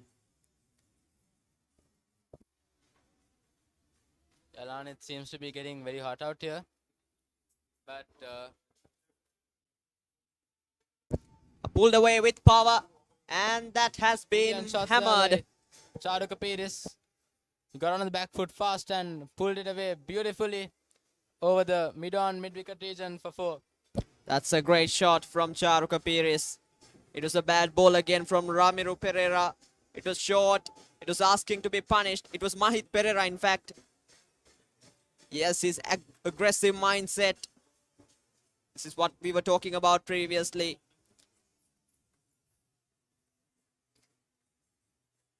He's aggressive, and with his arrival, the run rate has increased. That's the other thing. Mahit on strike is the very next ball. Yes, leaves it alone. This is really good batting from Mahit Pereira, putting the pressure back on the bowlers. Although they've lost 5 wickets, he seems to be very confident on the crease. That's a slot delivery.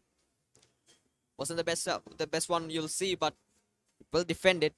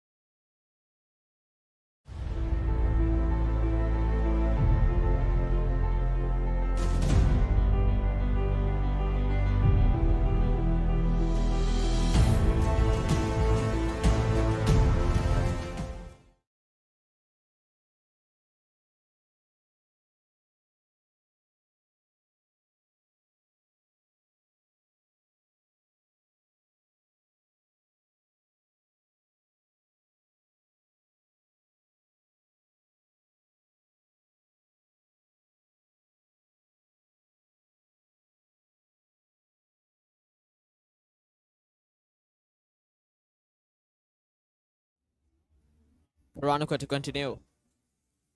Again, a full ball from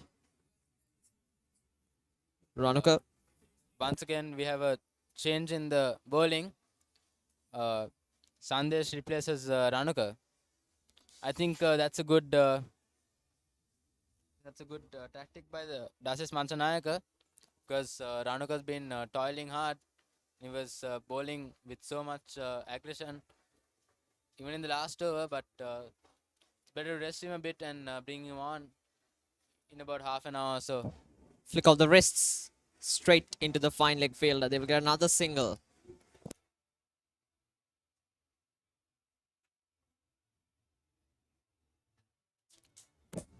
This is interesting. Dasis Manchanayaka still did not take off the pacer from his bowling attack. Even though he uses a spinner from the other end, tennis court end, he kept using a fast bowler from the south end. So that is something interesting. And yeah, that is something interesting from Dasis Manchanayaka. Yeah, Lan, I think it's because this pitch, although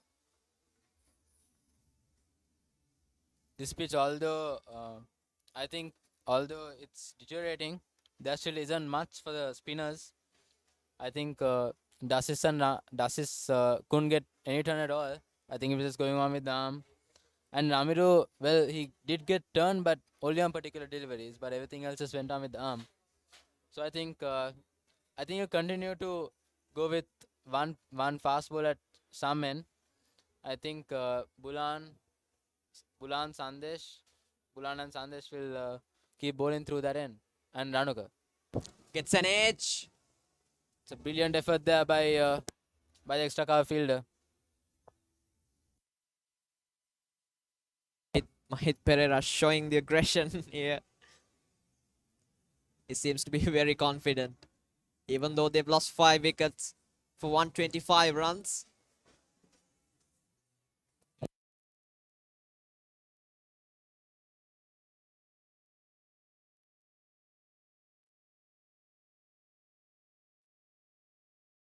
Is the very next ball. Outside the line of the off stump, given too much width again.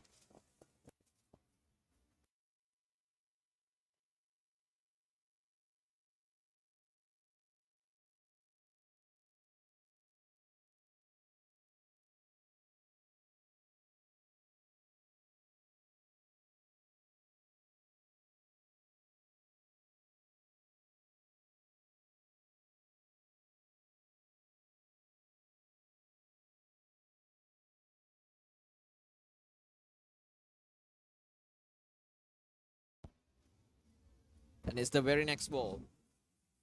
Mahit Pereira again doing the same thing, but couldn't get a single. Mahit Pereira looks very energetic. He seems to be wanting to get those singles, those just to hit the ball and just to run. I think both these players are a lot alike. 41 done. Tomians 125 for 5.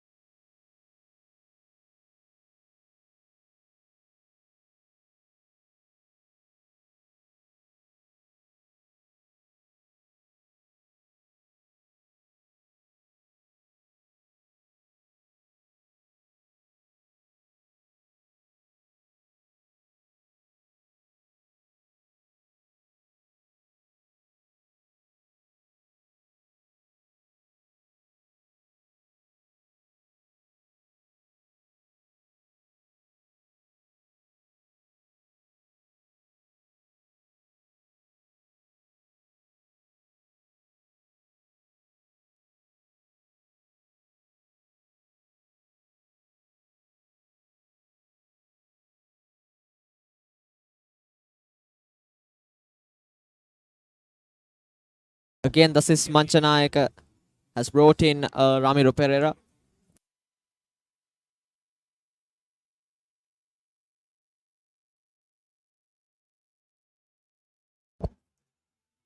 Oh, that was a close one.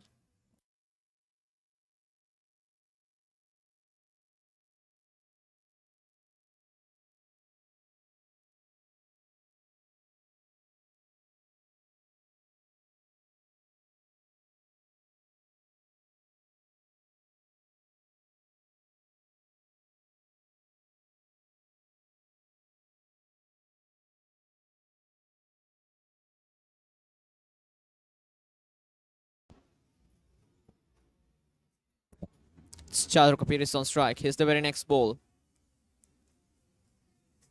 On the slot. Again, straight to the field. Changing the bowling. Another dot ball. Sinat Jayawardena, the national player, replaces Lavinia Pereira. So, Sinat Jayawardena, he missed out in the first innings to a beautiful Yorker by Nathan Caldera. And congratulations to him. He recently managed to get in the squad to a UAE, and we all hope and pray that he'll do well. Ramiro with the next ball. Cut away, but straight to the fielder again. Couple of dot balls in a row for Ramiro Pereira. Has done some slight adjustments to his lines and lengths after the previous over. You know what I think? I think that Sinat Jayawardena's biggest nightmare is Nathan Caldera. Because Nathan Caldera has got him 3 in 3. Yeah, definitely. Last time it was a brilliant Yorker. It was swinging back in beautifully into the right hand. And it came in his first over, I think.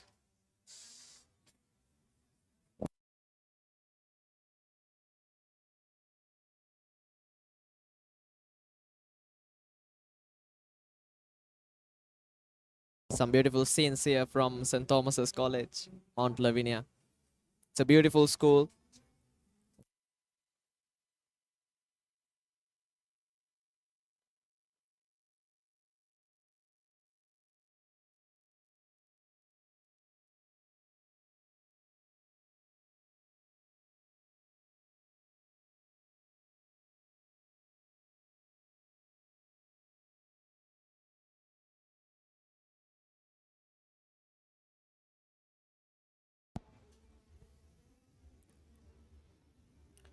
The crowd's starting to build in here.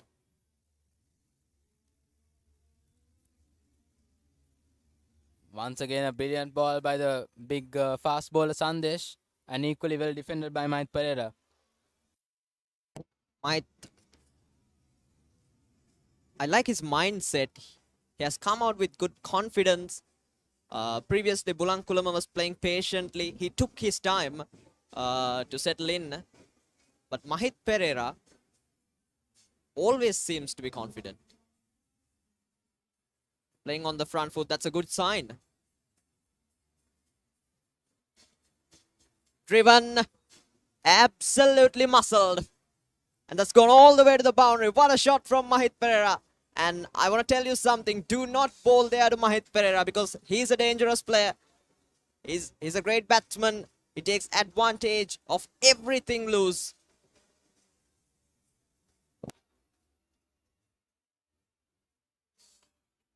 It was on the front foot. Booming drive. 4 for the batsman.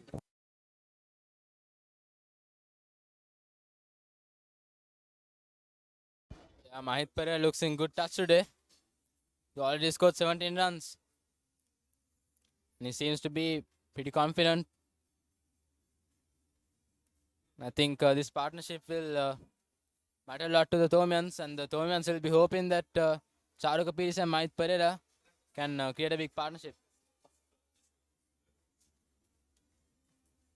Quick single here. Very good running. It's a very good running between the two. Just tapping the ball and running. Yeah, definitely. This will put a lot of pressure back on the bowlers. This mindset is very important. Being patient is good, but if you can play aggressively and safely, that's even better. And that becomes even more dangerous.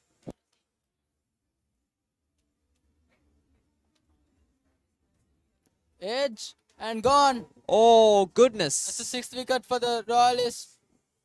Sandesh once again. Is that Mahit Pereira the wicket they wanted? No, I think Charu it's... Kapiris has got to depart. Charu Unfortunate, Kapiris. but that was a brilliant ball there. I don't think there was much he could have done about that, Charu Kapiris. Can you believe it? Now they've lost their 6th one for 130 runs. Just 130 runs. Can you believe this? This is exceptional bowling from Royal.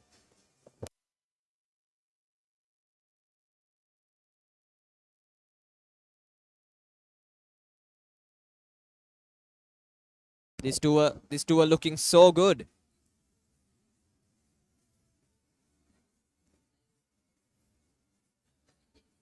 Can you believe it? They were able to break the partnership.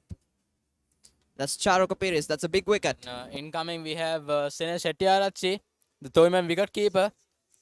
It's his third big match. Yeah, he's coming after 50 in the previous big match as well. So I think this partnership between Sinesh and Mahit, I think they have good chemistry as well. So I think this partnership will be the key, because these are, after Sinesh, I think it's the tail that comes in. So we'll see how this partnership plans out. We have the secretary of the St. Thomas's first 11 team and the vice captain, Sinesh Hettiarachchi, 14 matches and 353 runs with a higher score of 72. Can he do something? Can he produce something for St. Thomas's here? That's the question. Yeah, and I think this is the partnership for the Thomians. This will be the most important one. I think this partnership between Sinesh Hettiarachchi and Mahit Perera, the two last of the two recognized batsmen. I think after that it's Kavind Dias, Akash Kalhar and Abhit Panditana. And Akash can hold a bat, and Kavind Dias as well. But they aren't the most reliable batsmen, and they aren't top order batsmen. They play their main role is to bowl. Yeah, definitely.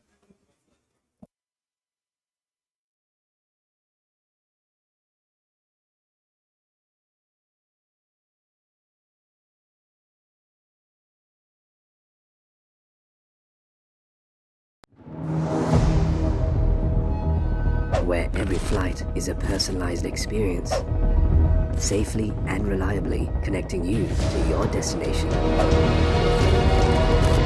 Where every passenger is a VIP, creating memories one flight at a time. Your journey starts with us. Contact us on 077 907 1437.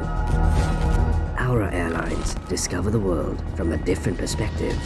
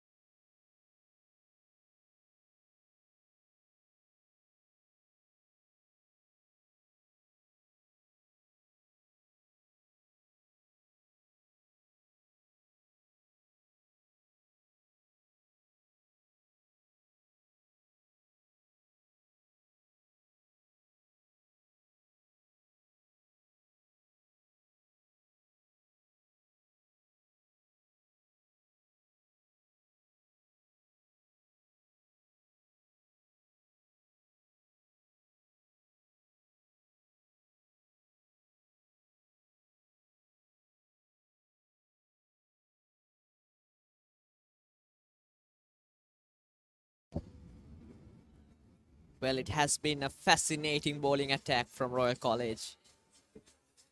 They were able to get first 6 wickets of the Thomian batting lineup for just 130 runs. Change of the batting lineup worked for a while. Nathan Caldera and Senadi Bulankulama looked good for a while, but then again the collapse started. So left and right hand combination will also be a crucial key. Because, Definitely.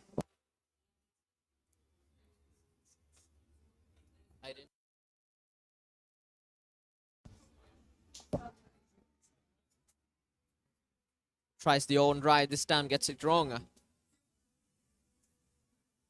Sinesh Hettiarachchi. I think this is the last recognized pair, Ashwin. So Mahit Perera and Sinesh Hettiarachchi. They need to make sure that the Thomians have a good total to challenge Royal for the first innings.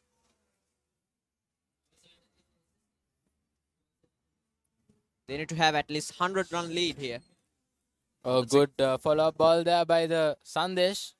It's a good run there taken by Senesh Shettyarach as well.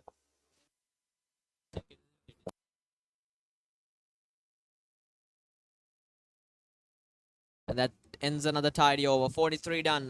131 for 6 St. Thomas's.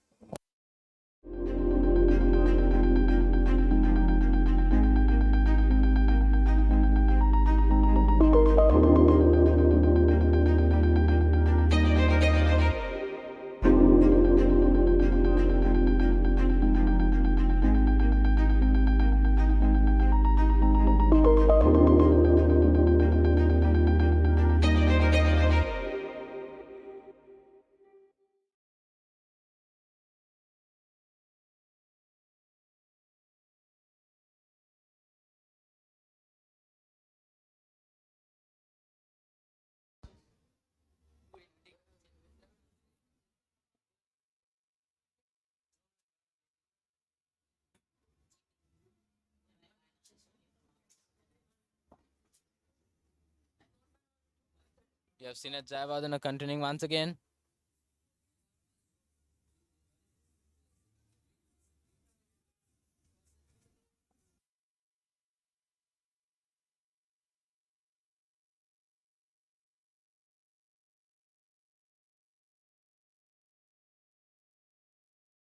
Here's the very next ball. Drives it straight to the fielder. I think Sineth will be liking to bowl to Senesh Shettyarach more than Mahit Perera with the ball turning outside to the left-hander. Yeah, definitely. That's an advantage for the bowler. On the front foot, that's a good shot from Senesh Hettiarachchi. They will get another single, and that brings Mahit Perera on to the strike.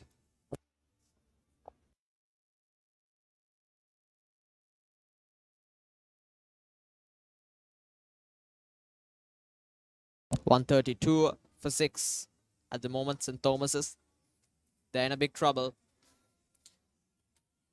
Royalists were in the same kind of situation. Change of sides here for Sineth Jayawardene. Seems to be coming right arm round the wicket. Yeah, that's something interesting from the bowler, because Mahit is a right-hander. He was bowling to Mahit over the wicket. Now, eventually, he has changed his angle. Yeah, and I think it's a pretty good tactic as well. I think since the ball is not turning, I think the chance of getting an outside edge with the ball going through with the arm. And that's what you were talking about previously, Ashwin. Yeah, exactly. Exactly what I said. I think with the ball going through with the arm, there's a high chance of an outside edge being created. So I think this is a really good tactic used by Dasis Mansanayaka and Sineth Jayawardene. You can actually see they have placed 2 slips. Drives it, friendly delivery, and this will run away to the boundary.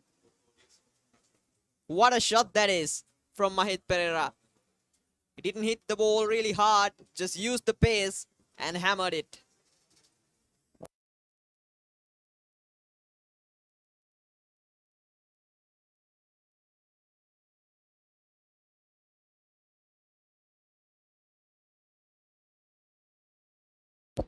That ends another good over. Good one for the batting side, St. Thomas's. 137 for 6 after 44. View your skills, unleash your potential. Lavasta Education now offering a number of theory workshops and paper practice sessions to assist you in preparing for your final Cambridge and Edexcel exams. Contact us at 076 840 6841.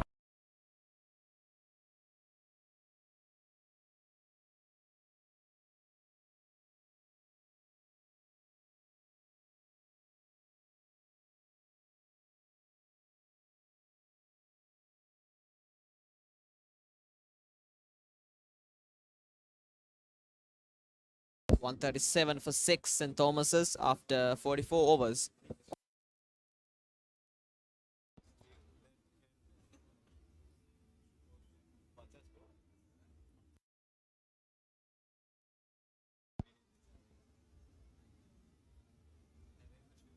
Very next ball. Pulls it away. Aggressive shot from Shot the there by batsman. Sinesh Shetty. And this will race away to the boundary. That's an important boundary for St. Thomas's. What a shot that is. Sign of aggression from Sinesh Shetty. Even I'm surprised by that. Yeah, Lahan, I think Mahit and Sinesh both seem to be attacking the Sandesh, and both Sandesh and Sinet. I think that's a good way to go. It's better to put the pressure on them. Yeah, definitely. Rotation of the strike is really important. Defensive and giving them the upper hand. Yeah, rotation of the strike is really important, but if you can be aggressive and safe, that's even better. There we go, another full delivery from the bowler, straight to the hands of the fielder. That's another dot ball. 41 for 6. With the arrival of Mahit Pereira, the run rate has increased. I would mention again, his mindset is very important here. Mahit has gone on 26, and it's not been that long since he came. Sandesh Ramanayaka to continue. He's got 2 wickets so far. Oh, that's a good delivery. Nearly hitting the stumps there.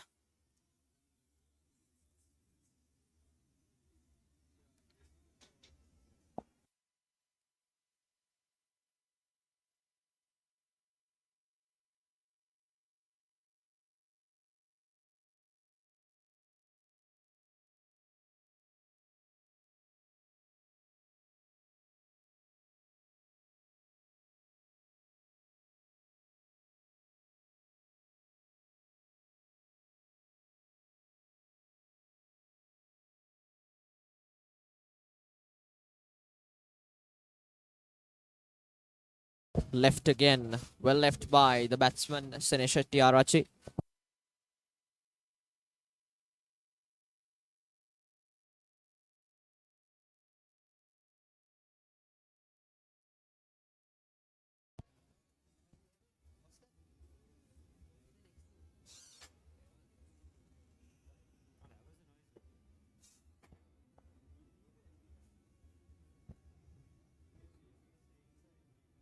Big fast ball running in once again.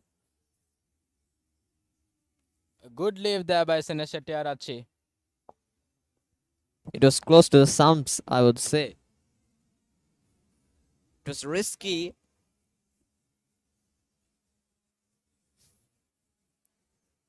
We go, this is Manchanayaka having a conversation with the umpire, Lennon Hannibals.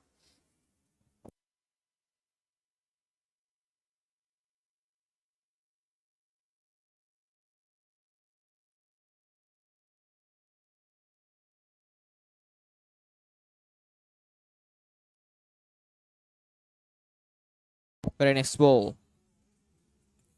Oh, that's a brilliant Yorker. Equally well done, Sinesh Shetty. Somehow he manages to put bat on that one. That's good work.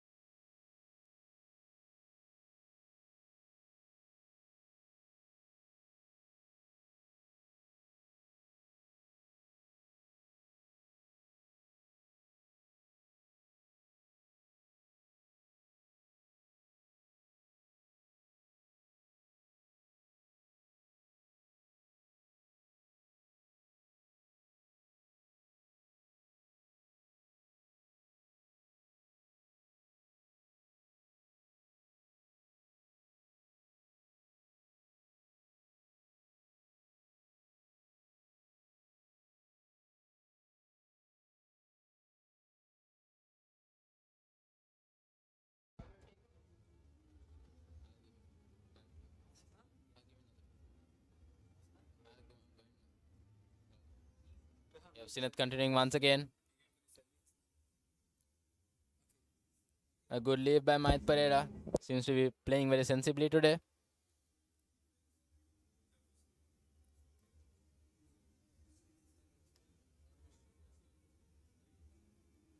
Mahit Pereira, he's got 22 runs off 24 balls. Now it's 25.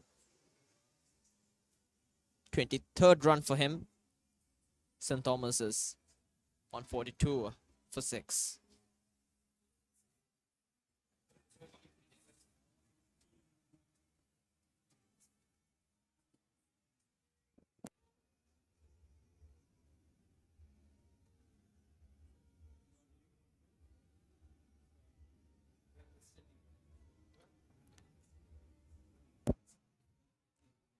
Down the ground, straight to the fielder.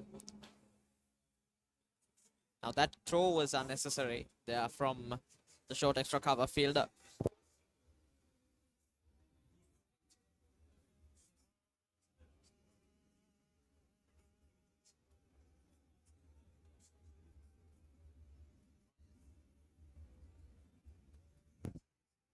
Again, a full delivery. Good flighted ball there by Sineth. And interesting fact, he got some turn there. I think the Royal spinners are getting some turn. That could be very dangerous signs for the Tomian batsman. Cuts it. He hasn't found the gap. Again, finds the field at point. Seneche Tiarachi.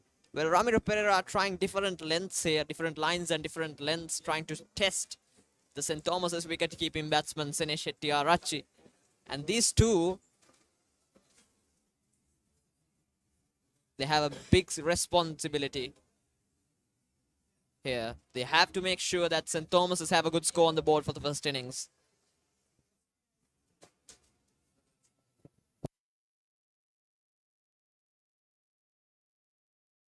Change in the commentary box. We have Daniel Tananagam. Hello, Daniel.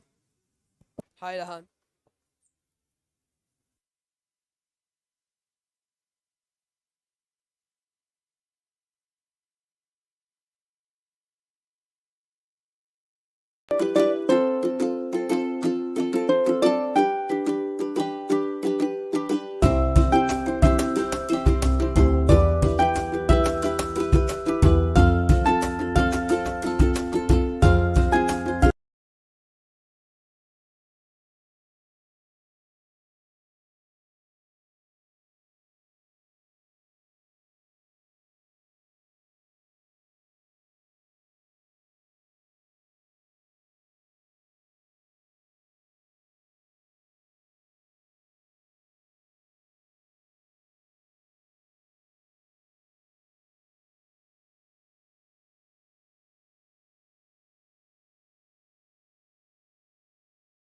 We have Sandesh Ramanaka back in on the attack.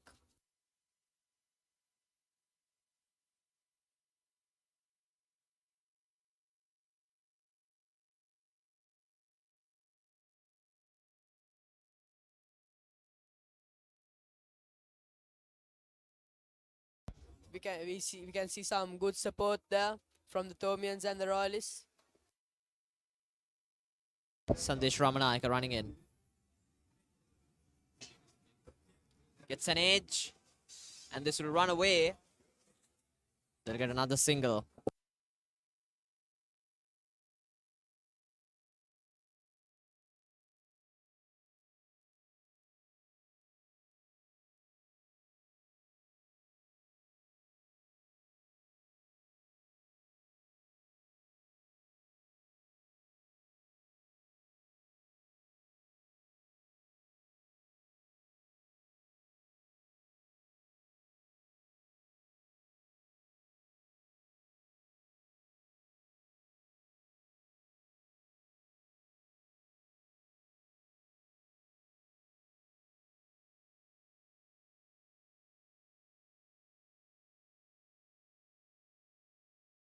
Flicks it. Fine, and this will run away down to the fine leg area. Another single to the scoreboard. So Lahan, do you think that the wicket of Sena Dibulankulama has slowed things down for the Tomians? Yeah, technically you can think like that, but Mahit Pereira, with the arrival of Mahit Pereira, the run rate has increased. So Sena Dibulankulama was building this innings up very nicely. He was patient, but Mahit Pereira's mindset is really important here. Oh, there we go. Huge appeal.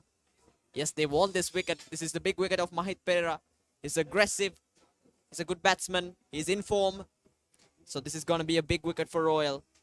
So they will do absolutely everything to grab this one.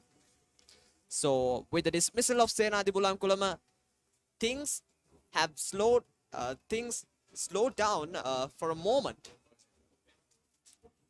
But with the arrival of Mahit Pereira, I think the run rate has increased, and his mindset is the most important thing here, because these two need to build these innings up. These two need to make sure that St. Thomas's have a good score on the board. Yes, Lahan, I think with a few more boundaries and a few more big shots, they will ease the pressure off a little from the batsmen who are at the crease now. 143 for 6. 2 more balls remaining in the over, I think.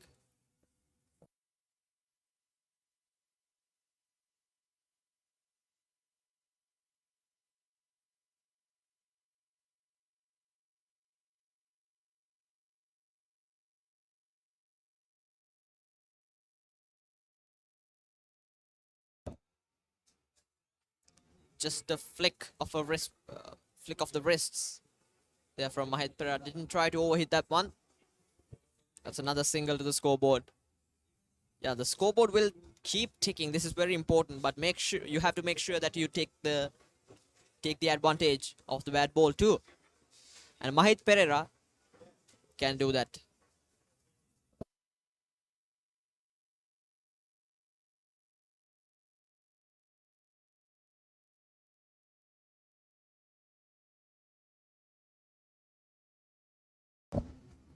Leaves it. The batsman that ends another tidy over. 47 done, 144 for 6 St. Thomas's.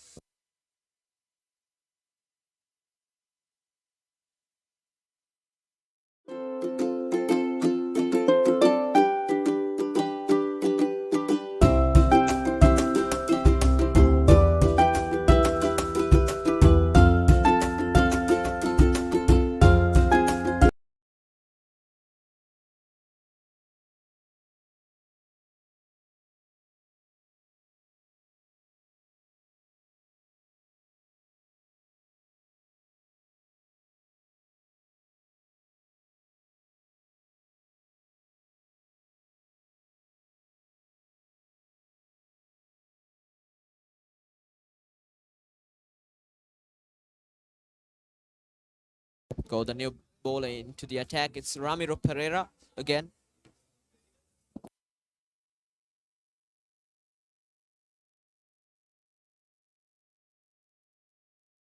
In fact, it's Sinet Jayawardena.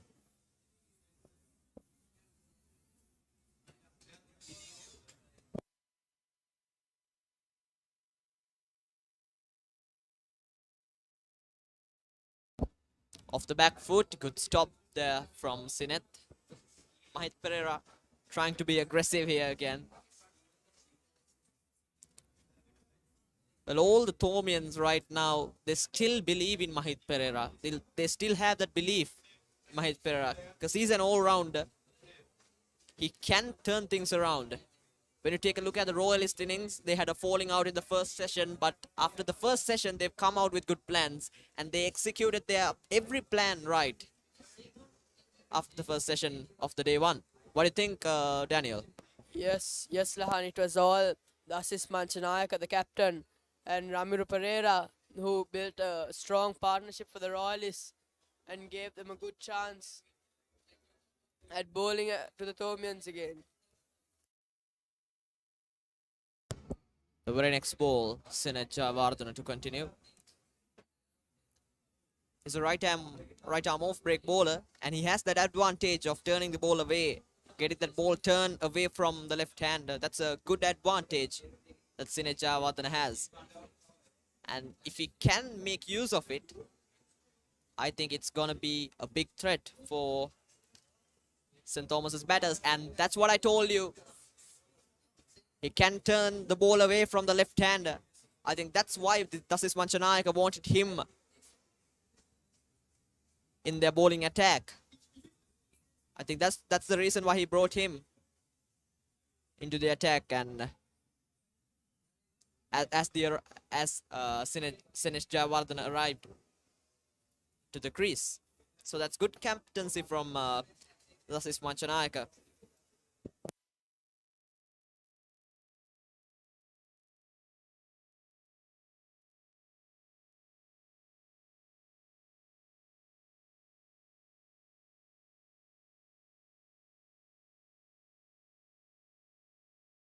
Front foot defense again from Mahit.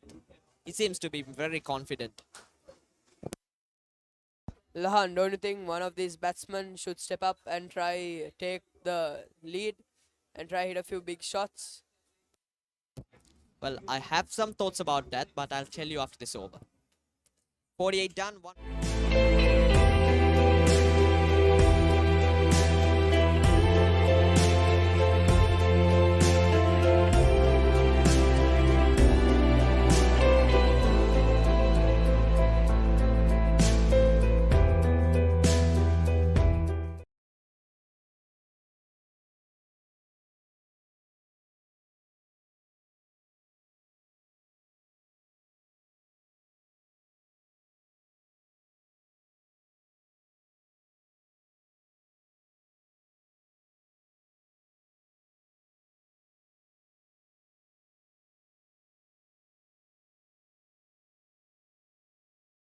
Sinet. Given too much width again.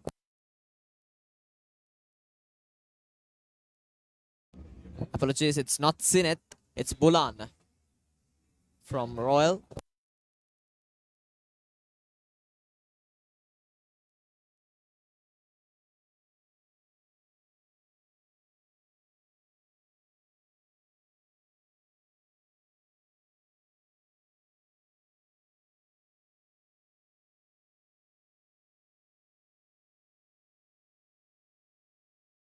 Well, they're appealing, but the umpire Lyndon Hannibals is not interested about that one. They need to be patient here, Sinet and Mahesh, Sinesh and Mahit, because they are the last recognized batters in the St. Thomas's team.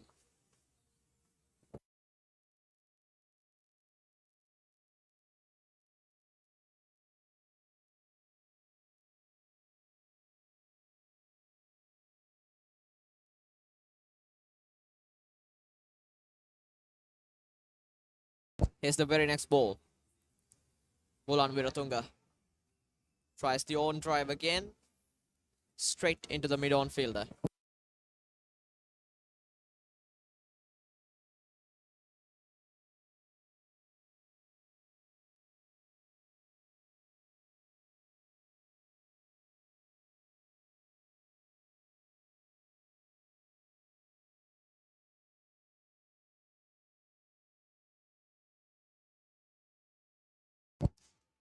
Bulan Wiratunga in the slot, leaves it again. Senesh Tiarachi.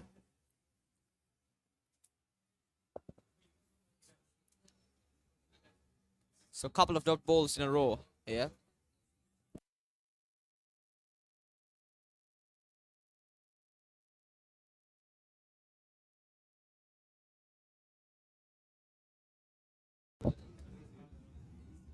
I think it's important Mahit Pereira to continue it with his own style. Pull shot, that was a short ball. And that was too risky.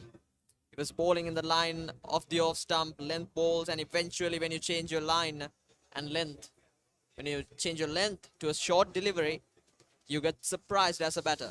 This is what I was telling before. Cricket is a mind game, and you have to be conscious about that. It seems to be that the pressure is building up on the two batsmen with all the dot balls building up. And I think they're going to play a few big shots and try ease off the pressure. Yeah, it is important to play big shots, but if you can play big shots safely, I think that's going to be the best. That's the best way to go at the moment for the Thomians. End of the 49th. 147 for 6, St. Thomas's.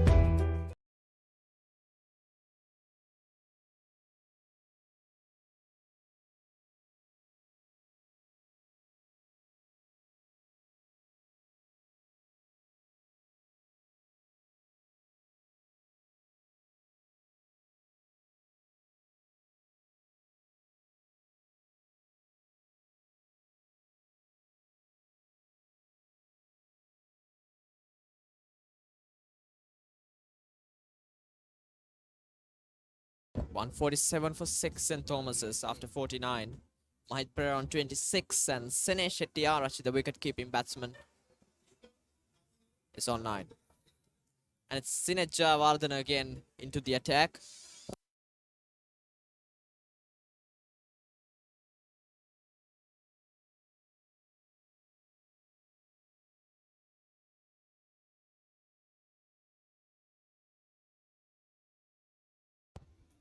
Sinesh Jayawardene on strike.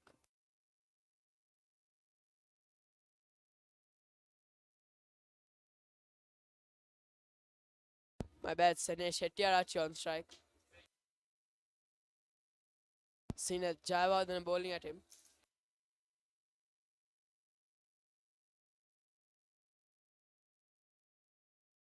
Some good flight there on that ball.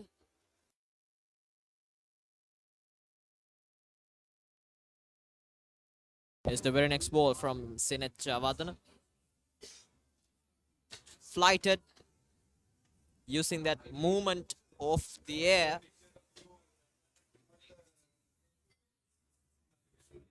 That's another good delivery from Sinesh. Sinesh being patient here. Leaving the ball, leaving the good balls. Played off the front foot this time, straight to the fielder. So 3 dot balls in a row. The pressure is building here. But they need to be patient. They need to be absolutely patient. And Sinesh, again, I would mention, is using that advantage of bowling around the wicket. Again, finds the fielder. He's got that ability of turning the ball away from the left-hander. That is something important. I think that's the reason why he brought in, Dasis Manchanayake brought in Sinesh Jayawardene into the attack. Again on the front foot, safely played by Sinesh Shetty. So it's 5 dot balls in a row, I think. In fact, it's 6. Yeah, that's the end of another tidy over.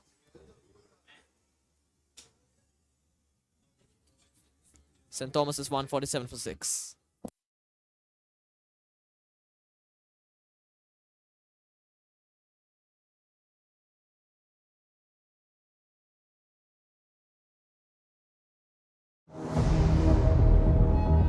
Where every flight is a personalized experience, safely and reliably connecting you to your destination.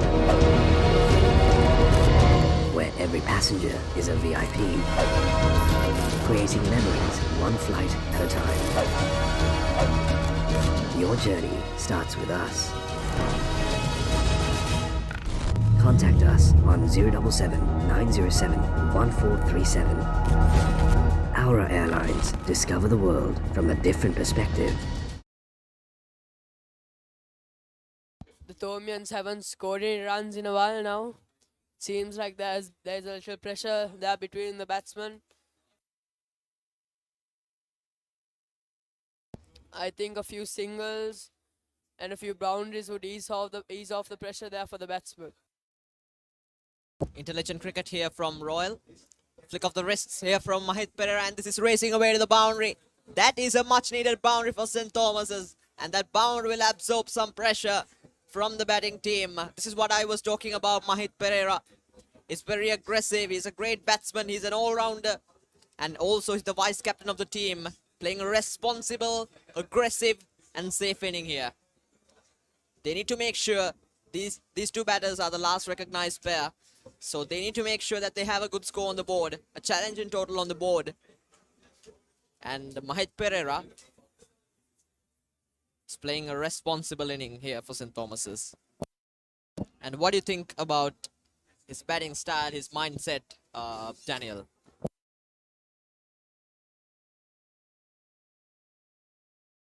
Yes, Lahan. He seems like to be taking the lead here, playing a few good shots. Definitely being the aggressor between the two batsmen.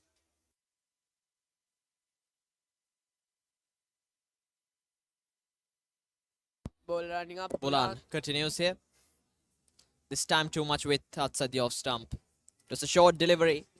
Mahit Pereira being patient at that time. Bulan Weeratunga from Royal College.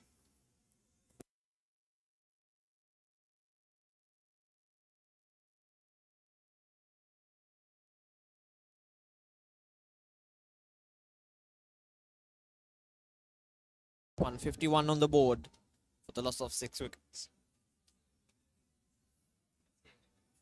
Bulan Weeratunga running in. Again outside the off stump. Well left by Mahit Pereira.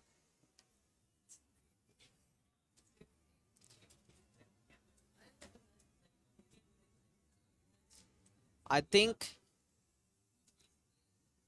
if he can stay on the crease until the end of the day, he will be able to score a 50.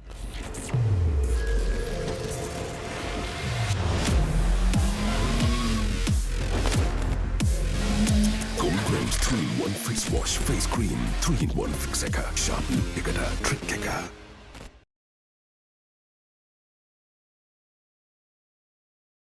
Another good ball there by Bulan.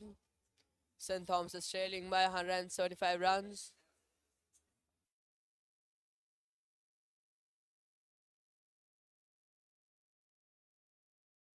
Royal College getting 326 for 8. The first innings, in their first innings, and then maintained an impressive run rate of 4.41. And St. Thomas's here struggling. They've got 151 runs on the board for the loss of 6 wickets. And it's their vice captain Mahit Pereira and their wicket-keeping batsman Sene Shetty on strike. And they need to get 175 runs to take the lead here.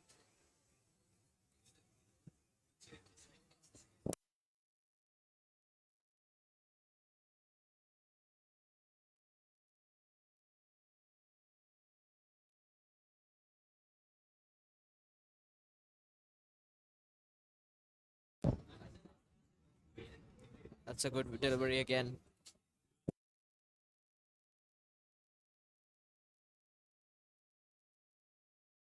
And that's the end of the over. St. Thomas has 151 for 6.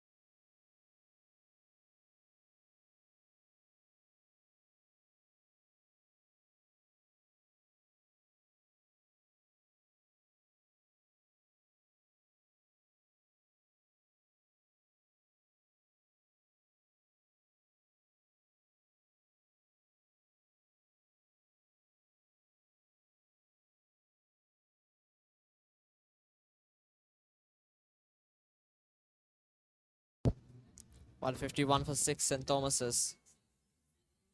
Sinech Vardhana back into the attack.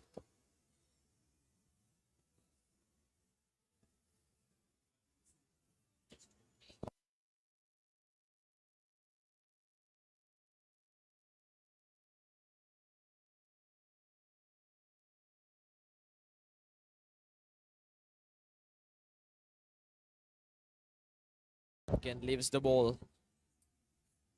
Mahit Pereira has seemed to be getting the rhythm, but I don't think Senesh Hettiarachi has been getting the same confidence, and the rhythm is just not settled in yet. Mahit Pereira is on 30, Senesh on 9. Senesh being patient here. Mahit Pereira trying to go. Oh, outside edge. Spectacular catch. That is a spectacular catch, but the umpire hasn't given him out, I think. But what a catch by the Royal slip. Absolutely, Daniel. That was a spectacular catch. It was a one-handed catch. He had absolutely no time to react, and that was a blinder. I'm not sure who the fielder is, but somehow that is some catch from Royal. Senesh Hettiarachi is their wicket-keeping batsman.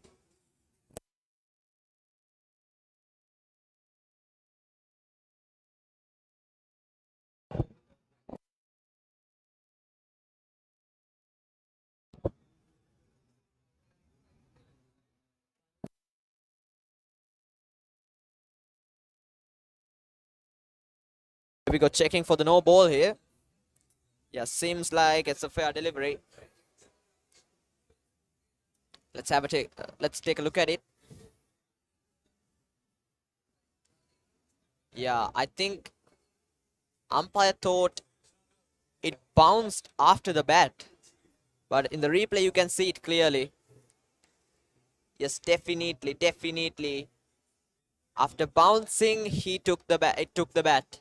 I think that's a fair catch and a fair wicket for the Royalists. A well-deserved one with that spectacular catch. And most importantly, Daniel, this is their 7th wicket. Senesh Hettiarachi and Mahit Pereira, they are the last recognized batters in the St. Thomas's lineup. Hamidou Dias can bat, but these two are the last recognized pair. Have a look at the catch, Daniel. It was a one-handed catch. He had absolutely no time to react. It was an absolute blinder from the fieldsman. TV umpire Pragit Rangbukwalla.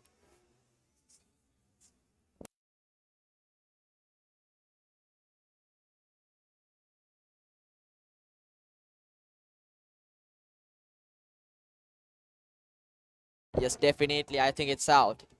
It has to be out. It has to be out.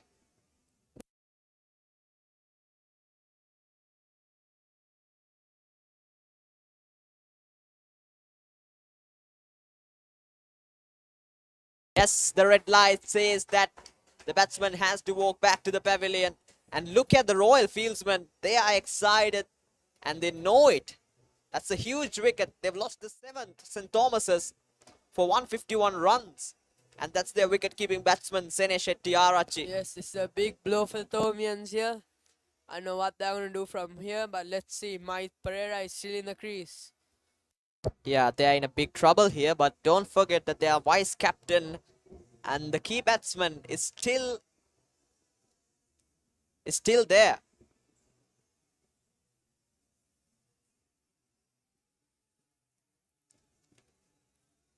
He's still on the crease.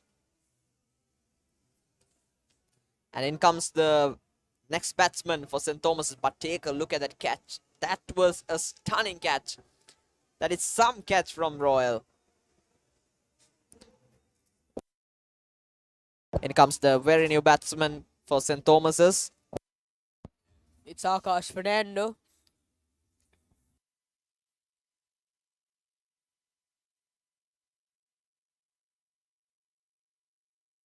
He also can hit a ball, so let's see what he can do. Akash Fernando bowled brilliantly. Bowled brilliantly in the first innings. He was the top wicket taker for St. Thomas's. One of the key bowlers that they have. Akash Fernando getting 4 wickets for 55 runs in the first innings. opening the bowling for his side, and now he needs to be playing a good inning here.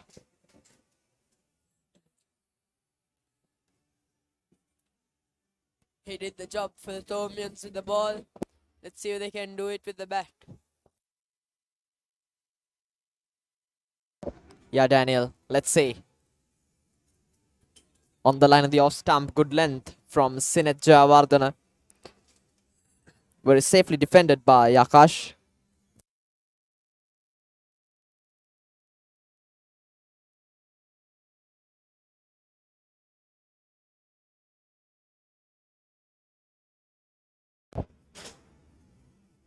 Or they're appealing. He was looking to play that cut shot, although there's a deep point in place. But that shot came late, I think.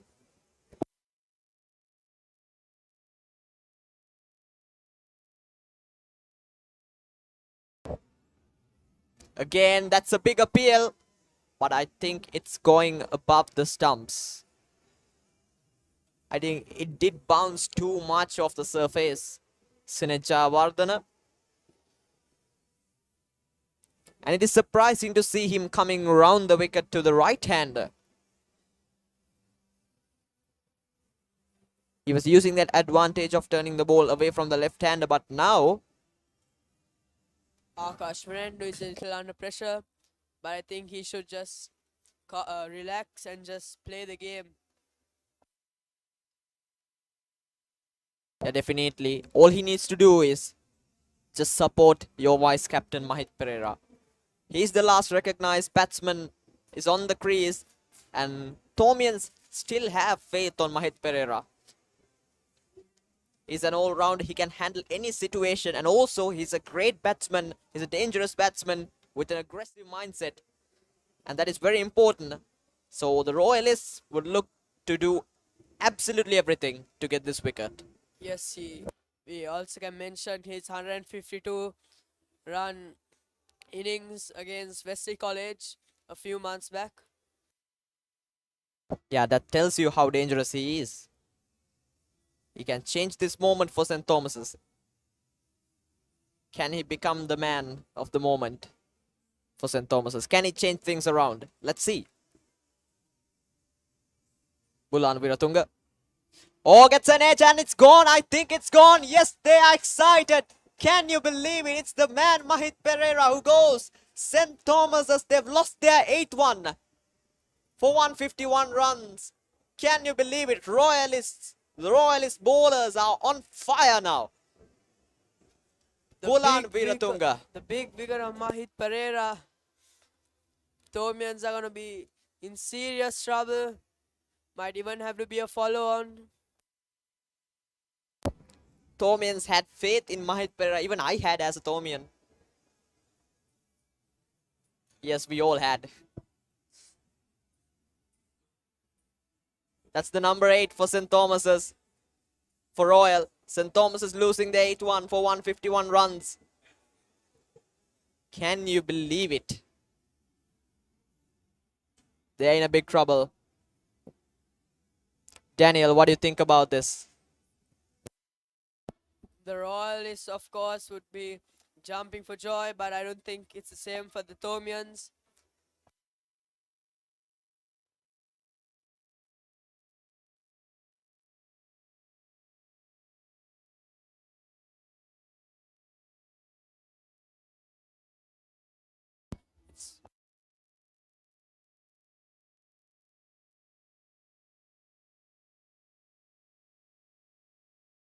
It's Kavinder Das in on the attack. Let's see whether he can do something with the bat with the help of Akash Fernando. Yeah, won the award for the best bowler in the last year's big match. Kavinder Das, he can bat. Handy bowling average he's got. 21.22 and a best score of 31, which is pretty handy. Let's see what he can do here. Mahit Pereira, it was a quick fire 30 of 42 balls. But unfortunately, he had to depart. Kavidu Dias takes guard. It's 151 for 8. Tomians in a deep trouble here.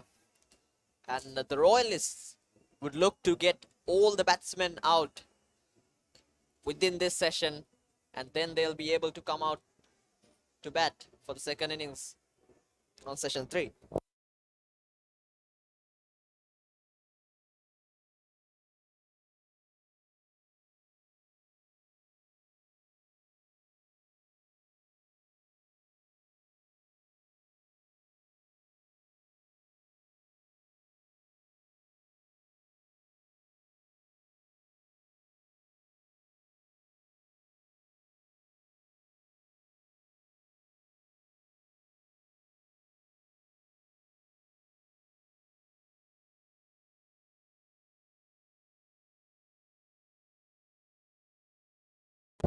On the line of the off stump, Royalists will be very pleased with the wicket they got.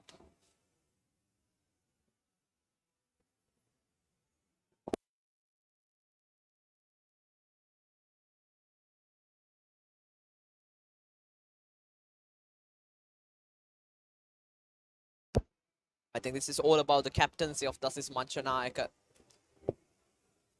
Royalists, they were losing in the first session. They were out of the game. They were out of the park.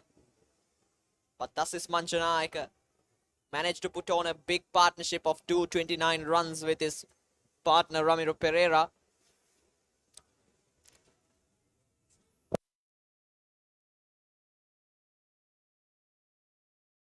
We know that Kavidu Dias is quick between the wickets.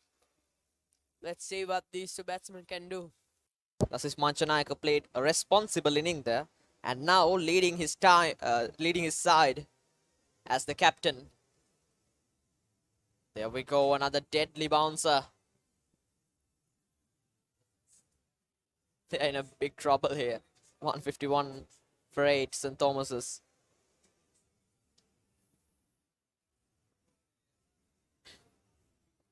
So it's 53 done, 151 for 8.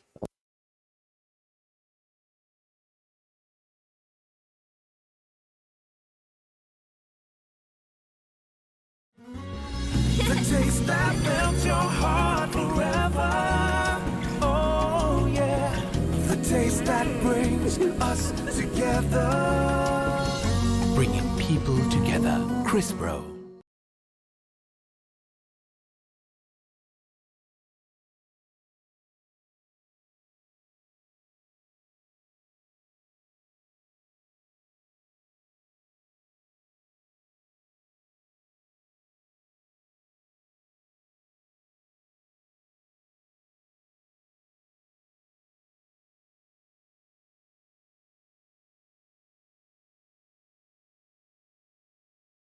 Sinet Javadra back into the attack here for Royal. It's Akash Fernando who's on strike. Here's the very next ball. It's a good delivery from Sinet Javadra. Didn't try to fire it back into the right hand, just using his normal pace. There. Sweeps it.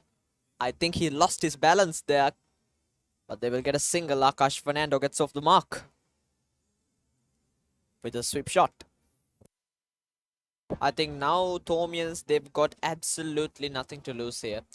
Pressure is back on the batters, on St. Thomas's, and I think the bowlers would look to play some overs safely. I mean, the St. Thomas's bowlers, Kavidu and Akash. And then they'll start to open up their shoulders because they've got nothing to lose. Now they've got to take the risk here. Senadi Bulankulama looked stable, and Mahit Pereira also scored a fighting 30 or 42 balls. And even Nathan Caldera, that batting change, the lineup change, has worked for a while for St. Thomas's, but that loose shot from Nathan Caldera, again, Royalists were able to break that partnership. Comes down the track, misses it, and it's gone. Soft dismissal there. Kavidu Dias is the man who dismissed. And the Royalists captain Dasis Manchanayak and also the Royal fieldsmen would be very pleased with the bowling performance. It's Dasis Manchanayak. Kamil Dias is the man who departs. The Tomians are in serious trouble now, as we can see.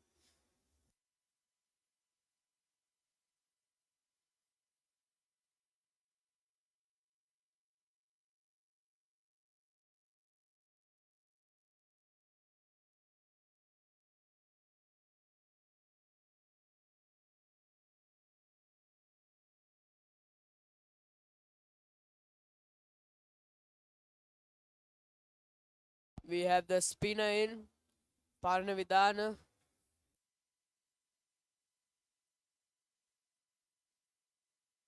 Abid Parnavidana. Abid Parnavidan is the new batsman. 12 matches, 6 innings, 6 runs, and the best score of 2. Not much he can do with the bat, but if we can at least support Akash Fernando, he's already at the crease. Let's see whether the Tomians can at least get 200 runs before tea.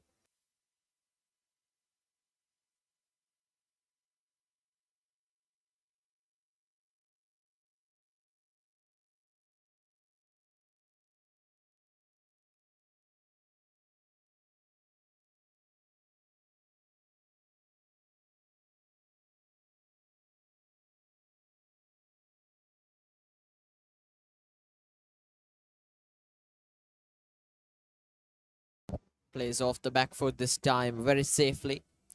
Abid Chayavadana. Parnavidan, Abid Parnavidan. Apologize, it's Abid Parnavidan.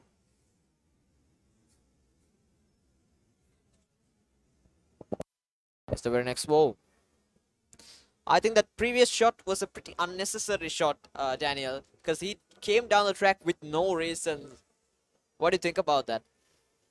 Yes, Lahan. I think it seemed to be the pressure that was building up on him with no runs being scored. And he thought he could take matters into his own hands. Yeah. But the Royalists thought differently. And with some good turn, got him out. The taste that melts your heart forever. Oh yeah. The taste that brings us together. Bringing people together. Crispro.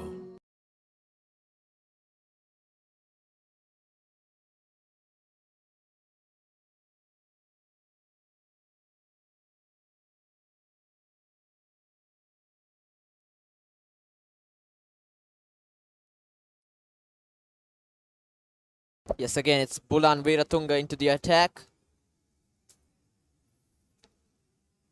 Batters need to understand that they've absolutely got nothing to lose here.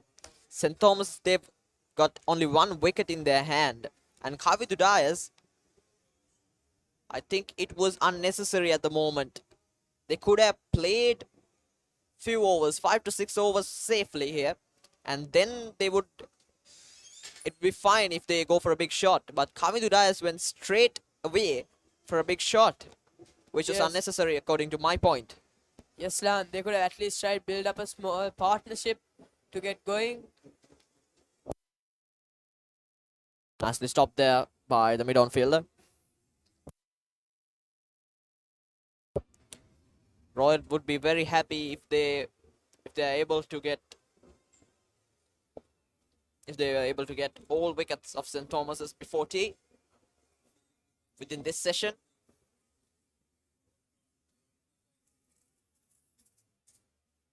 Oh, that's a brilliant delivery. Can you believe it? I don't know, understand how it missed the stumps. It was a beautiful delivery. It was on the right line, the right length. I think it moved away from the right hand. It was something like an outswinger. That movement of the air, my goodness. Yes, Lahan, I can't disagree. That was a wonderful ball there by Bulan.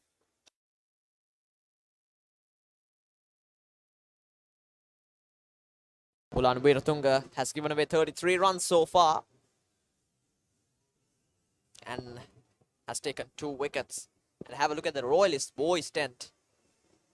They are excited. Oh, that's a...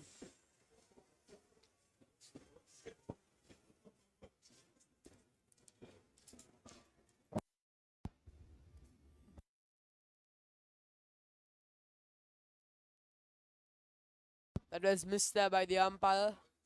And a few runs for the Tomians, but cut off by the fielder. Look at the ground. Blue gold, flags everywhere. Royalists, captain, fielders, players, and also the boys and the fans who have come to watch this match. They would be very happy with the way they performed as a team under the captain of Dasis Manchanayaka. In the first session of the day one, they were losing the game. They were out of the park. But I think this is all about Dasis Manchanayaka's captaincy. Yes, Lahan, the Tomians never seem to get going with a good partnership. It always the biggest partnership was between Senadi and Nathan Caldera. But other than that, they never seem to build a good partnership and get going. Yeah, definitely that change of the batting lineup seemed like it was working. It worked for a while, but Nathan Caldera was the man to depart. And then again the collapse started for St. Thomas's. And there we go, that's it. St. Thomas's all out for 153. What a bowling performance it has been from Royal. They've got St. Thomas's all out for 153 runs. And Dasis Manchanayaka would be very happy with this bowling performance.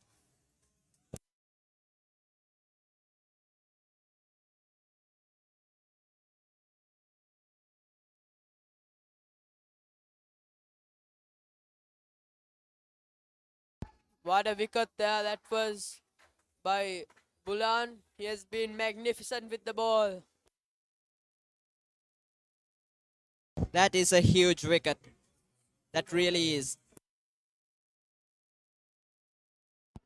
I think they're going to put...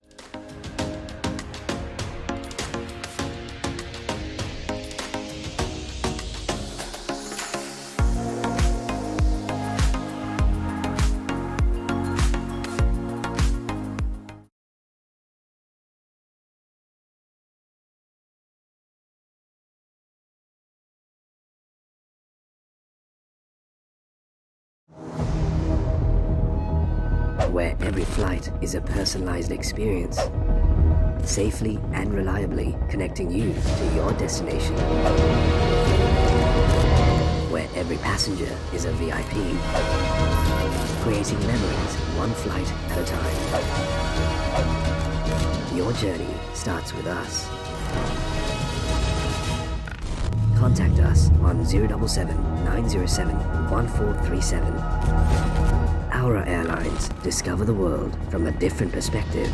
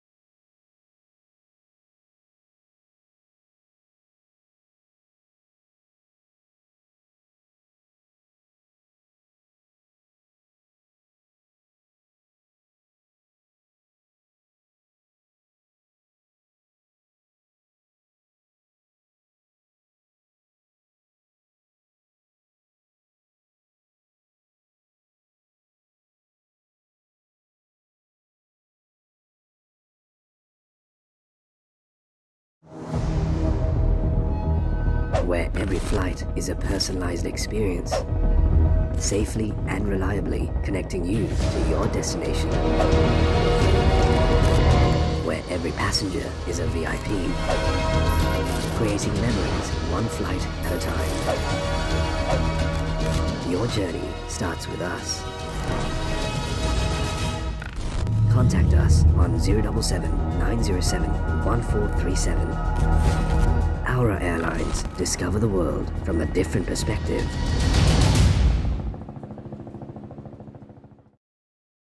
My cola. అవునే thrilling. It's my cola.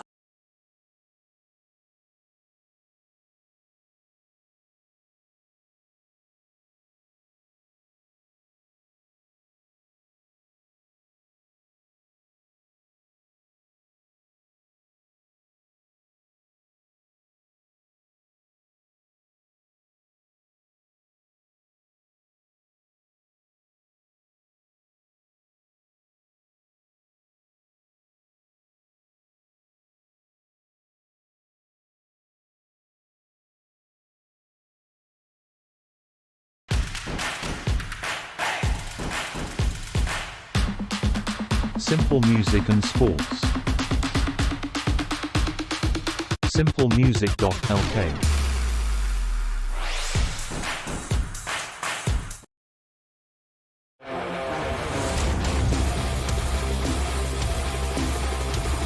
අඟල් 6.8ක දැවැන්ත තිරය සහ megapixel 64ක සුපිරි කැමරාව සමග හිත පිරෙන්න capture කරන්න ඇස පිරෙන්න නරඹන්න ZTE Blade V30 සහ V30 Vita දිවයින පුරා සිංහ ශාඛා සහ බලයලත් අලෙවි නියෝජිතයන්ගෙන්.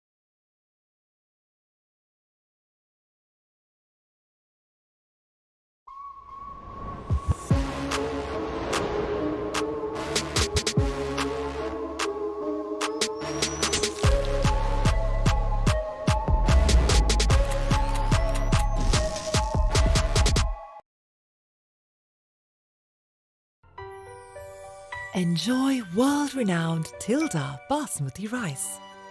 Experience the real Basmati grain and embrace life in all its flavors. Tilda, the ultimate Basmati rice, known for its fluffiness and magical aroma.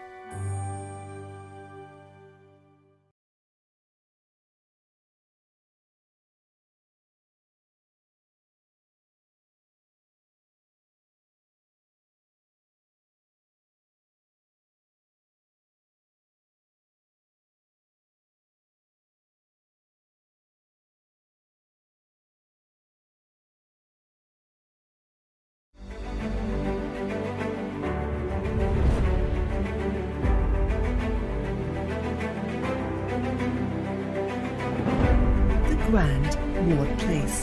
There is only one.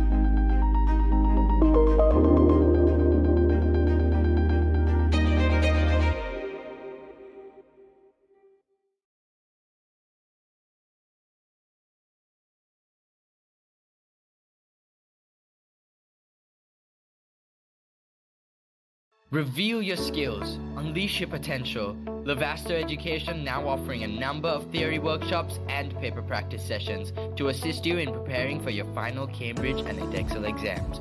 Contact us at 076 840 6841.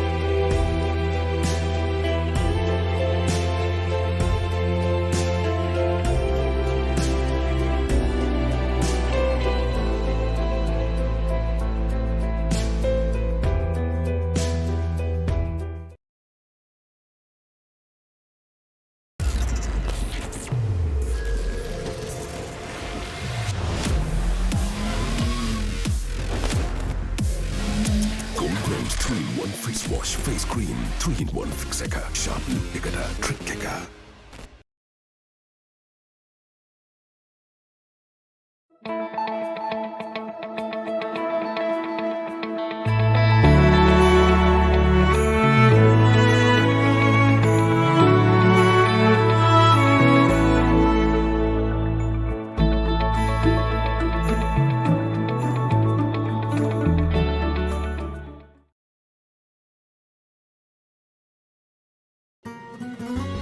The taste that melts your heart forever. Oh yeah. The taste that brings us together. Bringing people together. Crispro.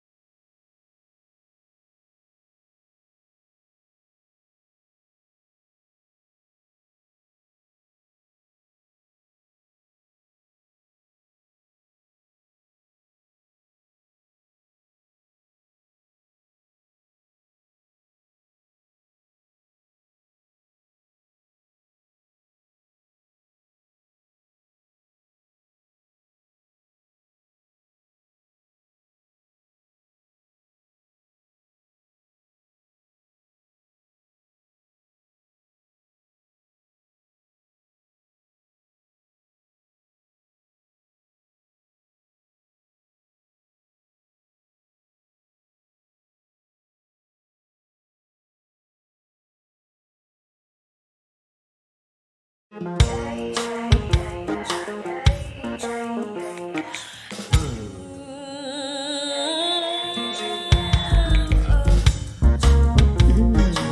Magic Chocolate Collection.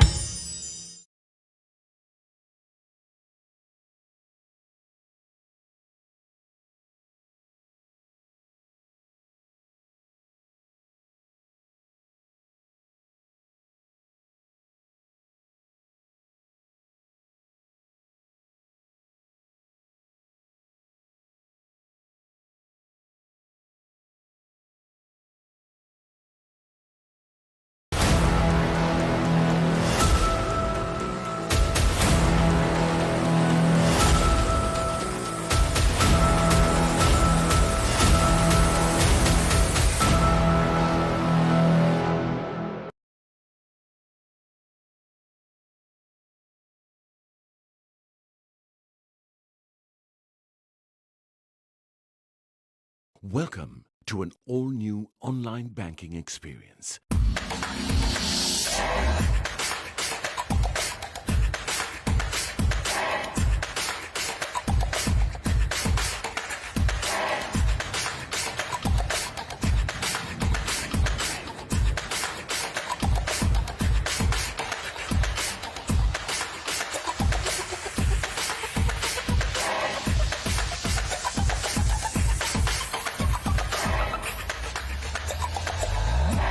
Amana Bank. It's your bank.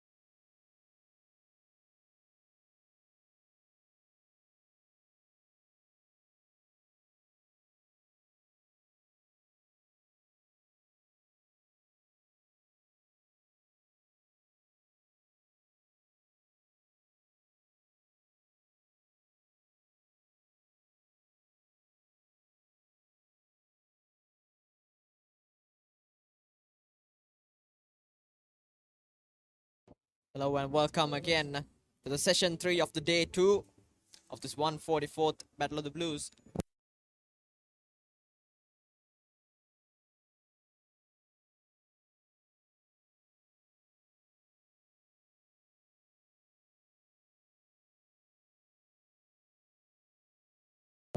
So they have changed their bowling order. In the first innings, it was Akash Fernando who opened the bowling, but now they brought in Nathan Caldera, which is an interesting move from Ramesh Mendis here.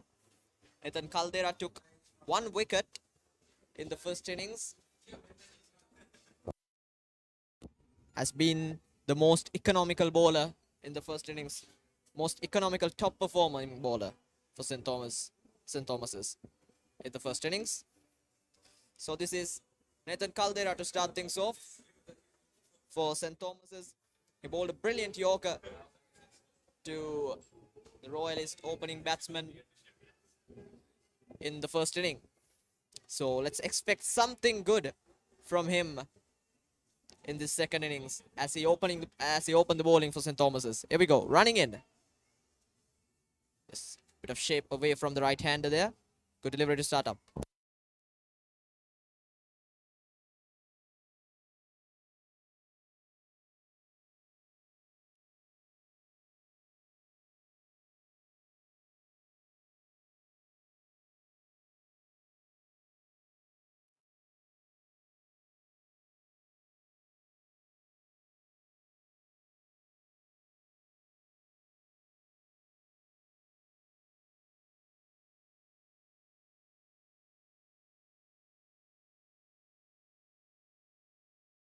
That's a good delivery again from Nathan Caldera.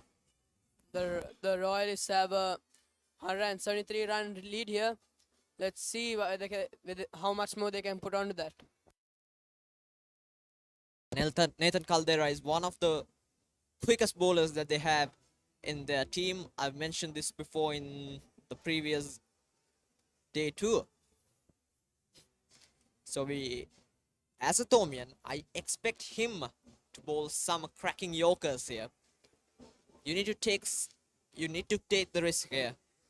Thomians, they've got nothing to lose. They've got 153 runs on the board and they're still 173 runs behind Royal. So Royalists would look to get more runs as quick as they can, and they will allow the St. Thomas's to bat on the next day. And the Royalists are off the mark with that double. Good running between the wickets there by Sinet and Ovina.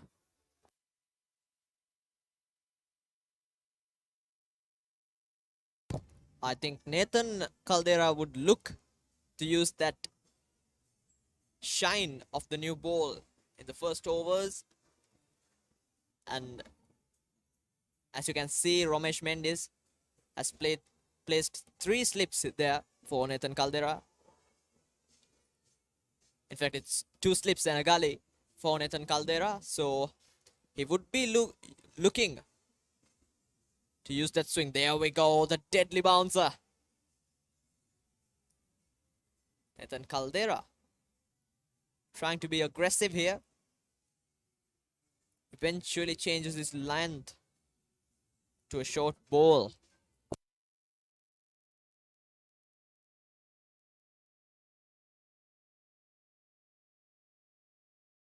It was hard to handle.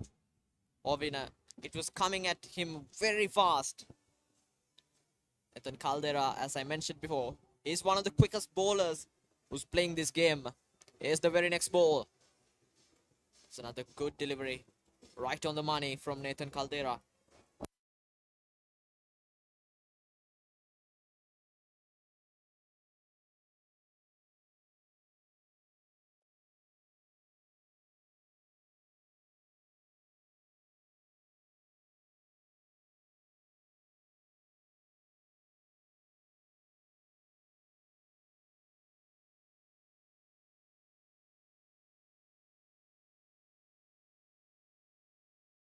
And here's the very next ball, Nathan Caldera. It's another short delivery. Good length there by Nathan Caldera. between the first innings he bowled and the second innings, we can see that he found his correct line and length. And that's the end of the over. The Royalists are 2 for no loss. To an all-new online banking experience.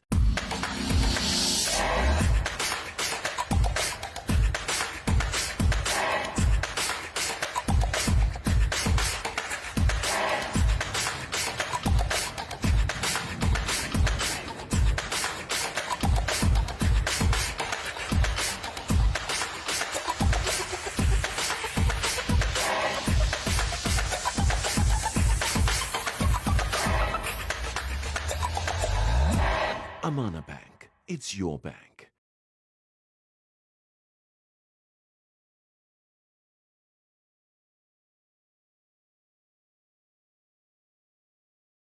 So it's Akash Fernando coming from the south end for St. Thomas's. Change of ends there. In the first innings, if I'm not mistaken, Akash Fernando started it.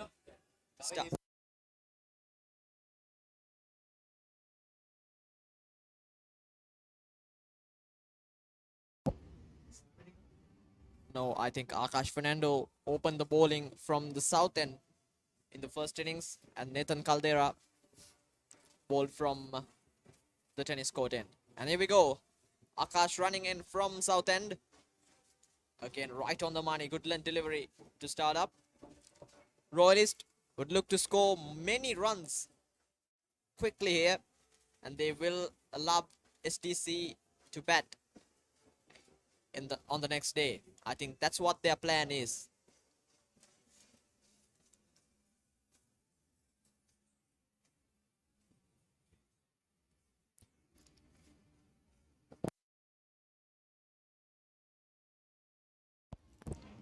It's the very next ball.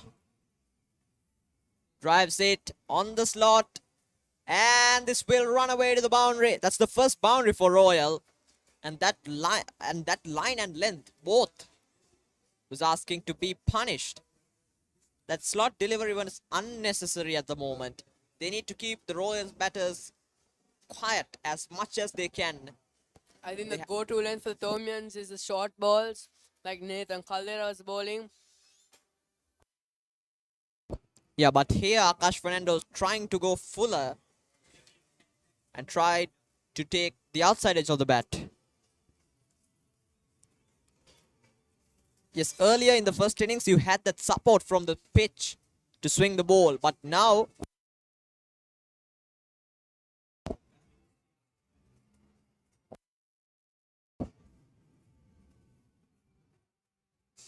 the pitch has got old. The pitch has gotten old, and the cracks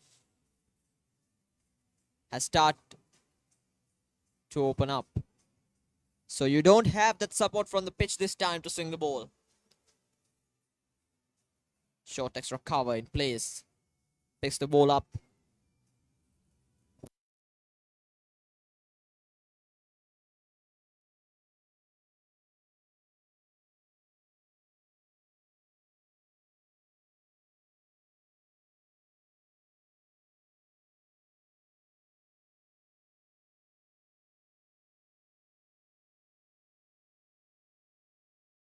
Akash Fernando with the very next ball.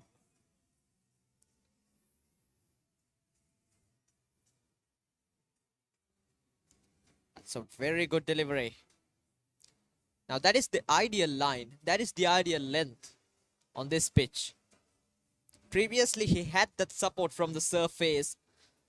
Wicket was a grassy wicket in the first day, so he had some help from the surface to swing the ball, but now the pitch has gotten older, so he doesn't have that support from the pitch anymore.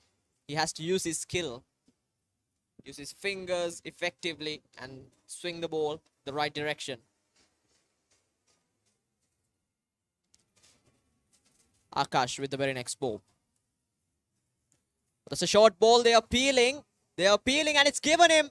Umpire Ruchira Palyagurge raises his finger as the batter starts his walk back to the pavilion. And that's a big wicket. That's Sine Jayawardene, their opener.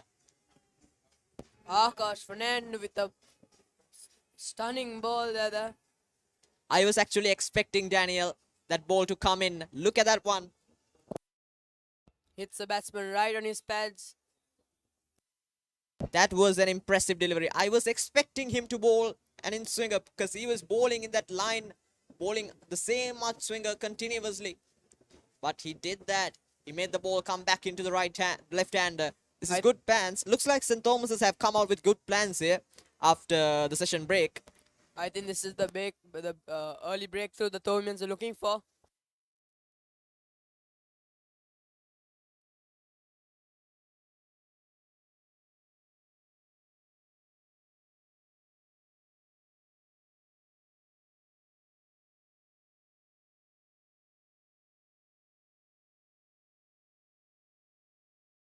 Jayawardene goes for 4 or 5.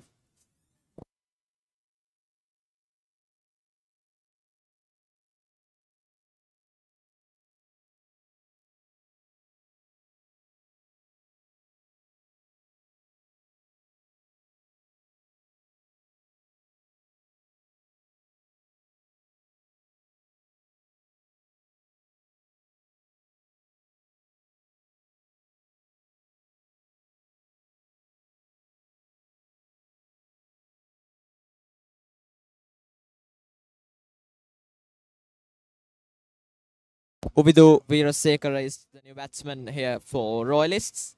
1 wicket down for 6 runs. Akash Fernando should keep this momentum going forward. St. Thomas's, the whole team should support the captain this moment. The whole team should support the bowler. And they need to get some quick wickets here. That's going to be the key for St. Thomas's. Get them all out for a low total. And the game is in your hand.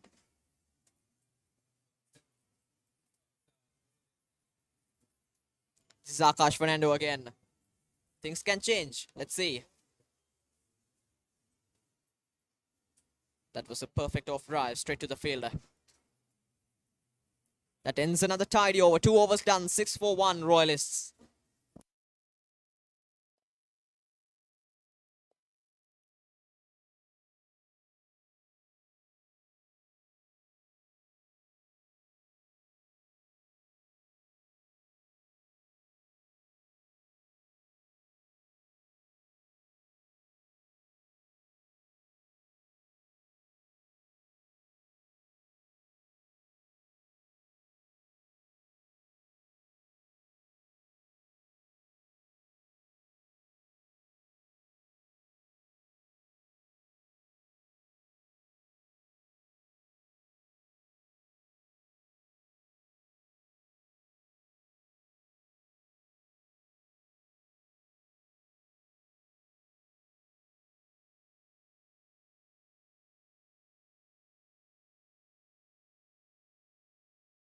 Nathan is back into the attack here.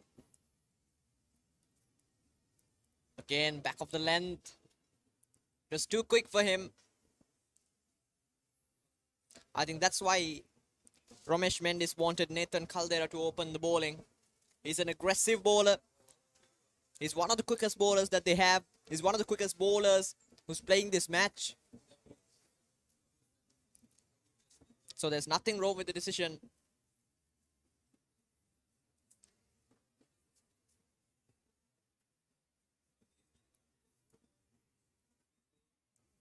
Nathan Caldera. Now have a look at the field. They have placed a deep square leg in place and a deep fine leg in place. 2 slips and a gully in place for Nathan Caldera. No deep extra cover, no deep point.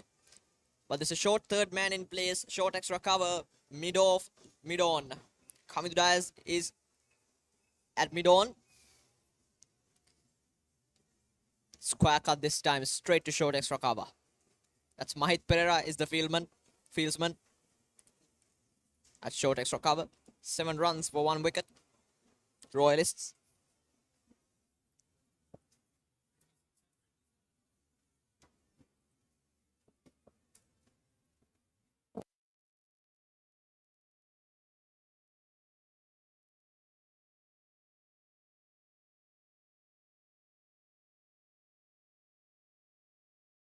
coming to Dias. He's also one of the key bowlers that they have. Oh, that's a deadly bouncer, and this will run away to the boundary, but that was that uncomfortable pace. He had absolutely no time to react. This is what I was talking about. Nathan Caldera is one of the fastest bowlers who's playing this match, and wow, what a bounce it was. Good effort there by the keeper to stop that. It was just too far away from him. Yeah, it went. He missed that one by miles, I think. The keeper, Senesh Shetty. He couldn't put any glove on that one. Nathan Caldera. Oh, there we go. Another one. Another one. He'll keep the batsman testing like this. And the batter's confidence level will go down ball by ball.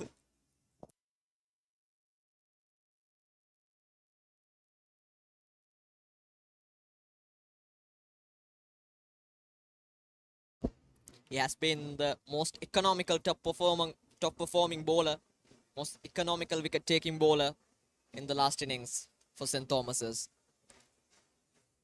Can he produce something here? Oh, there we go. Big appeal, big shout. But I think height is the problem there. I think it's going over the stumps by Lyndon Hannibal. Isn't convinced.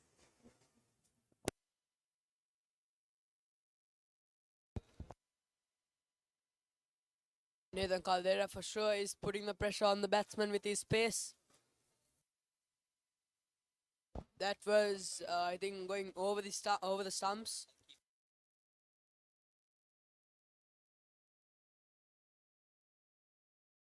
And here's the very next ball. Nathan Caldera running in. Oh, that's another one. Can you believe it? 3 short balls in the over. And the batsman was struggling against that stunning pace of Nathan Caldera.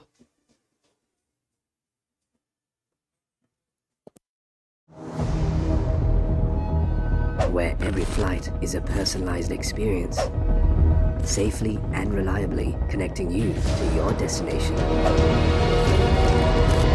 Where every passenger is a VIP, creating memories one flight at a time.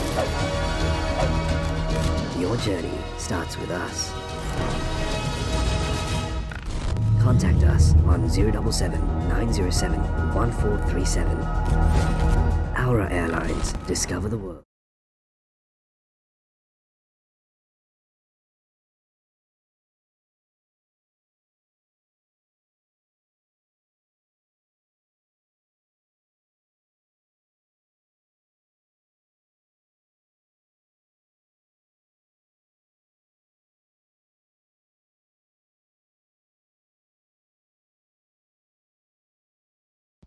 We have Akash Fernando back into the attack. He got a wicket in the last over. Let's see if he can get another. This is Uvindu Weerasekara and Nobinam Bampola.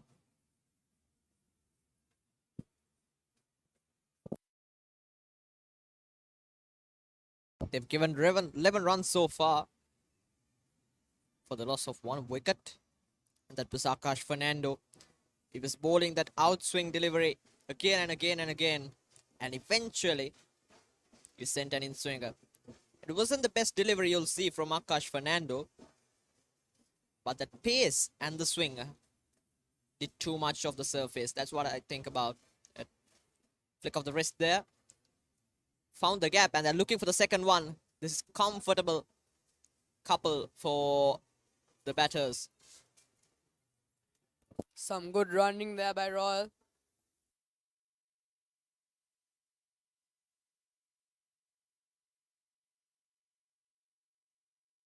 Definitely no risk there. They are bowling. They have more protection in the offside area. But Akash Fernando kept bowling that middle stump line delivery. As you can see, there are 2 fielders placed at the boundary rope in the leg side area. Deep square leg field and deep fine leg field.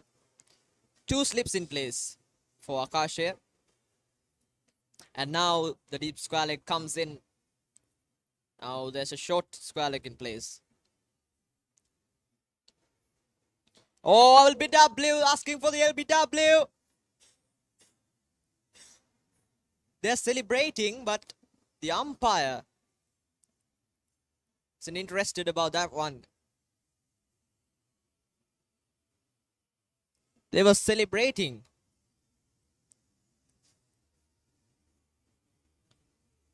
Well. Playing some mind games with the batsman here, Akash Fernando. Do you think that was the correct decision by the umpire?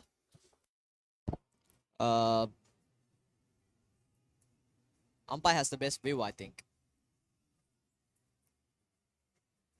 So I think it should be not a... Edged and gone, yes! There it is, the second one for St. Thomas's. Akash Fernando is on fire, and they produced that wicket they were looking for. 13 for 2 Royal after 3.4 overs. What a wicket it is. A stunning It's Ovina catch also Abampola. Another stunning catch there by this man at second slip. I'm not sure who it was, but it was a stunning catch.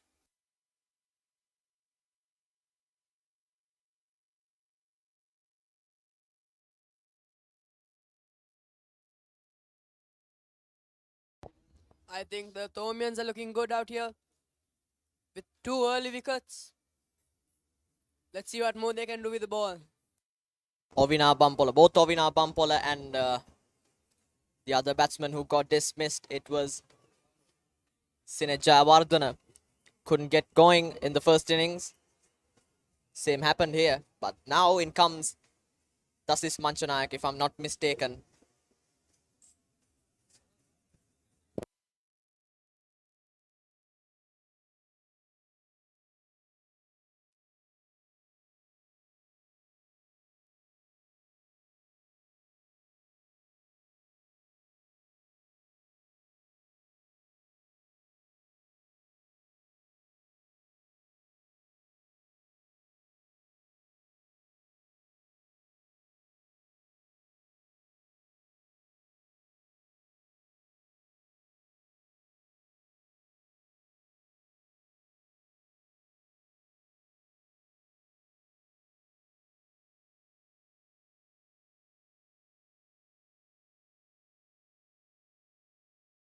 Yes, there it is. Captain coming into the middle at number 4 here for Royal. They've lost 13 for 2 the moment, and Dasis Manchanayak was the man for Royal in the previous inning. He made sure that Royal have a good score on the board for the first inning. He scored 137 runs. And here we go, Akash Fernando. Cleverly done by Dasis Manchanayak. A control shot, good use of the wrists there. But they won't get any run. Just in the last innings, scored 137 runs off 150 balls. He and his partner made sure that the Royalists have a good challenge in total on the board for the first innings. Can he produce that?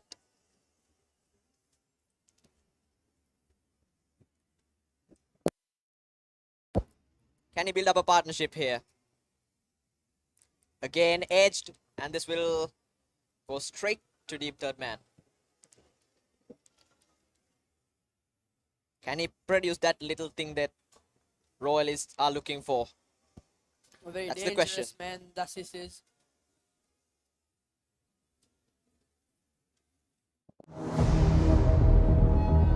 Where every flight is a personalized experience, safely and reliably connecting you to your destination. Where every passenger is a VIP. Where every flight at a time. Your journey starts with us. Contact us on 077 907 1437.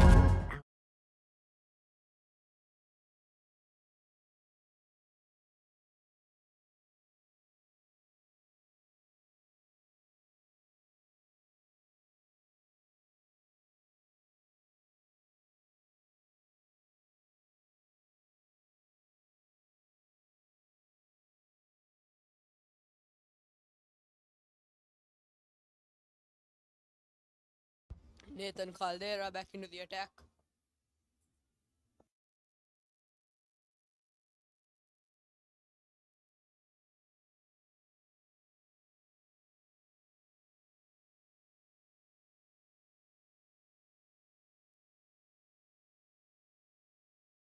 Nathan Caldera versus Dasis Manchanaka.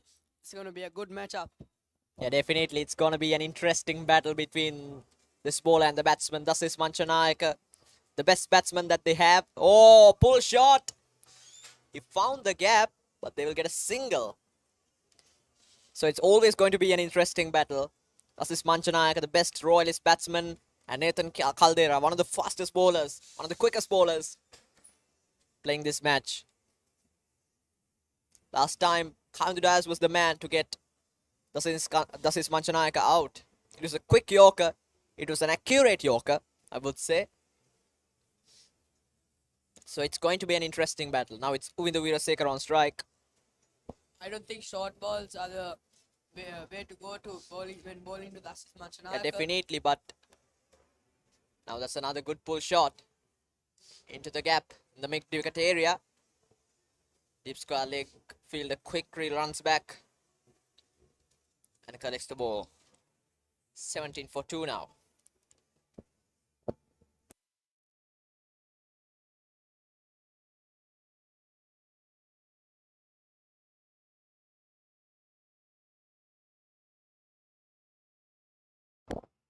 Short ball is a good weapon here. Nathan Caldera used that very effectively. He's got some pace and he made the batsman struggle in the previous over.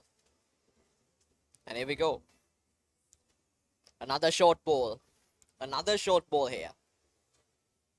It's always interesting to see him testing the batter with a short one.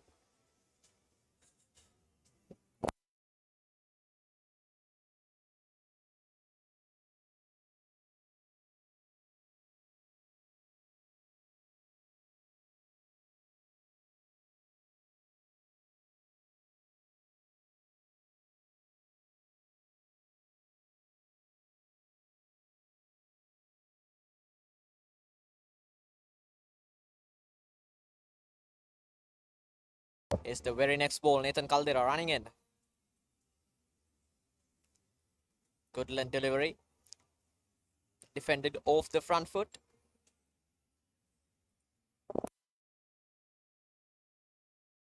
Nathan Caldera changing his length here.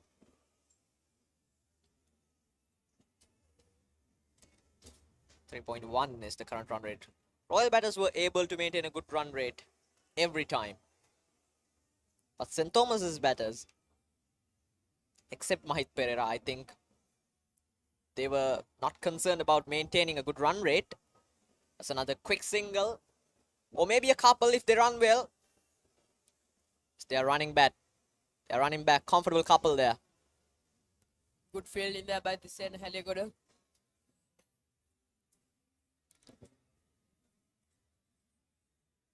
So it's Uvindu Weerasekara again on strike.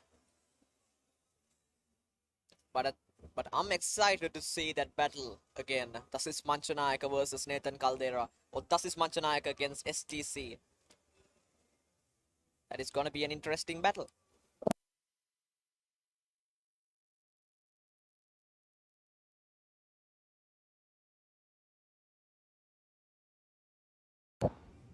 Caldera running in. It's another short one. And that ends another good over. Equally good for both the batting and bowling sides. 19 for 2 after 5. It's my call.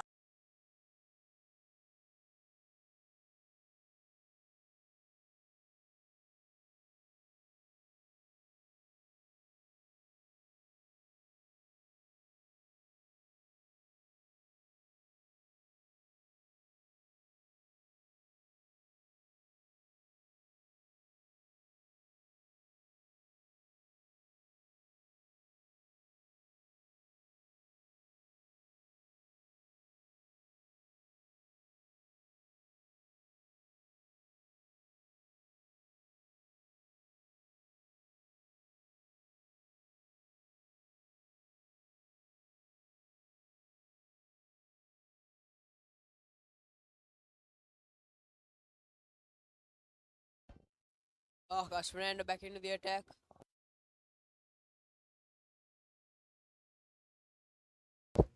Slight mix up there.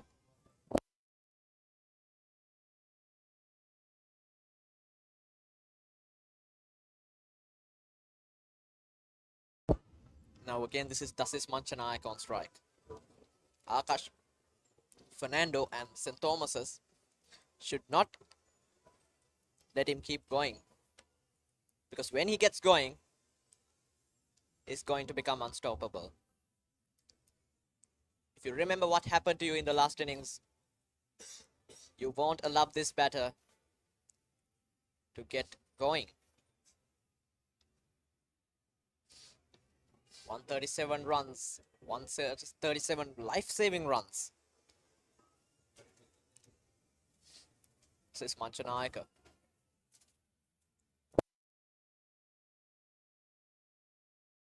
Two runs off 4 balls for him.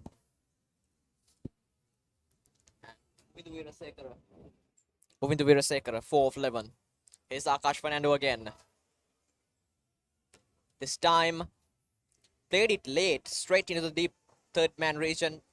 They will get another single. Now, this is what I like about Dasis Manchanayak. He always keeps the scoreboard ticking. The strike rotation has been absolutely impressive, Daniel. Yes, Lahan. And I think if the Thomians want a chance at winning, they need to get Dasis Manchanayaka out early. Because once he gets going, there is no stopping him. Definitely. His mindset is different from other batsmen. When you take Mahit Perera, he's aggressive. He can play safe, but he's got that aggressive mindset. Senadi Bulankulame is patient, but there's something special about Dasis Manchanayaka. He's patient, but he always keeps the scoreboard ticking. And that is something special about Dasis Manchanayaka. Senadi Bulankulama takes his time to settle down on the crease, but Dasis Manchanayaka is a very special batsman. There we go. That was coming in to the right hander, Akash Fernando.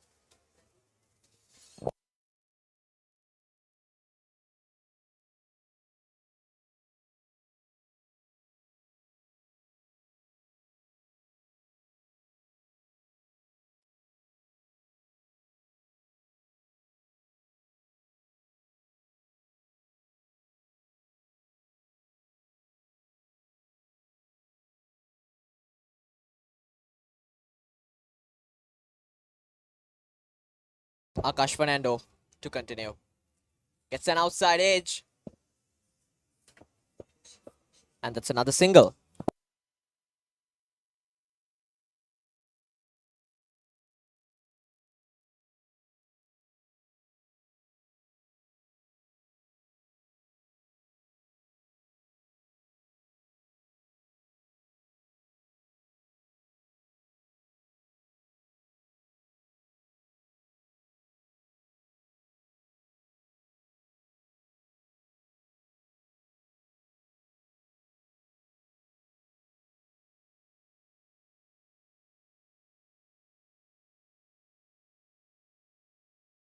Twenty-one runs on the board for the loss of 2 wickets. And this is again Akash Fernando. There's a change in the commentary box with Anish Disanayaka coming in. Oh, that's a slog sweep. Inventive from Dasis Manchanayaka. He's enjoying himself there. Change in the commentary box here. We have Anish Disanayaka. Hi, Anish. Hi, Lahan. I was just down at the boys' tent, and I think the crowd's ecstatic. Nevertheless, both sides are cheering as hard as they can for their teams. And I think this is what the Royal Tomian spirit looks like. And I've been talking about the Royal Tomian spirit for a while. Yeah, definitely. Cricket isn't complete without the crowd. And I think there you see a school by the sea, one of the most beautiful schools in the country. School where a lot of cricketers have been born in, and if we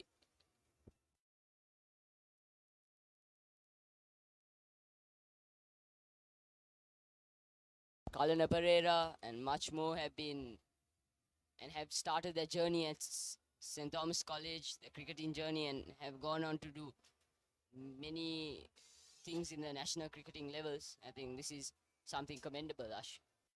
Yeah, definitely. Kalna Pereira was the man for St. Thomas's in the 2019 big match.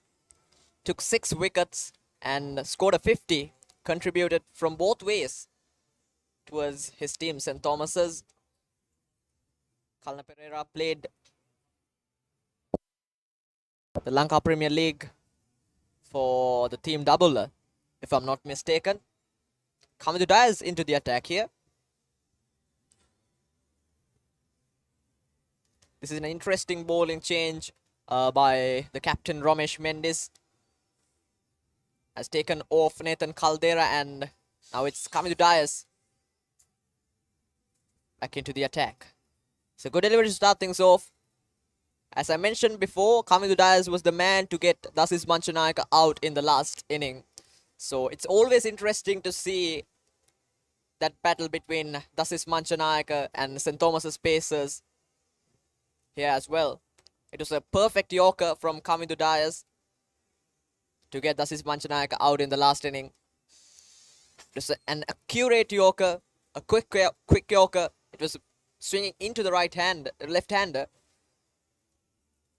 And now, it's Umidu Veerasekara on strike. Here we go. Cuts it, square cut from Umidu Veerasekara. And that brings Dasis Manchanayaka to the strike. Now we can expect that battle, Anish. Definitely, Lahan. I think the key bowlers for the Tomian side is Nathan Caldera and Kamindu Dias and Akash Fernando. I think they can pull something miraculous off if they work together. I think the attack, all three attacking at once, is definitely messes up the Royal batsman and instills some amount of fear for the Royal batsman. Yeah, 3 great pace bowling weapons in his armory for Ramesh Mendis.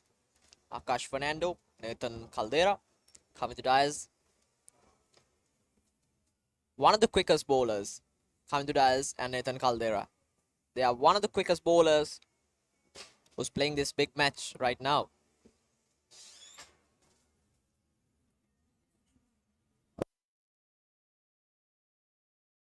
Is the very next ball. Given too much width there. That was unnecessary from Kamindu Dias at the moment. But Dasis Manchanayaka misses it. He was trying to overhit that one, Dasis Manchanayaka, because there are no fielders in that point region. Just a deep third man in place when you take a look at the offside area. If you look at yesterday's gameplay, I think Dasis Manchanayaka was their key man. He pulled up his socks as the Royal captain and he showed us why he is the Royal captain. He outperformed and he performed really well yesterday. I think let's see how he does today as well. Oh, that's a leg side-ish delivery. Yes, lot to talk about his captaincy. Dasis Manchanayaka. Overall, he's a good captain. Today, for the first innings, St. Thomas has got 153 all out. And that was all about his captaincy, Dasis Manchanayaka's captaincy. He brought in the right bowlers at the right time. I think he's a great batsman. He's a great spin bowler. And also, overall, he's a good captain. All the tents have also started to be filled up by all the people that's interested in watching the game and interested in catching up with all their friends. The tents have started to fill up and all the boys are rooting for their team. Straight to deep fine leg this time. That's another single. And as I mentioned before, this is something special about Dasis Manchanayaka. His mindset is very different from the other batters.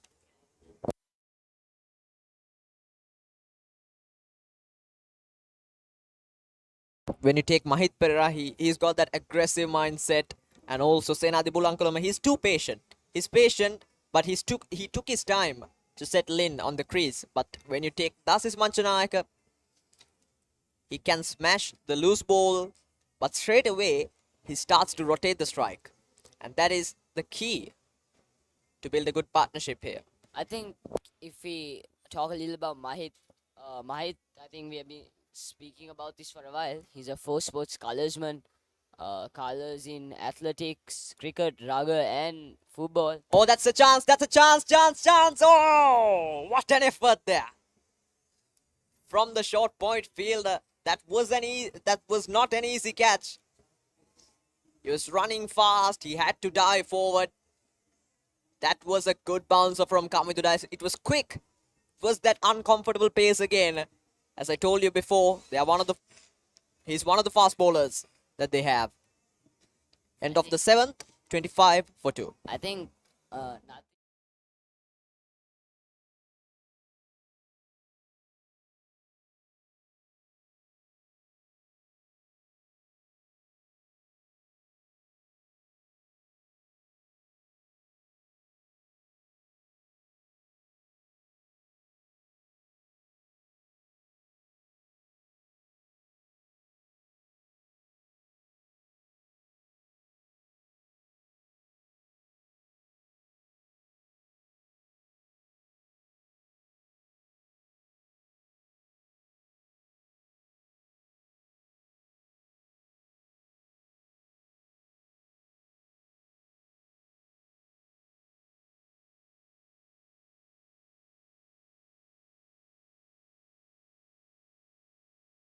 That was that effort from Charu Kapiris, the short point fielder.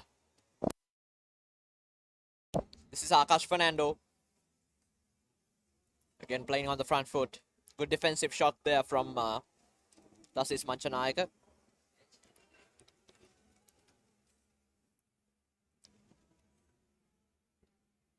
With the way he plays, it reminds me about an international player called Mushfiqur Rahim. The Bangladesh team is also known as the man dependable. Always used to rotate the strike. He normally gets the advantage of the bad balls, but normally he rotates the strike as much as he can in the first bit of his innings. There we go. Playing safely against the good delivery. Anish? yeah, definitely Lahan.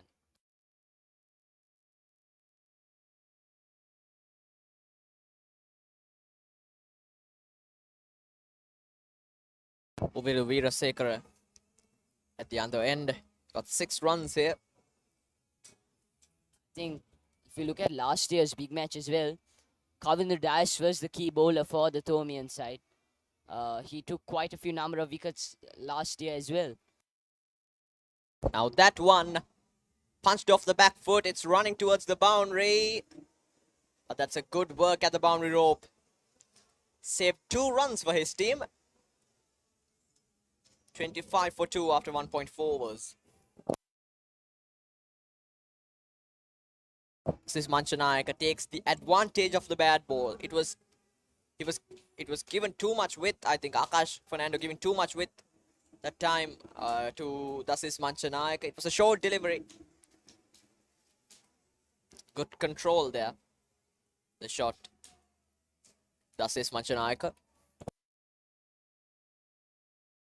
I think Dasis is looking very comfortable at the crease compared to yesterday. The first few overs he came in, he's looking very comfortable today.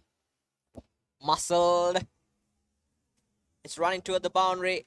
The square leg region. Fine leg region. They'll get another couple of runs. This is interesting. Always keeps the scoreboard ticking. And good rotation of the strike too.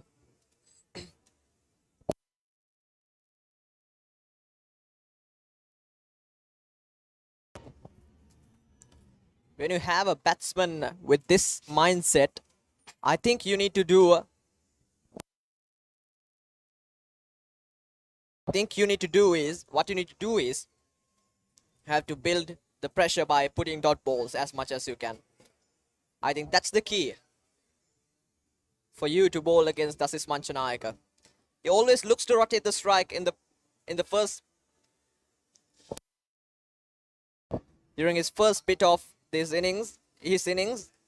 So definitely what you should do is you have to put dot balls as much as you can. Make the batter struggle for runs, singles and couples, not for boundaries. If you prevent boundaries, he'll keep rotating the strike easily. So just put dot balls, build up the pressure, and the wicket will eventually come. I think that is the way you should bowl to Dasit Manchanayaka. That is the strategy you should use against the Sis Manchanayaka. There we go. I think he's got him. Yes, they are appealing, but the umpire isn't convinced. Can you believe it? Yes, look at the fielders. They were celebrating because they know that's the wicket that they want. That's a big wicket of Dasis Manchanayaka. Now there, they were playing some mind games with the batsman. 8 overs done, 29 for 2.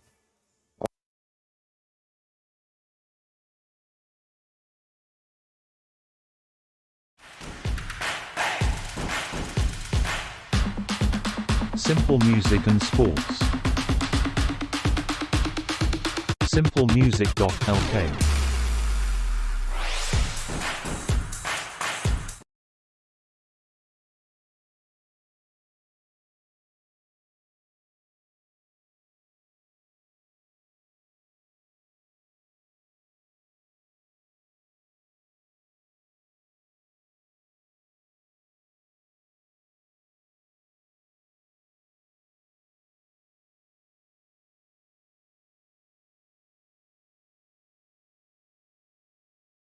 Kavindu Dash. I think Kavindu, for his age, has been performing very well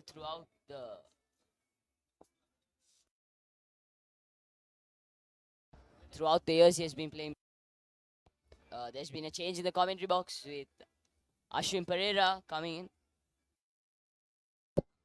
Hi Anish, yeah, it's great to be back. So last I came St. Thomas's bowled out for 154, and I think now Akash Fernando created 2 breakthroughs. The national players in Jayawardena, Navindu, Navindu.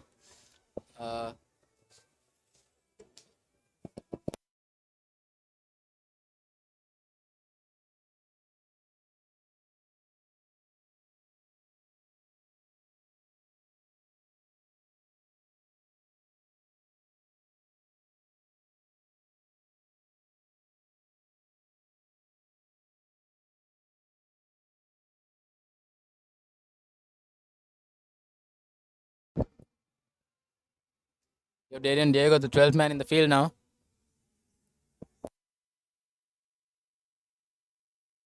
Ashwin, I think I saw you as well at the boys' tent earlier.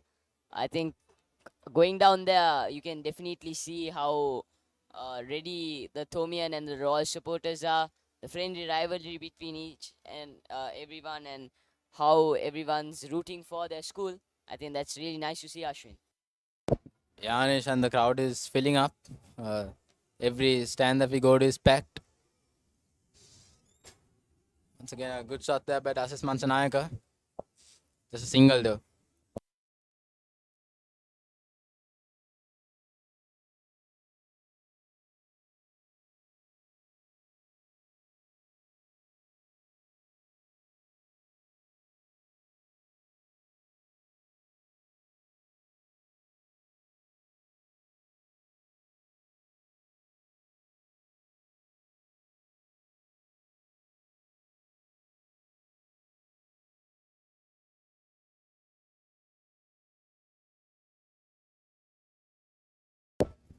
Again, Kavindra's running in. A good bumper there by Kavindra's. And once again, well left by Uvindu. I think Kavindu, for his age, is very impressive. As well as Abid Badenditana has been performing quite well for his age. 14-year-old and playing a big match. I think that's something that's really great, Ashwin. Yeah, Anish, unfortunately, Abid couldn't get any wickets in the first innings. But I think that had a lot to do with the pitch more than his talent, because both, even Charuka Peiris, being the experience of the two, he still couldn't get any wickets, right? So, definitely. Yeah, I think. But I think from the way Royal bowled, I feel like since the pitch has deteriorated a bit, I feel like there'll be something in the pitch for the spinners. So we'll have to see how Charok Peiris and Charok Peiris and Abid do. Definitely, Ashwin. I think they still have a chance to bag a wicket or two for themselves. I think right now, Captain Ramesh Mendis is under significant amount of pressure in order to call the right moves and play the right piece here, because I think he has to use his armory to the best of his ability and implement a strategy that will help him win the game. Joining us in the commentary box, we have Minash Daratna. Minash.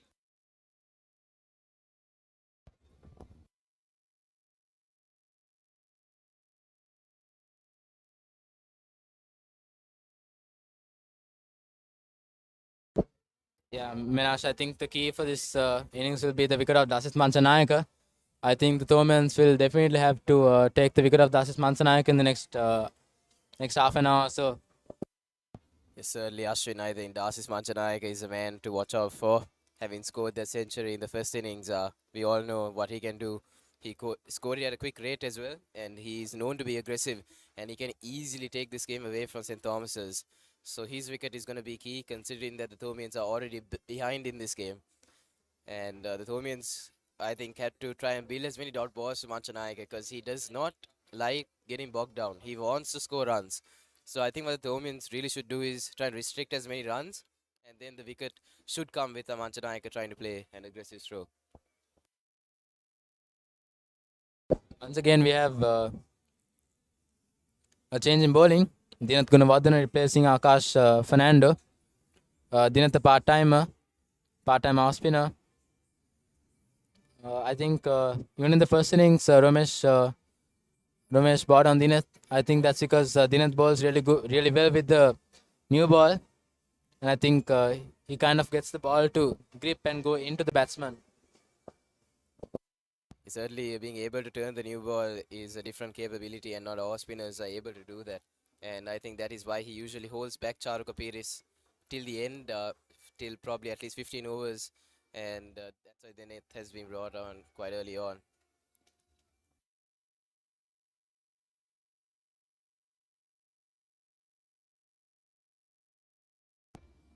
Once again, dabbed on the leg side by Manchanayaka. But I think this is a bit of a negative field by St. Thomas's, considering that, look, yes, we know that St. Thomas's is is way behind in this game. But I don't think they need to be this defensive, placing so many fielders outside the 30-yard circle. I think they should still look to be aggressive, try and get the wicket of Manchanayak without just trying to restrict the number of boundaries scored by him. I think the only way St. Thomas's even have a chance in this match right now is getting his wicket early on. And in order to do that, they need to restrict the run flow. Definitely, Minash. Yeah, Minash, but also cricket is a funny game. You never know what could happen within the next day, next session.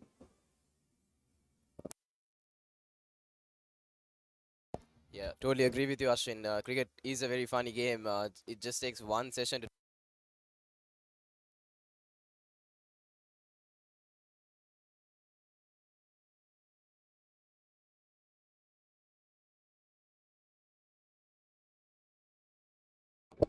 Yeah, Minash, also what you said was true. Not even a slip in place. So I think at least one slip field is to show a bit of signs of attack towards the batsman.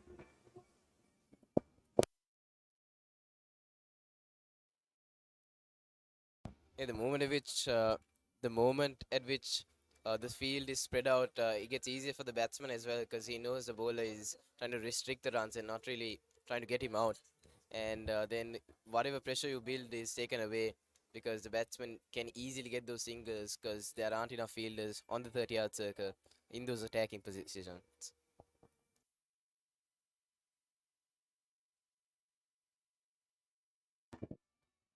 Again, Dinath Gunawardena coming in. He's a single there for Uindu.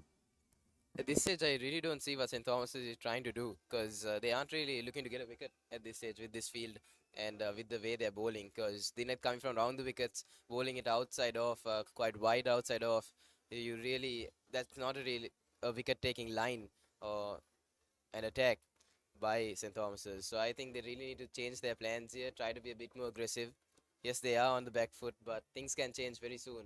And the only way they can win this is by being attacking.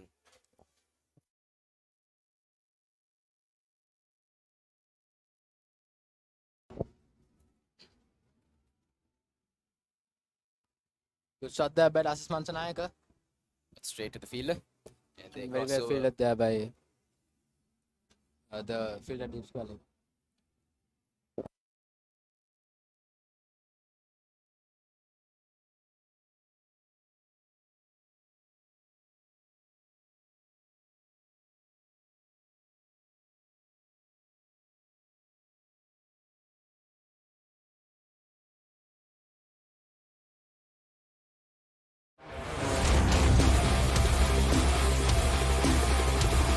අඟල් 6.8ක දැවැන්ත තිරය සහ mega pixel 64ක සුපිරි කැමරාව සමග හිත පිරෙන්න capture කරන්න ඇස පිරෙන්න නරඹන්න ZTE Blade V30 සහ V30 Vita දිවයින පුරා සිංහ ශාකා සහ බලයලත් අලෙවි නියෝජිතයන්ගෙන්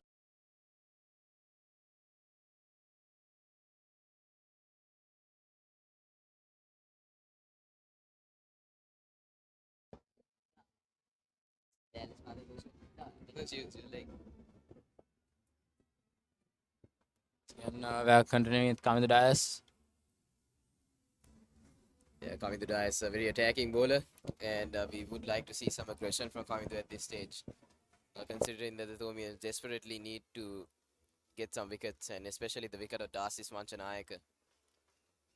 Minash, as a person who has finished his O-levels, you know the pressure of doing your O-levels, and Kavindu Das here, he's playing the Royal Thomian and has his O-levels coming up in a few weeks. And that has been pulled away to the boundary by Dasis Manchanayaka. Short ball, easy length, and Manchanayaka gets on top of it. Another look at that. And yes, Anish, certainly cricket is a very tough sport and is one of the toughest sports available in the school circuit. And it requires a lot of commitment, a lot of discipline, and you have to control a lot of temptations in order to play this game and in order to succeed in it as well. And especially your academics have to come first at certain points, and I think Kamindu Dias is trying to manage both his academics and his sports equally, but it's some great commitment from him to play the Battle of the Blues encounter with his O-levels quite close by as well.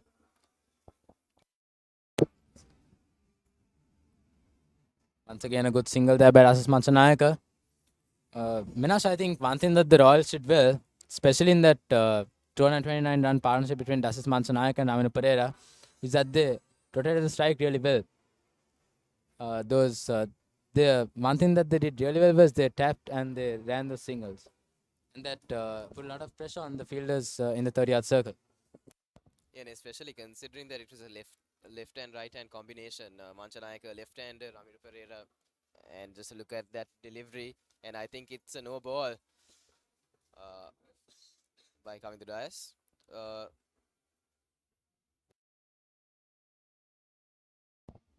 Oh, that's quick on the legs, but I think it was going down leg side, and the umpire calls leg buys, and they cross over for a single. But yes, Ashwin, like you were mentioning, I think those quick singles put a lot of pressure on the Thomians in the first innings, and the strike rotation was very good from those two, just as much as they scored boundaries. Because of the left-hand, right-hand combination, it was hard for the bowlers to adapt and change their plans to the different to the other batsmen. So now as well, we can see Dasis Manchanayaka rotating strike very well with Umindu Veerasekara. And we see a slip fielder in, probably like a second slip in. Now he's moving a bit away, probably third slip.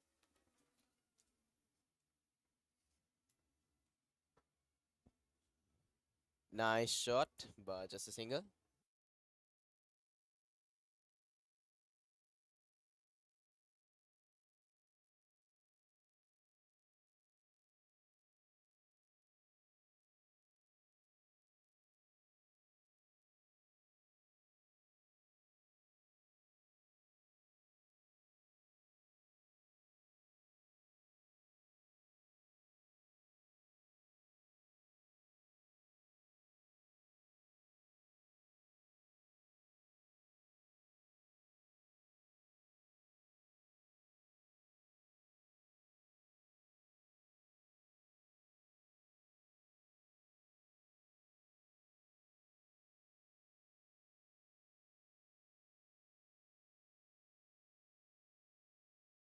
Umidu on strike this time. Good delivery there by Kavindu Reyes. Good short delivery, good aggression. That is what we need from St. Thomas's at this stage. And a bit of a smile by Umidu Veerasekara. I think this is a much better field. There were 2 slip fielders in as well. And I think Manchana is just going to have a chat with Umidu Veerasekara after their previous delivery to see whether he's fine. We also do see a substitute fielder coming in. We see the physio come in as well.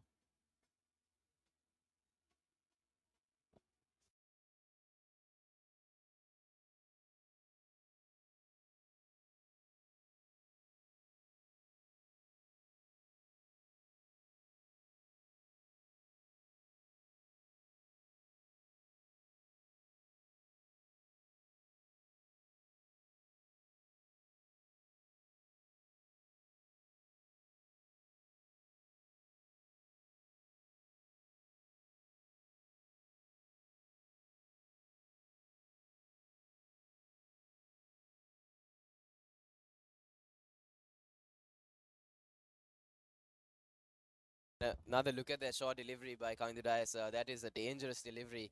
Hit him on the helmet, and that is why I think the physio is out. Just checking whether Umidu is fine. Obviously, a key batsman on the side, Umidu Veerasekara. Scored a 15 last year's encounter. And we'll be back shortly.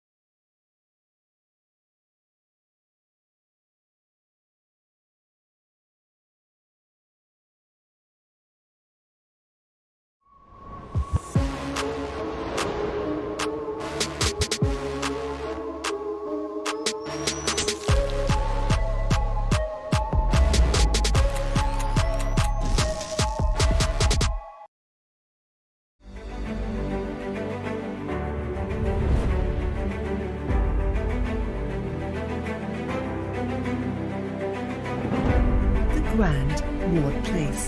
There is only one.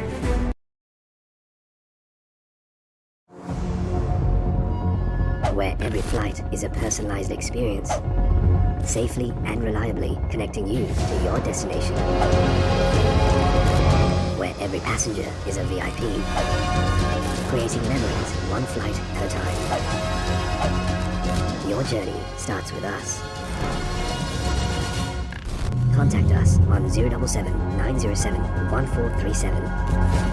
Aura Airlines, discover the world from a different perspective.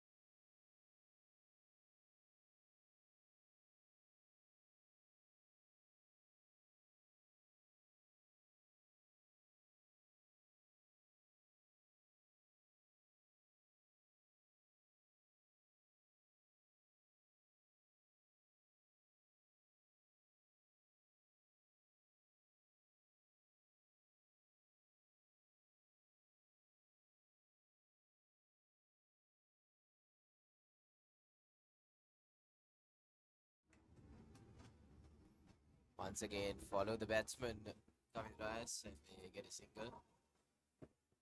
But I think that is what good aggression from the bowlers can do. I think he attacked the batsman and in that case, hit him on the helmet. I think the Tomian bowlers really need to be aggressive at this stage. Definitely, Minash. I think if we look at what Ramesh Mendis has done, he's playing defensive, and I think it's sort of working to a certain extent, Minash.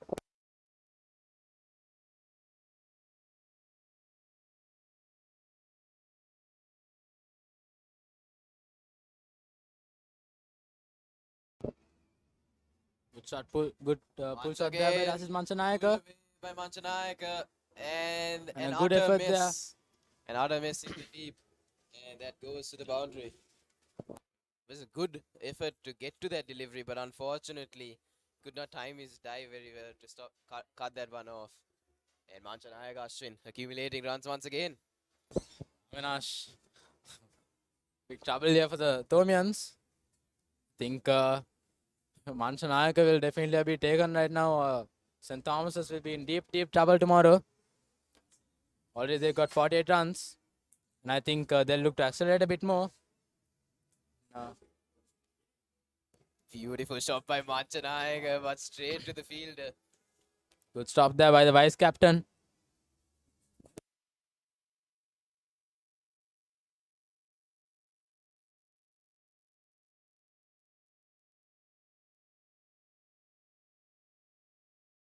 And that is the end of another over.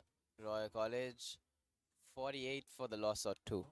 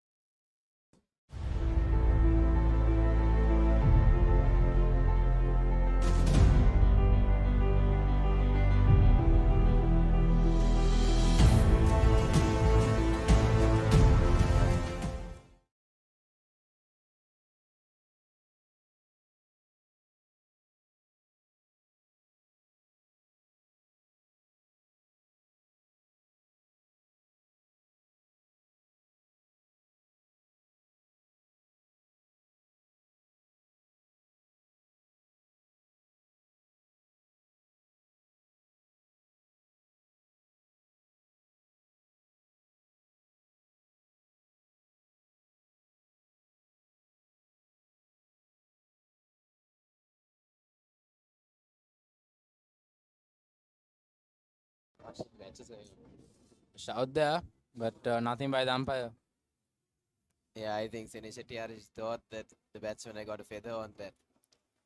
But the umpire decides that there is no edge on that one.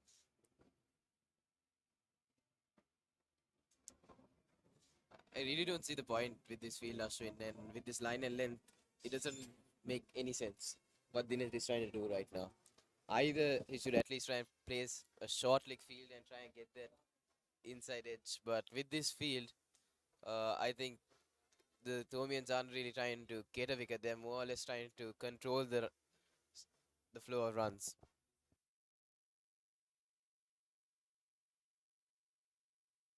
So Ashwin, what do you think St. Thomas's should look to do here? So hit away on the leg side once again for a single.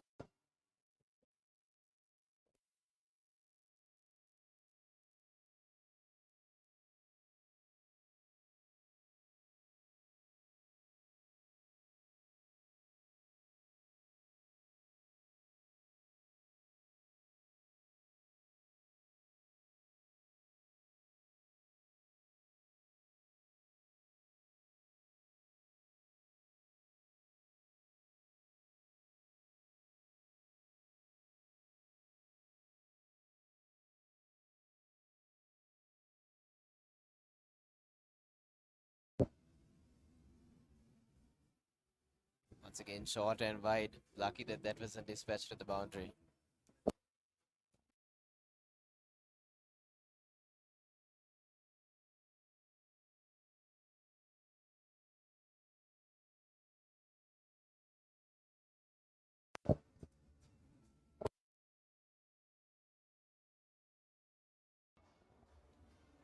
Another single.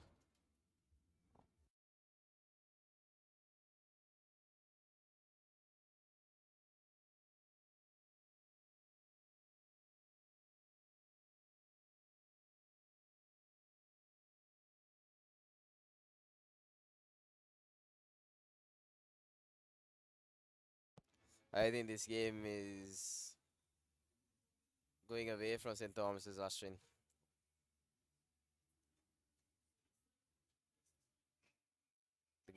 The momentum is certainly with Royal College. You can see from the mannerisms of the fielders as well that sense of excitement is not there. There's a lack of intensity right now. I think the Domians, if they are able to get a wicket within the next 10 minutes, that should bring up that intensity and will cheer up the bowlers in this last session.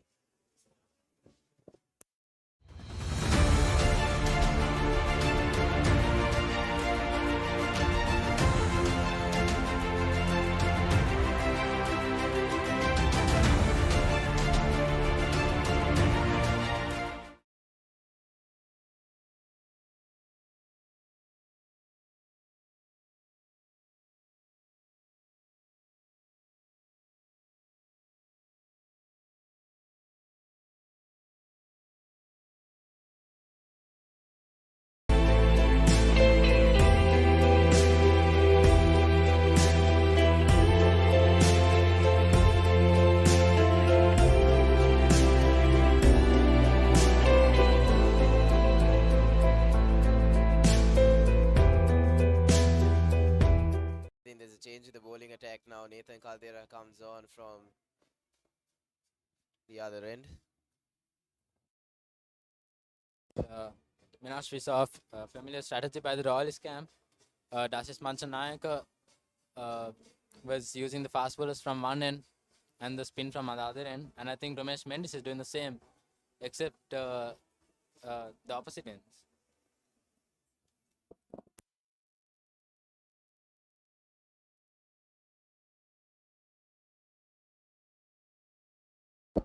Down leg side, big Good appeal. shot. Not given. But yeah, Shin, I think what you made was a very interesting statement, because what we saw from Royal was that they looked to operate from the south end. They looked to operate their spinners from the south end. But the Thomians, on the other hand, Nathan Caldera plead in there with the umpire. Wicket. But as a- Nothing given there by the umpire.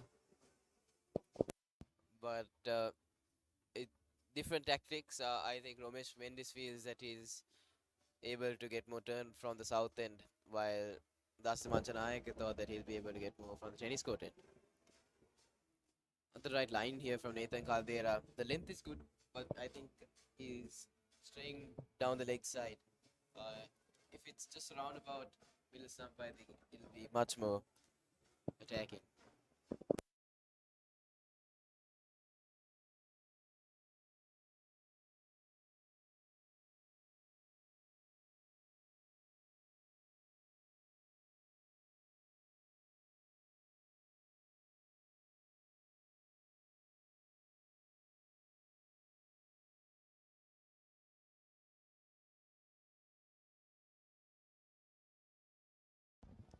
Punched off the back foot by Dasis Manchanayaka for another single.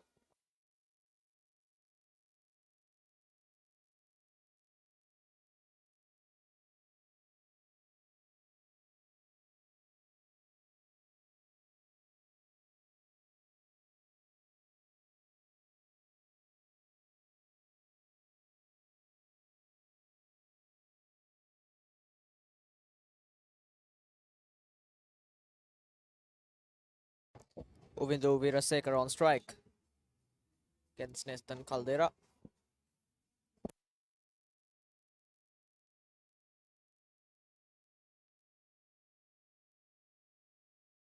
Now there's a deep fine leg fielder in place and a deep square leg fielder. No fielders at the boundary rope in the offside area, and that's another short ball. Yeah, Okay, that's what they. I think Lahan, Nathan Caldera is trying to utilize a shorter delivery against Uvindo Virasekar at this point. You can see with the placement of a deep fine leg and a deep square leg, he's looking to get that top edge with those short deliveries. But Uvindo has been happy to duck under them so far, and he's hoping that he'll go after one of those deliveries. Short ball has been the main weapon of Nathan Caldera so far. He's good at bowling that. He's quick. He's accurate with that. There we go. Trying to get the square cut right this time. If third man fielder in place.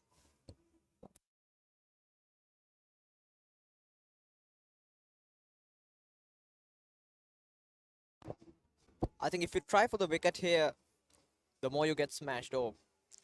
They will keep rotating the strike.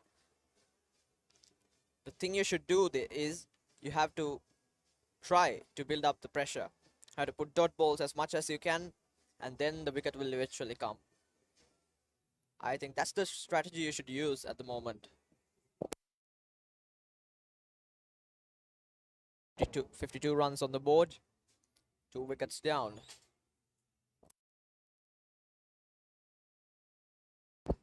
It's the last ball. That's a good Yorker, but he couldn't get the length right that time. Good wrist work there from Manchanayaka. That's the end of another tidy over. 13 overs done, 52 for 2.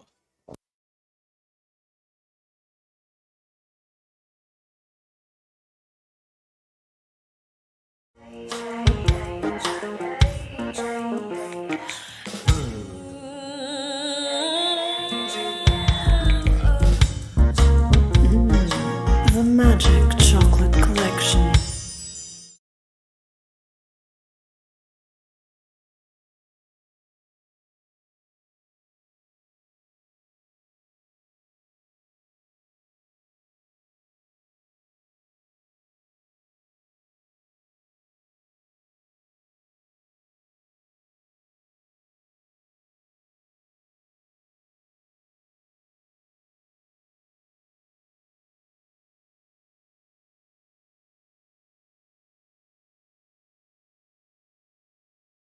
Royal College are now leading by 227 runs, and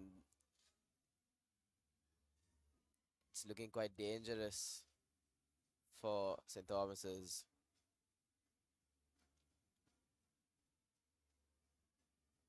I think they're virtually just 227 for 2 at this stage, considering that they're 54 for 2 in the second innings. They've got a massive first innings lead after bowling out the Domians for 150. I think this was all about Manchanayaka's captaincy. He made sure that the Royal will have a good total on the board for the first innings, and also that his team chose the right bowling options at the right time. So that's good captaincy. 55 runs on the board, the loss of 2 wickets. And this is again Dineth Gunawardena back into the attack from the south end.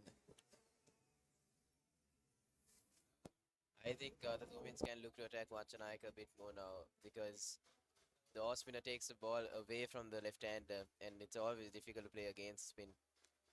And I think Gunawardena is a handy off spinner, and I think Romesh Mendes should utilize him well right now before bringing on Charuka Pires.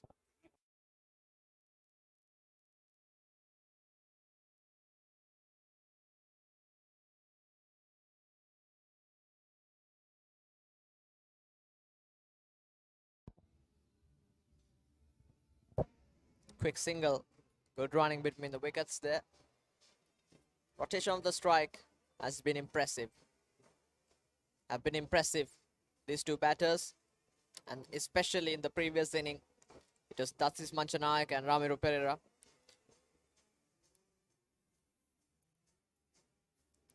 Now again some changes to the field. Left hand, right hand combination. That's another good strategy by Royal. Now there's a dip, long on in place and a deep fine leg. Short third man, short point, short extra cover, mid off fielder. Protection inside the circle in the offside area. Leg side is protected by the deep fielders.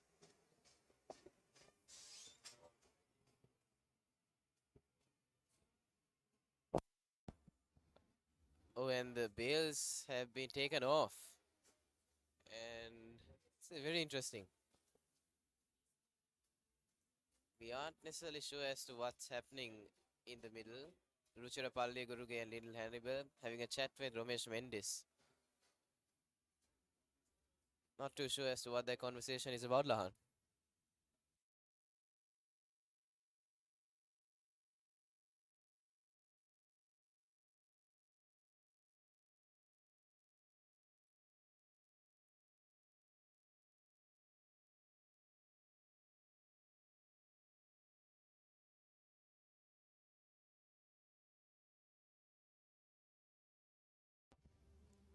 I think we'll have to ask Ruchirapalli Guruge as to what happened there.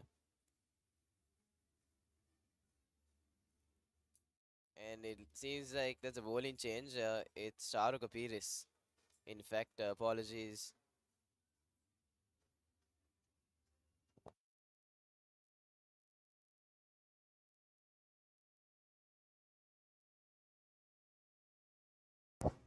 So it's Charo Kapiris with the ball.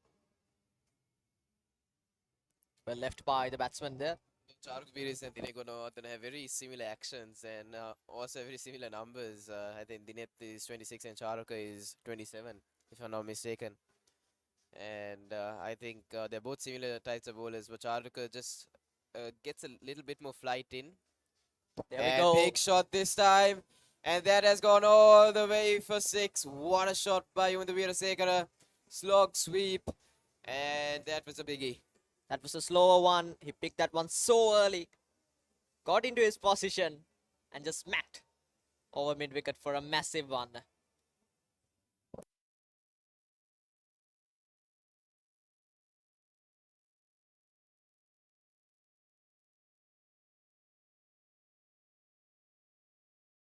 Another look at that shot by Undu Veerasekara. It was a really good shot down on one knee and hammered into the stands. Good aggression there by Undu.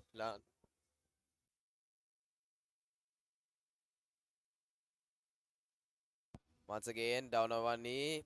And into the gap, Uvindu Veerasekara. He's taken a liking to Charuk Apiris. Back-to-back boundaries and pressure right on St. Thomas's. Well, Uvindu Veerasekara, I think he does not want Charuk Apiris to get in. Obviously, I think Charuk Apiris versus Dasis Manchanayaka would be a better battle to watch because Manchanayaka is the left-hander, but Uvindu Veerasekara has decided to take the off-spinner on. Showing some aggression here with the Veerasekara. Spoiled the over. Now that's a wide. He's under pressure now, Charuk Apiris. Yeah, that's what pressure can do. He was trying to bowl round about that off stump, but after those two boundaries, a change in line because of the fact that he got smashed to the boundary. I think they should not try to prevent the boundaries here. They should try to build up the pressure by putting dot balls. Yeah, and once then again, the wicket will eventually come, Menash. The bowler did not go through his delivery on that occasion, but you saw that Undu Veerasekara sitting deep in his crease. Once again, slog sweep and into the boundary. Back-to-back boundaries for Undu Veerasekara. That's a third one in a row. And you can see Dasis Manchanayaka with a massive fist bump. And that is the end of the over. An expensive one for the Thomians. Undu Veerasekara accumulating 14 runs in that over.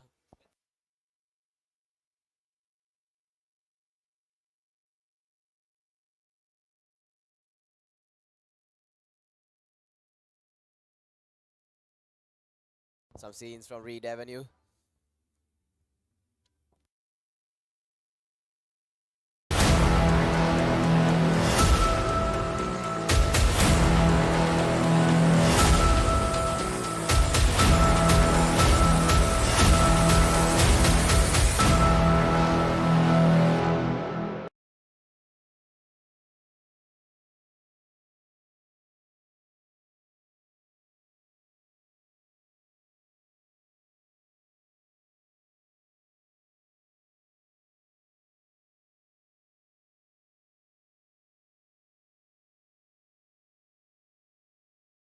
Once again, Caldera from the tennis court end.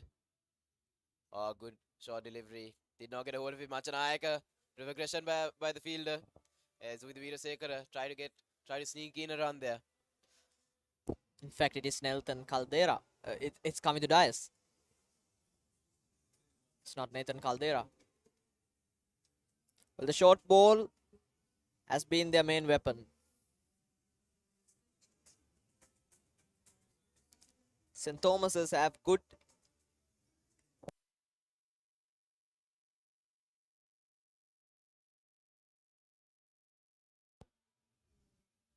Another short delivery by coming to Dias.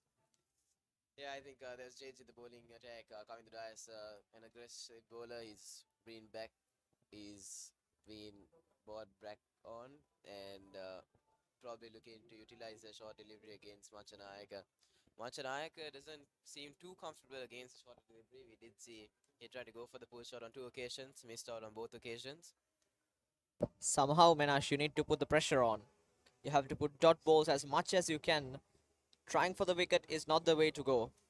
If you try for the wicket, they'll keep rotating the strike, and sometimes they will get boundaries. Beautiful shot by Dasis Manchanayaka.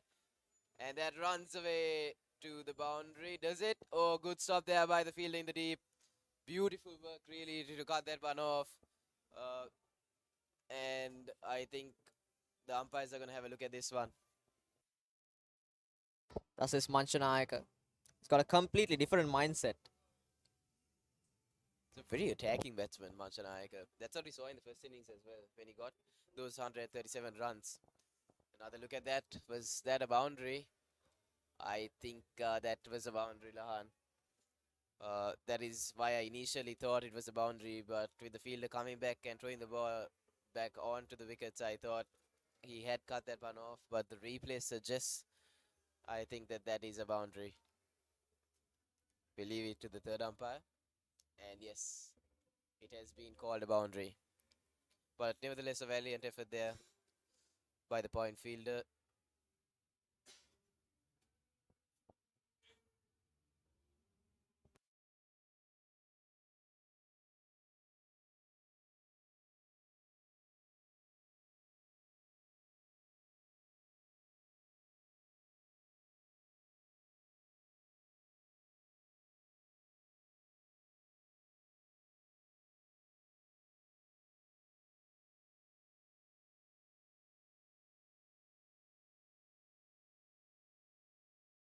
Well, I hope he is okay, the fieldsman. It's the very next ball coming to Dias. Round the wicket this time. Again, he picks the gap. Has he? Yes, he has. Oh, he has. What a shot there was from Manchanayaka. Just picked the length so well there and just hammered it through that small gap between square leg and fine leg. Beautiful placement, beautiful timing. Dasis Manchanayaka is certainly on roll here at the SSC. Good control there from Dasis Manchanayaka. Placement and timing was brilliant, and coming to Dias' pace did the rest. It was a difficult shot to play. It was a short ball again from Kamithu Dias. Leg side is short ball, but Dasis Manchanayaka manages to put that one into the gap for another boundary. Now it's 81 for 2. There it is. We were looking for that Yorker from Kamithu Dias. For Manchanayaka, he's in some touch at the moment. Again in the second innings, just conquering the bowlers once again. After scoring 137 runs, he's not done yet. And Royal College have a great captain. A very powerful player, Manchanayaka. Very attacking player. And certainly a player who can take the game away from any opposition. And the Sri Lanka under-19 team, we'll have a look at him, certainly. Down the ground, big appeal, but I think that is going down leg side once again. Yes, definitely sliding down the leg side. And I think that's a leg by Menash.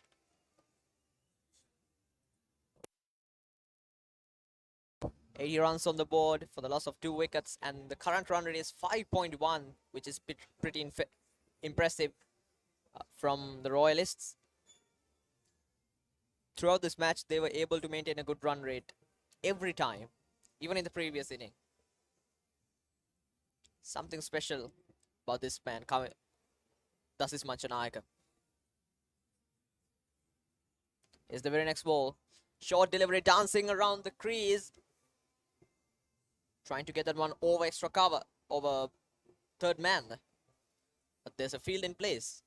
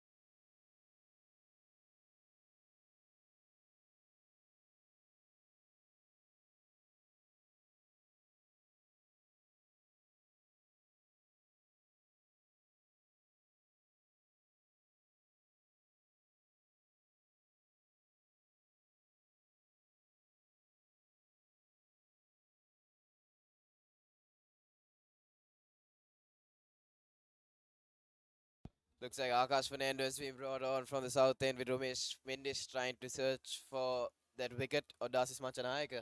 He's been rotating his bowlers, trying to get the wicket desperately. And he'll hope that Akash Fernando is able to break through here. Akash Fernando from the south end. Oh, that is a good delivery by Akash.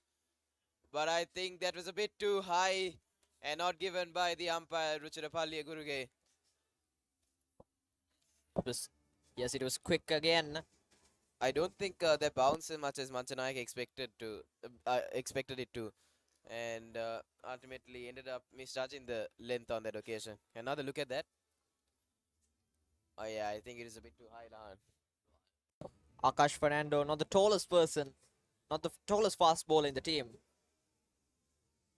And also, so you can't one expect of the fastest bowlers in the team as well. He's known for his pace and has had an impressive season with the best of 6 for 6 runs against definitely.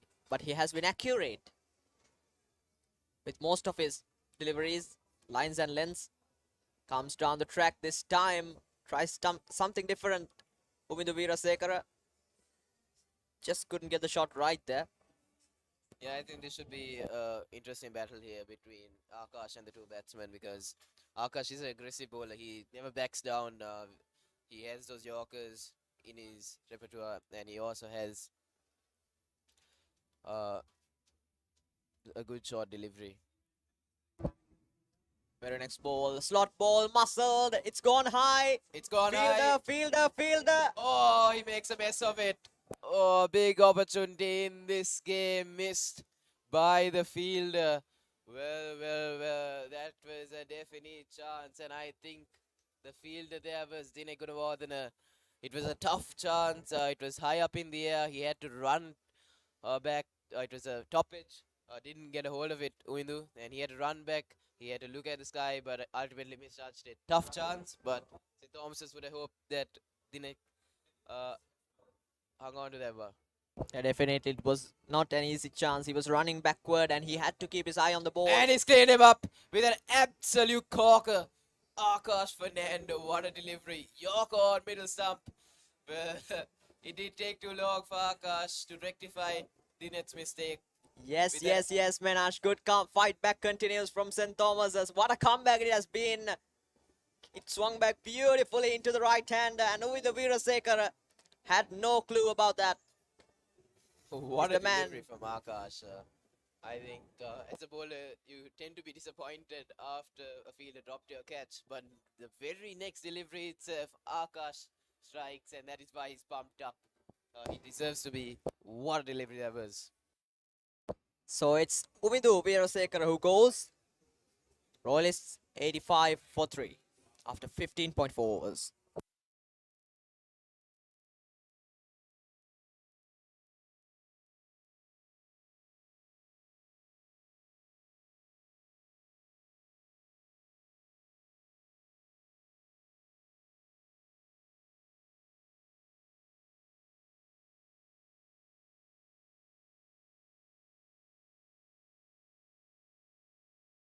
My cola. යව්වනේ thrill එක. It's my cola.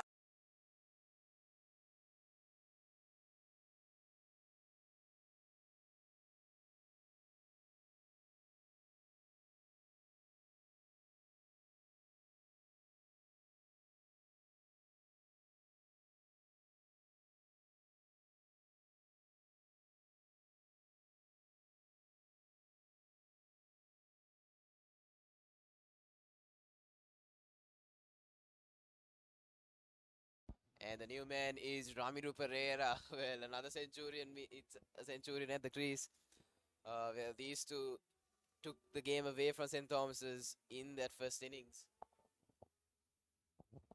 Yeah, definitely. He helped his captain to build that big partnership of 229 runs in the first innings.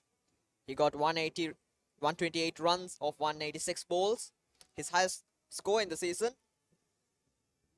And he'll start off with a single here. I think what the Thomians should look to do here is they should attack Ramiru as much as possible because Darcis Manchanayaka is the set man now and Ramiru Pereira is a new man at the crease and he'll be a bit nervy even though he did get that century in the first innings. He has to get used to the pace of the wicket once again, and at this stage I think the Thomians really need to attack Ramiru Pereira.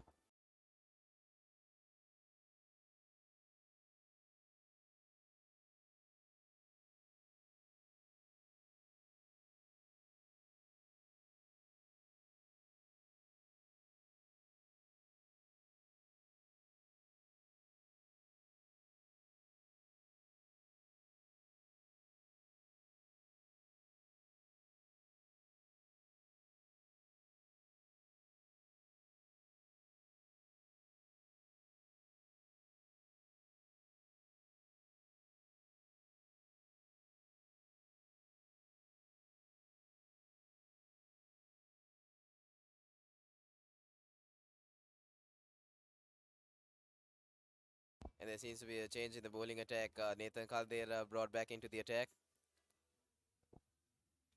Running in the bowler. That's a short delivery, punched off the back foot. And that's another great shot we've seen from Ramiru Pereira in this match. And that has been punished to the boundary. What a shot that was off the back foot. Very elegant shot, and he found the gap through the vacant gap, which is between third man and point. Great control, good wrist work, good timing. He got everything right with that shot. Yeah, this is what the Thomians can't afford. They can't afford Ramiru Pereira to get set at this moment, because if he gets set, I think the Thomians are in big trouble, because Darcis Manchanayaka looks like he's in to score some quick runs. Good delivery by Nathan Caldera. That is exactly where he needs to be. And I wouldn't mind Romesh Mendes bringing another slip fielder here, with Ramiru Pereira being a bit tentative outside that off stump.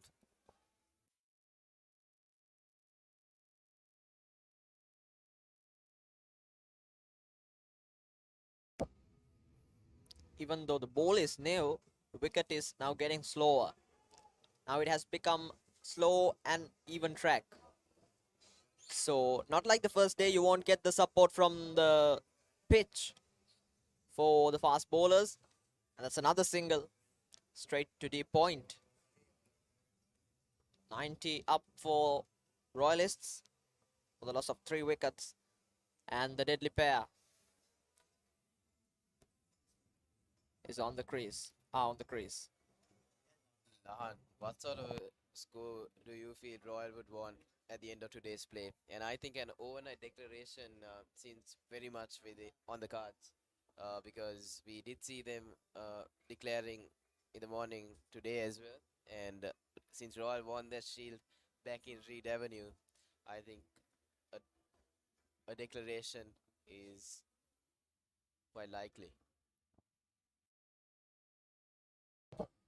Well, they will bat till the end of the session today. There we go, straight to deep square leg there. It's another single. They will definitely look to bat through this session, and I think, personally, I think Royal would want at least 150 runs at the end of today's play. And they'll have to go hard at the deliveries now. And I think with that 150 runs on the board, and with the lead they have I think they have a very good score on the board. And considering that the Thomians were bowled out for 154, I think it's a lot of pressure on the Thomians. Definitely. It's another dot ball.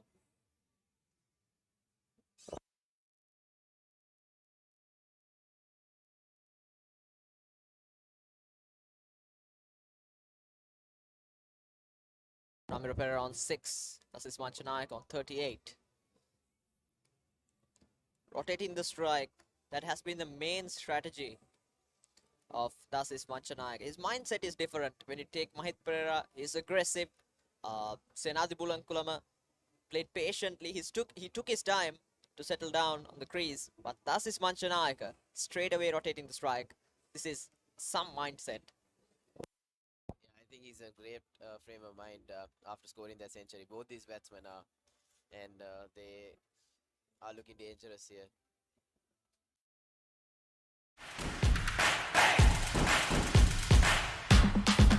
Simple music and sports. Simplemusic.lk.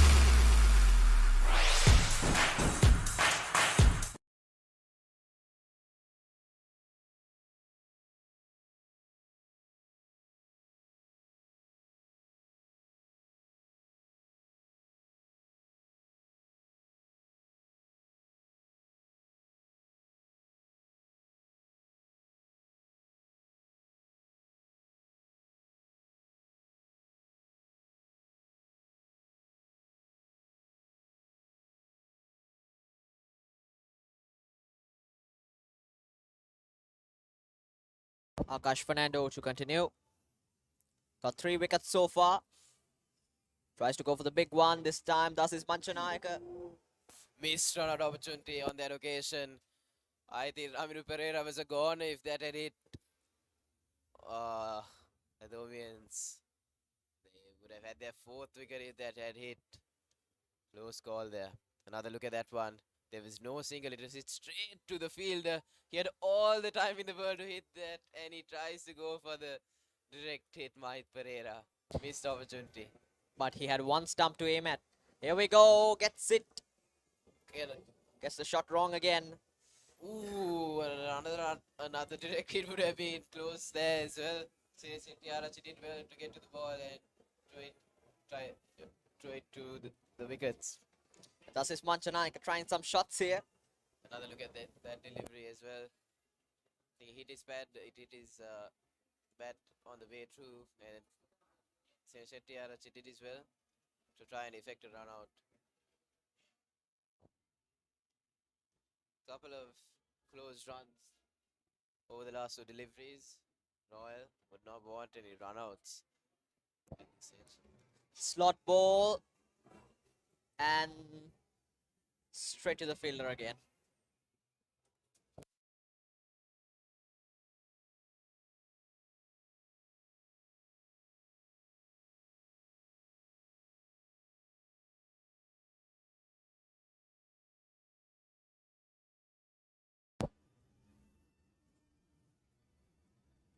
Left-hander and right-hander.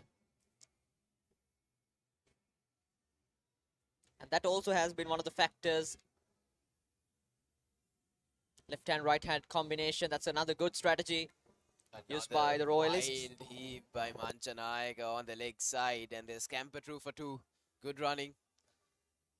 Manchanayak at some points has played a couple of slugs to the leg side. He favors that sweep shot even against the faster bowlers. He's not afraid to go for that sweep shot, and certainly is one of his strengths, which is why he has a resemblance to Charita Salanka, in my perspective.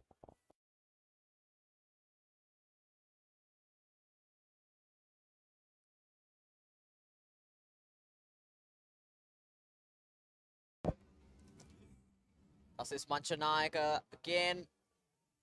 And again, they come back for 2. A slight fumble allows them to come back quite easily in the end. He's trying some shots here. Then they're going to need some runs. They're going to need... Royal run rate is quite impressive at this stage, and I think the plan is clear. They're trying to get as many runs as possible. by the end of today's play and put a big score on St. Thomas's in that second innings. Make them chase a massive score. And as you can see, another look at that last delivery. Manchanayaka sitting deep in his crease, just waiting for the delivery. This time he gets it past. Can he?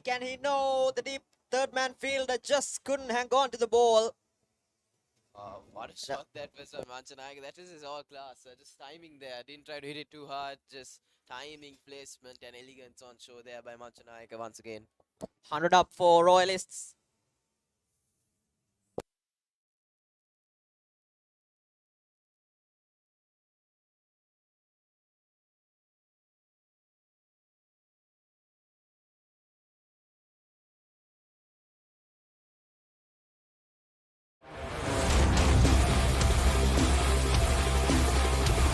අඟල් 6.8ක දැනෙන්න තිරය සහ megapixel 64ක සුපිරි කැමරාව සමග හිත පිරෙන්න capture කරන්න ඇස පිරෙන්න නරඹන්න ZTE Blade V30 සහ V30 Vita දිවයින පුරා සිංහ ශාඛා සහ බලයලත් අලෙවි නියෝජිතයන්ගෙන්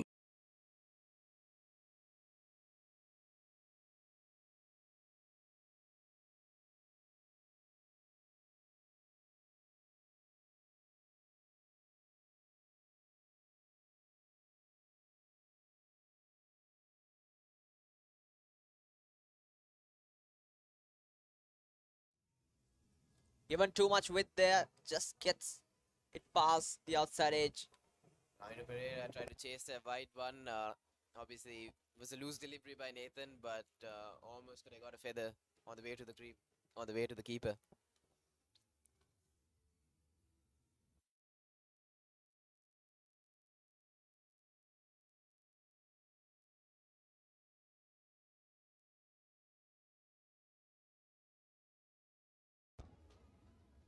Once again, a bit too wide there, and that has been called wide by Lyndon Hannibal. Yeah, I think, the umpires are a bit more generous in this form of the game with the bowlers with regard to wide deliveries. But on that occasion, I think it is a bit too wide, even with that generosity on offer by the umpires. And that is why it was called a wide. And also, Menash, Dasis Manchanayaka is just 3 runs away from his half century. What a match he's having. Sure we'll be breaking some records today. Punched again. Straight to the field. They will get another single.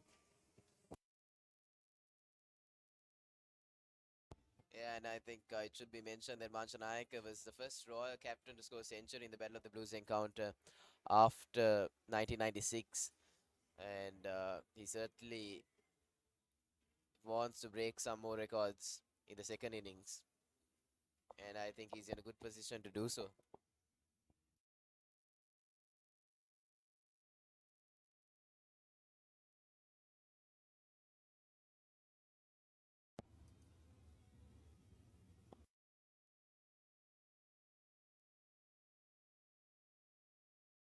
The strike rotation has been impeccable from Royal College. I think they put a lot of pressure on the bowlers with their strike rotation. There's a left-hand, right-hand combination at the crease as well, which makes it a bit more difficult for the bowlers to change, as they had to change their plans with the other batsman being on strike for the next delivery, because the plans shift when it's a right-hand.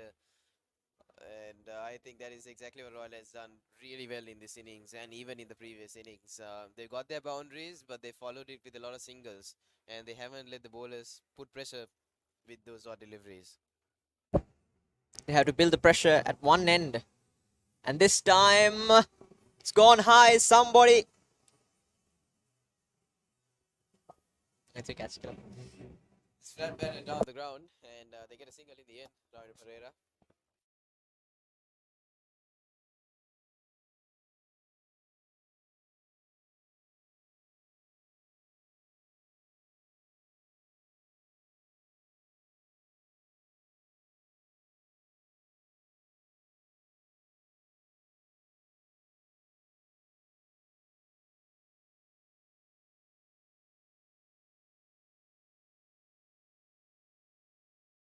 Well, they're running back for the second one here. And there it is, the 50 for Dasis Manchanayaka. What a match he's having. Third 50 for him in the recent 4 matches. Tarsis Manchanaya, what a player. Scored 137 in the first innings and he's followed it up with another half century. Well, he is a man in some great touch and he's a very dangerous batsman, and I think he's single-handedly taking this game away from St. Thomas's right now. His last 4 innings, 53 not out, 17, 137, and now it's another 50.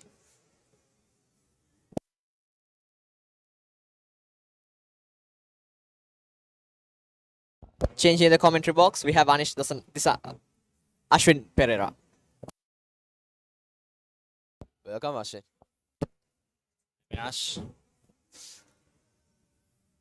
Yeah, brilliant half century once again by Dasis Manchanayaka. He's in some form. Think 137 in the first innings and a 50. Looking to the leg side while the bowler's bowling.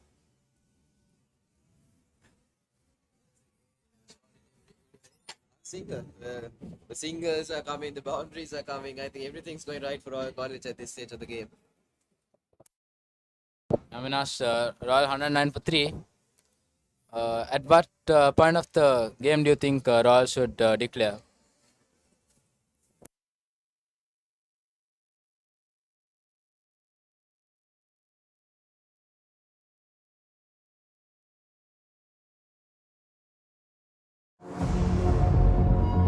Where every flight is a personalized experience, safely and reliably connecting you to your destination. Where every passenger is a VIP, creating memories one flight at a time. Your journey starts with us. Contact us on 077 907 1437. Aura Airlines, discover the world from a different perspective.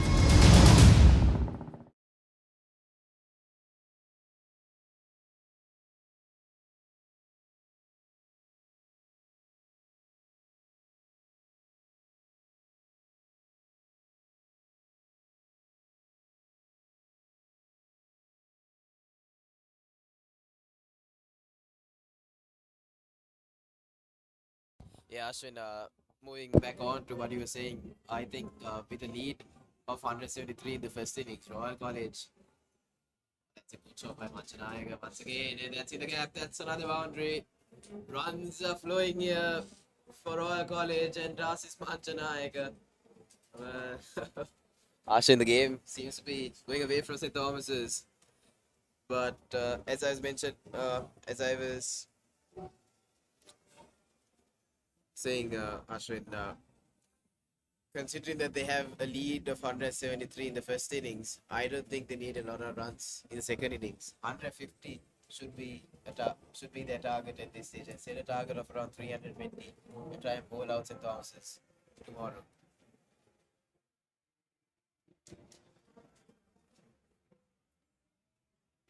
Some extravagant shots on display by Dasis Manchanayaka. I believe he just played a reverse shot for a fast bowler. Yeah, I think he likes his sweep shots, Dasit Manchanayaka. And he doesn't care if the bowler is a spinner or a fast bowler. He's in some touch that he's able to execute that shot against any bowler. And he's played it on quite a number of occasions against Akash, against Caldera, and also Kamidu.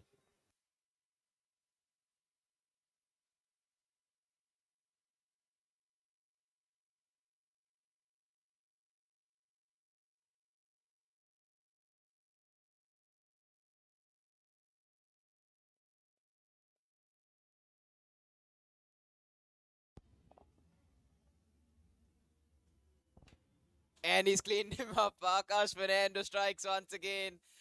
Well, I think the batsman thought the ball has gone to the fine leg fielder, but he's cleaned him up in the end. And Akash Fernando strikes once again. He's got his 4th wicket of the match, 4th wicket of the innings. And Dasis Manchanayaka, the big wicket. Ashwin, what do you think? What do you think about the wicket, Ashwin? Yeah, Avinash, that was a much needed wicket.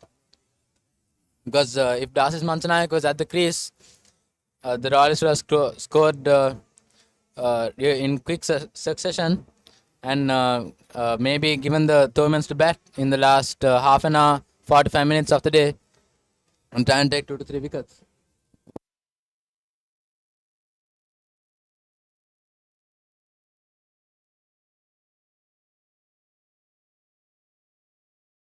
යව්වනේ thrill එක. It's my caller.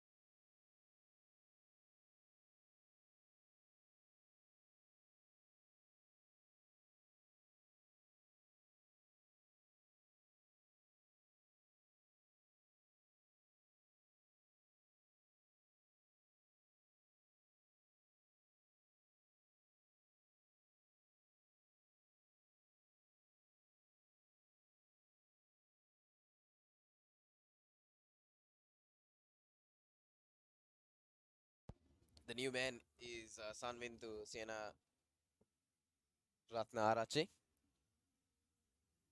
Quick single here. Good running. Putting the pressure on the fielders.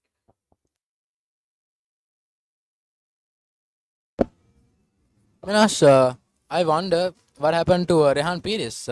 He came to open the innings in the first innings, but after that he didn't open this innings. I wonder if he's injured or it's a strategy used by the Royalists.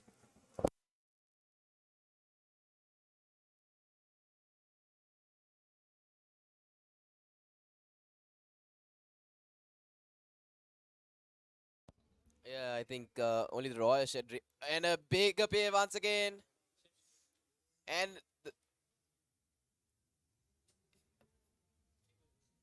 it hasn't been given by the umpire.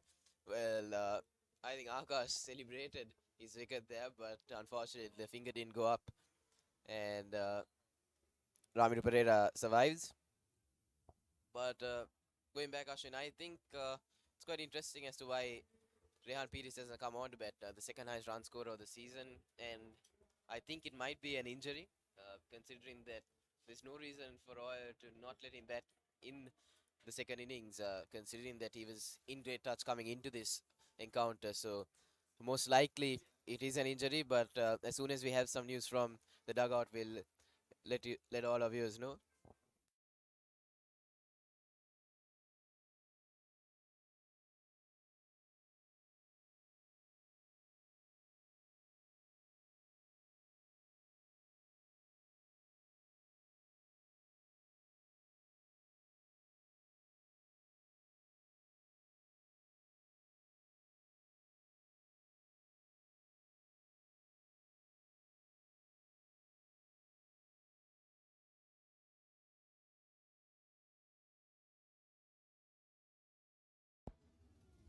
Oh, the field just went after a delivery, almost effected a run out, but ultimately didn't even throw it to the wickets.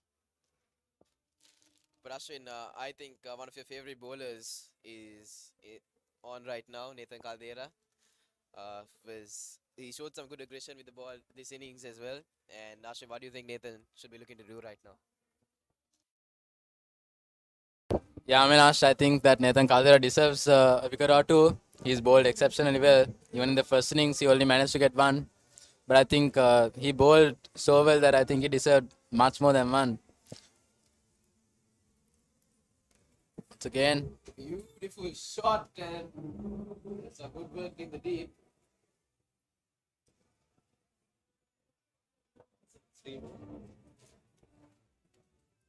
I think that's a substitute fielder, Darian Diego.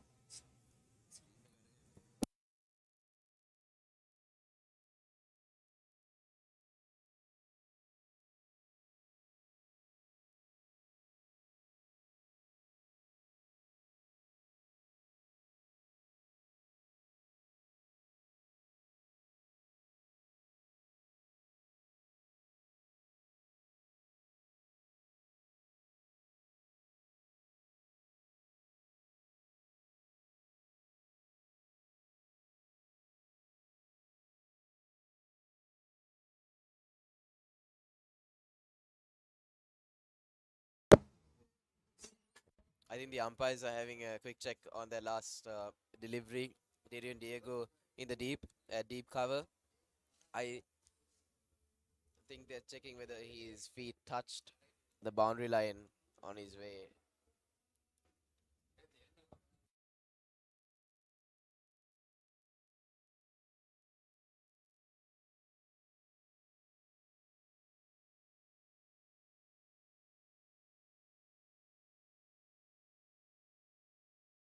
And I think that was great work there by Darian Diego, not signaling the boundary, so it is just a single. Caldera once again. Went after that one, Sanvintu.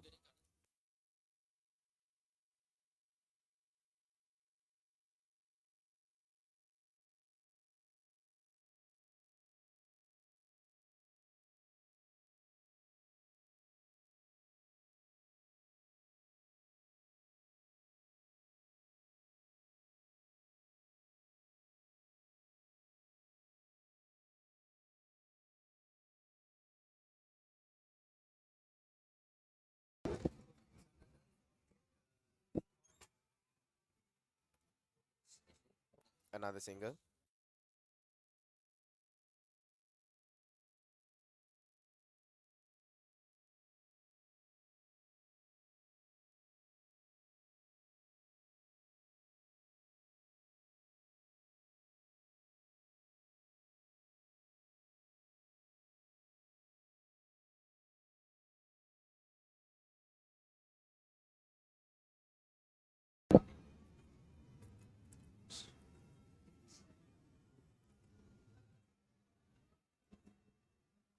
Again, That's a beautiful tackle there. good fielding effort there by Darian Diego and a quick throw. Darian Diego. Yeah, Nathan Caldera bowling with the same energy as he was in the beginning. Good aggression still showing aggression. It's a good sign by the Thomian fielders and the Thomian bowlers.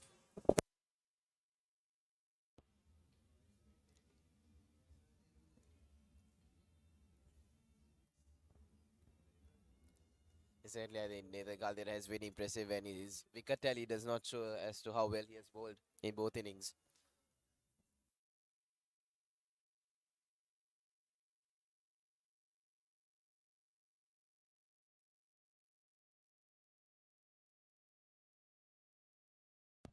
That's the end of the over. The score stands at 119 for the loss of 4.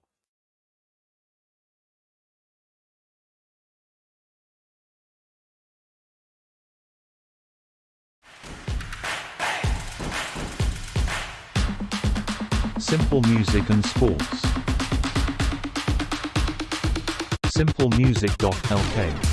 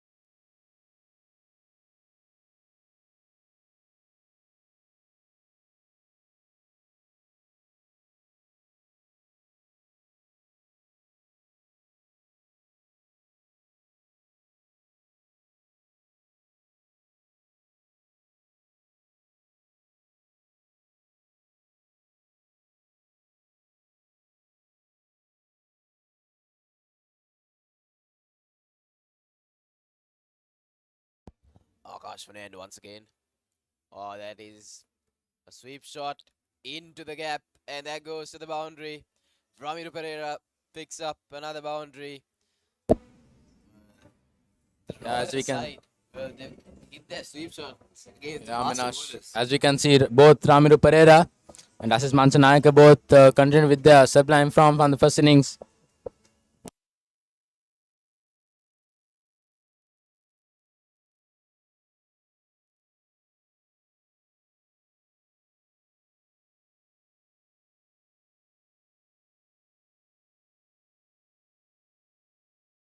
Royal College in a very strong position right now, Ashwin. What do you think the Domians should be looking to do right now? Because I don't think there's nothing much they can do other than take wickets. But still, even if they take wickets at this stage, I don't think they'll be in a very strong position. The only thing they can do is reduce uh, that ultimate score they'll have to chase.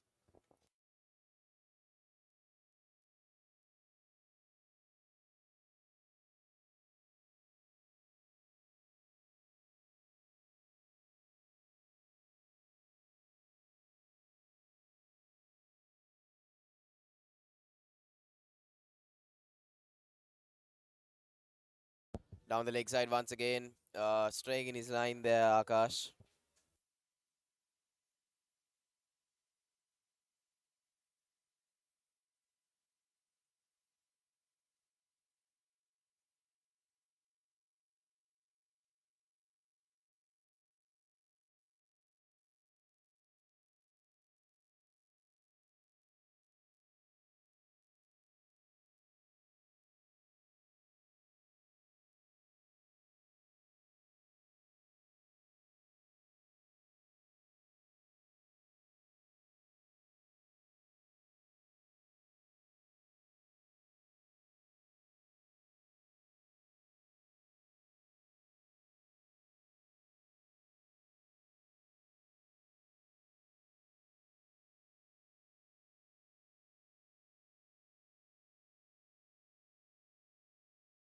Which 10 did you see? Money.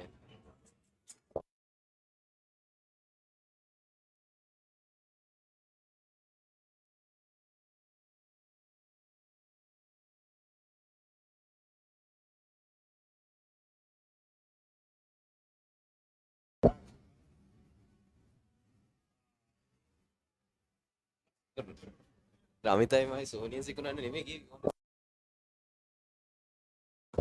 It's a good effort there by Parnavitarana. Minash, it's been 22 overs and we still haven't seen the two main spinners, Parnavitarana and Pires.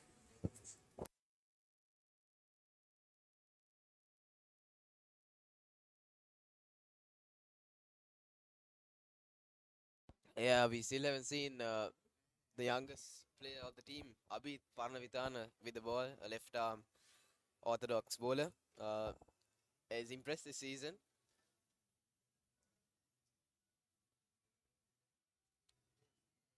And I think the thinking behind holding him back is because Royal College uh, is trying to be very aggressive at this point. They're trying to get as many runs as possible, and putting a youngster under their pressure might not be the best thing at this stage, and that may be why Romesh Mendis is bowling his faster bowlers trying to contain the runs.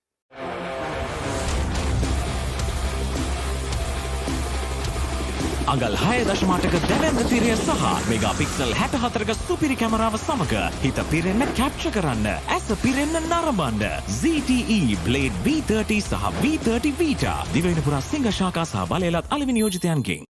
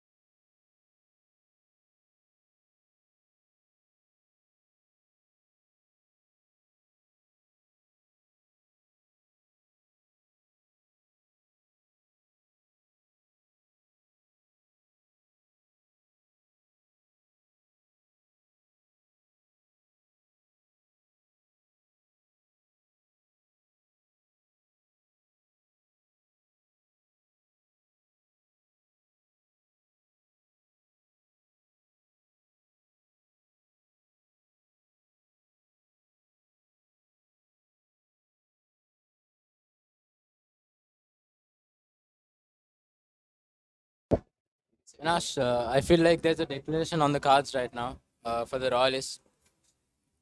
Feel like they might declare and give about 4 or 5 overs and maybe try to take a wicket or two against the Thomians, or they might declare overnight, just like they did yesterday. Yeah, I think that's very likely, Ashwin, considering where Royal is at this moment. 128 for the loss of 4 with a lead of 173 in the first innings already, and I think they have a lead of in excess of 300.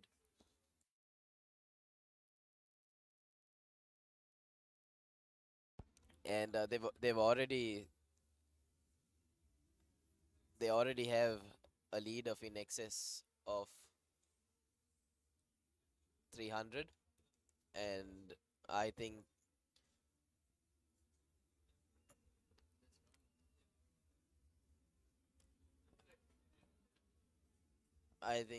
Roy will look to declare once they try and get about a lead of 350, 325. Avinash, Royal have a lead of 304. I feel like that's a pretty good amount to declare, because for the Thomians, chasing 304 in one day is going to be a tough ask. Certainly, I think Royal will want to rule out the possibility of St. Thomas's winning the Battle of the Blue Encounter before they declare, because I'm pretty sure they don't want St. Thomas's to chase this down after declaring. So I think they'll look to score about 350 and then declare, posing a huge total on the Thomians. Then there will be a lot of pressure on them as well. It's up in there. But fortunately, it does not carry to Ramesh Mendes, the captain.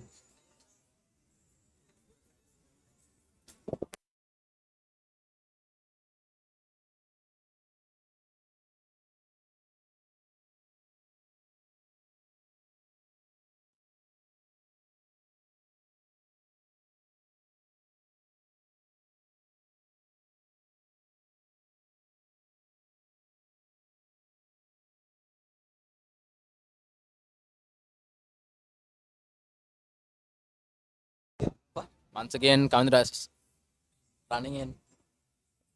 It's a good hook shot there by Sanvidu.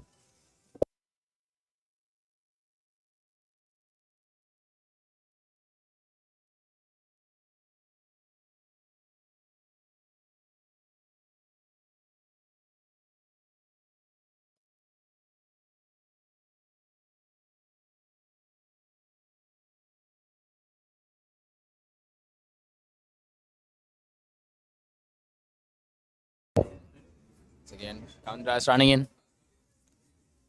Attempted pull shot there, but I think he was a bit late onto it.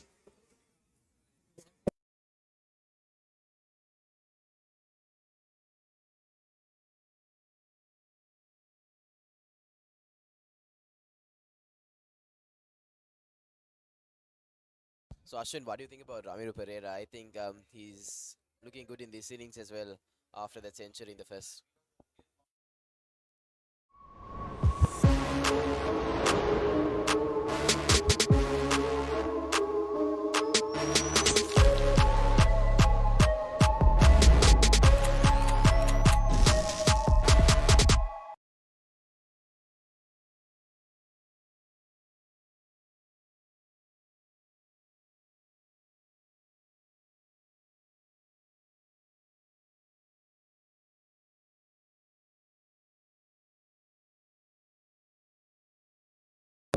So yeah, Avinash, as you were saying, Ramiro Pereira, I think he can play big match till 2025. So he's a interesting youngster. I think I think he'll be the future of Royal College. Certainly might have an eye on captaining the Royal side in the future. And Minash, he's exception in all three departments. Batting scored a century. His bowling, his leg spinners but he was getting turned, and I think he got a wicket or two. I think in the future, I think Ramiru Pereira will be a huge threat towards the Tomian camp. I think it's a change in the bowling attack. Dinesh Gunawardene coming on from the south end once again.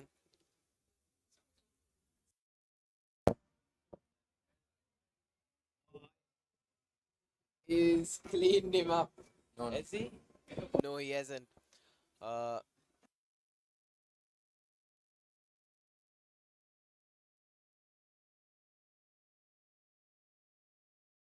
Head off stump. Apologies.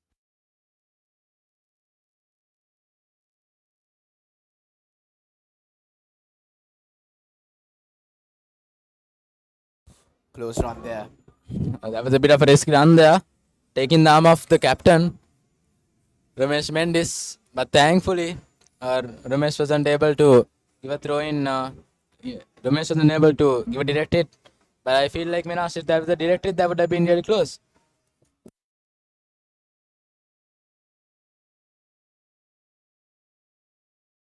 Yeah, Ashwin, I think Ramiru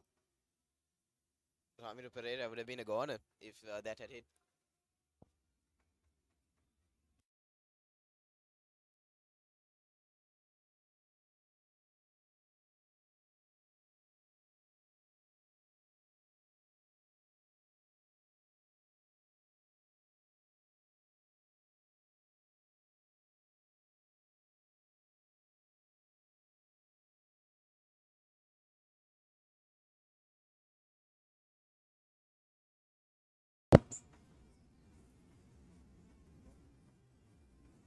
Once again, a good single there by Ramiru. The Royal is scoring at a healthy run rate at about 5.5 runs per over.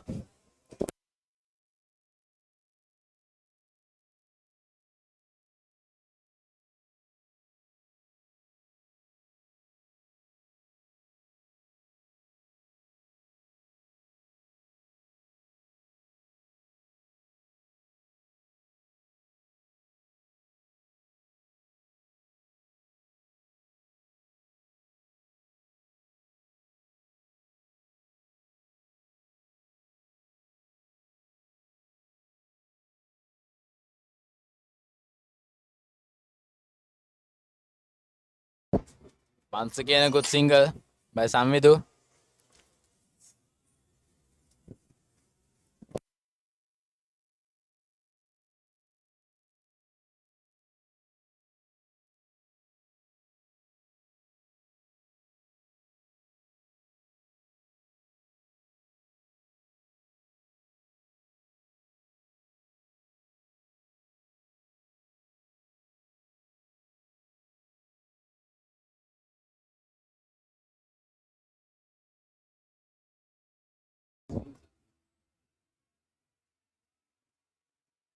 Ball is up in there.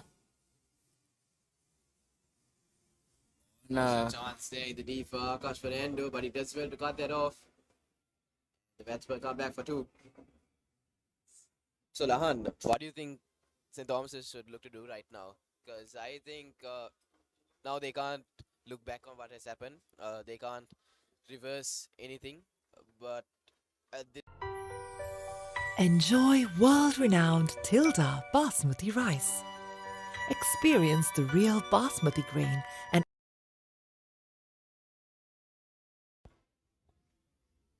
big shot once again by Ramiru Pereira into the gap, and that's another boundary. Ramiru Pereira picks up another one, and he is looking very dangerous right now, Ashwin.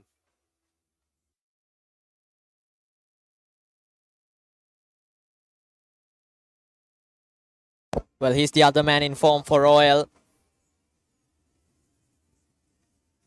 I think that's the end of another tidy over.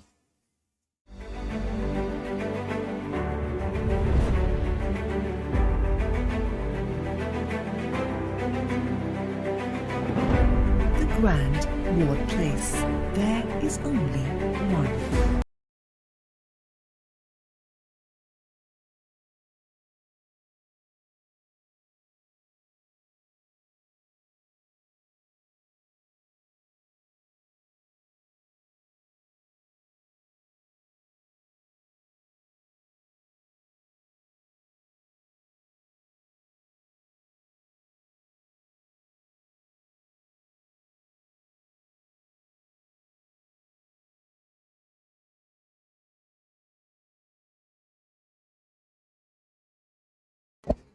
coming to Dias back into the attack from the tennis court end here. You can see some Royal fans waiting anxiously, and I think that is Dan Podivela. Dan Podivela obviously did not play this year's encounter, played last year's encounter, but he's supporting the team from the dugout. Pick up by coming to Dias, not given. I think it was impacting outside, and I think it was pitching outside.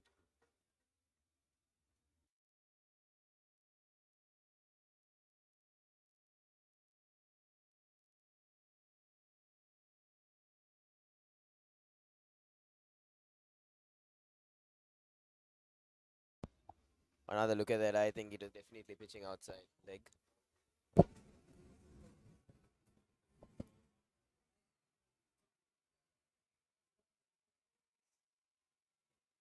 Goal for I think that landed in a bit of a difficult position for Senna Arachi, and I think that's why he missed the ball, and that's one by there. Yeah, Ramiro Pereira looked to go for that big hit down the ground, but unfortunately failed to connect on that occasion.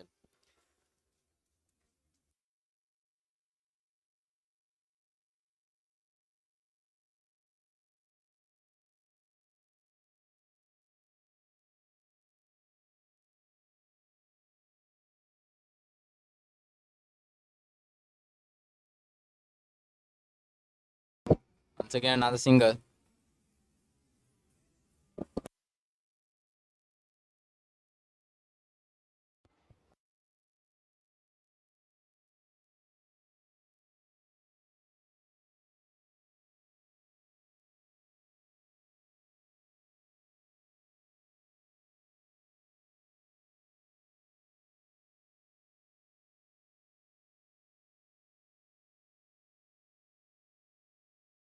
Great take there by Seneshetti Arachi, just going down the leg side for a valiant effort. Seneshetti Arachi has proven that he is the best keeper St. Thomas's has in this encounter. He saved a lot behind the stumps, has taken some good takes, and has been an aggressive keeper behind the stumps. Has always looked for that run-out opportunity, and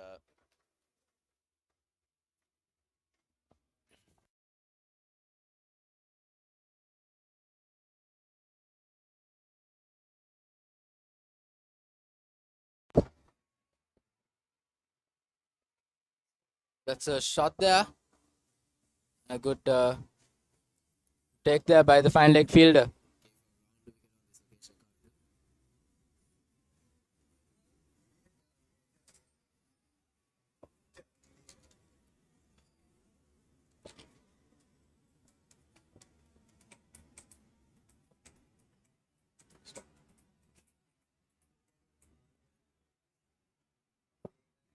I feel like Royal should declare now and give the Thormians to bat. But Minas, like you said, I feel like maybe they want to totally eliminate the possibility of a Thormian victory tomorrow.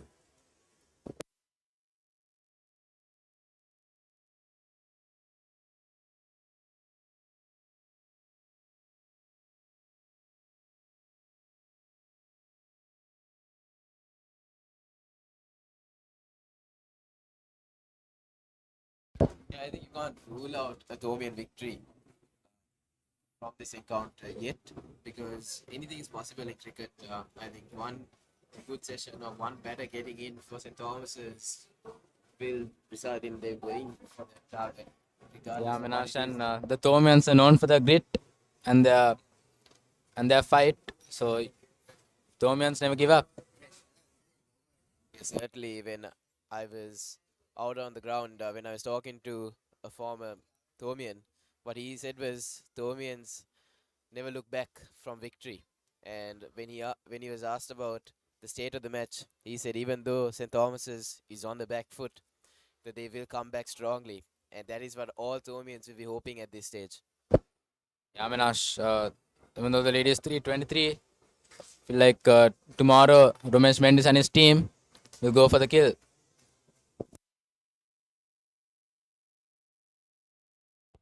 .150 up for Royal College with that single. Yeah, the Ramesh and his men even though they were bundled out for just 154, they will certainly go for the win tomorrow, and they should look to do it positively. Ball is up in there by Ramiro. That's a 6. A brilliant 6 there by Ramiro. Just a flick of the wrist and hammered away for 6. Shot that was from Ramiro Pereira. Stand and deliver really.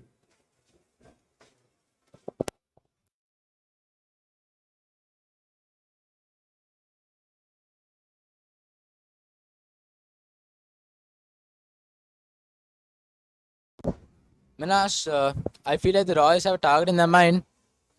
Feel like maybe they're aiming at about 350 for the to set a total for the Thomians. Yeah, before this, I was saying them getting to probably 150 would be a good score, but they clearly want more. Yeah, Minash, I feel like they're just gonna do what they did in the first innings. Bat the whole day, they'll bat this whole session, and tomorrow they'll start off with a pace attack, and in the first session, and look to bundle out the Thomians within the day. Yeah, I think certainly they had their confidence in their bowling lineup after bowling out the Thomians earlier today. And I think Dasis Manchanayaka will hope that his team gets to a formidable score by the end of today's play, and then we'll send in an overnight declaration.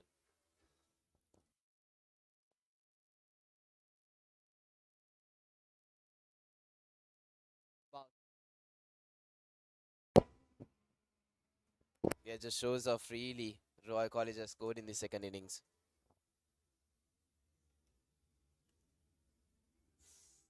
Ooh, was close. Oh, and they sneak in a run off the overthrows. But Sanvindu, he has his tendency to come down the wicket and meet the ball. But on that occasion, Chinese Etiarachi almost effected a stumping of a fast bowler. And byes have been called. Yeah, Minash, and pretty good stuff by Akash too. Think he's got 8 wickets of a match bag in this match. Yeah, he certainly has picked up all 4 wickets this innings. Once again, big shot by Ramiro Pereira into the sands. His third 6 of the innings. Ramiro Pereira is striking it well out there. And the Thomians under pressure right now with Royal College going very hard at the bowlers. Absolutely, Menash. That is some shot from Ramiro Pereira. Have a look at the replay. Absolutely muscled. Ramiro Pereira was Minash, the 15-year-old, just showing all 3 stumps and just hammering the ball straight to that mid-wicket region. Let's see what Akash does next. Once again, goes. They look for the second. thrown to the wrong end. There was an opportunity at the keeper's end, but it was thrown to the bowler. And another opportunity goes begging. But certainly Ashwin Ramiro Pereira is showing that he has the ability to clear the ropes. He has that power in him. In the first innings, we did see him playing the most sedate innings, but in this innings, he's showing everyone that he is capable of taking the bowlers on and scoring those boundaries. Once again, goes for it. They come back for 2 once again. This is very good running by the Royal College, and the run rate is over 6 runs now. That's the end of the over. An expensive one for St. Thomas's.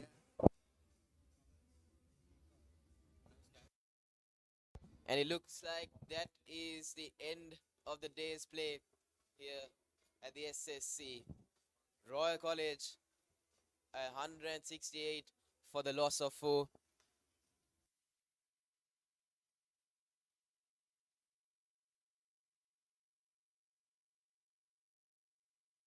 With a lead of 341.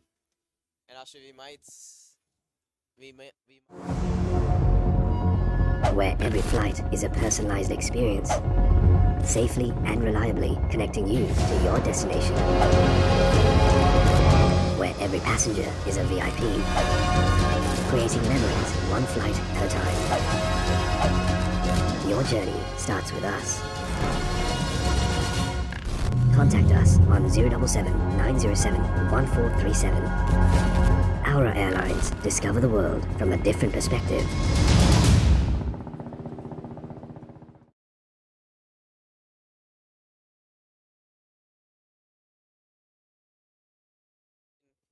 For a declaration. And it seems like Royal College has sent in their declaration at 3 with a lead of 342 as the covers come on here at the SSC and have set Royal College as set St. Thomas's College a target of 342 in the second innings.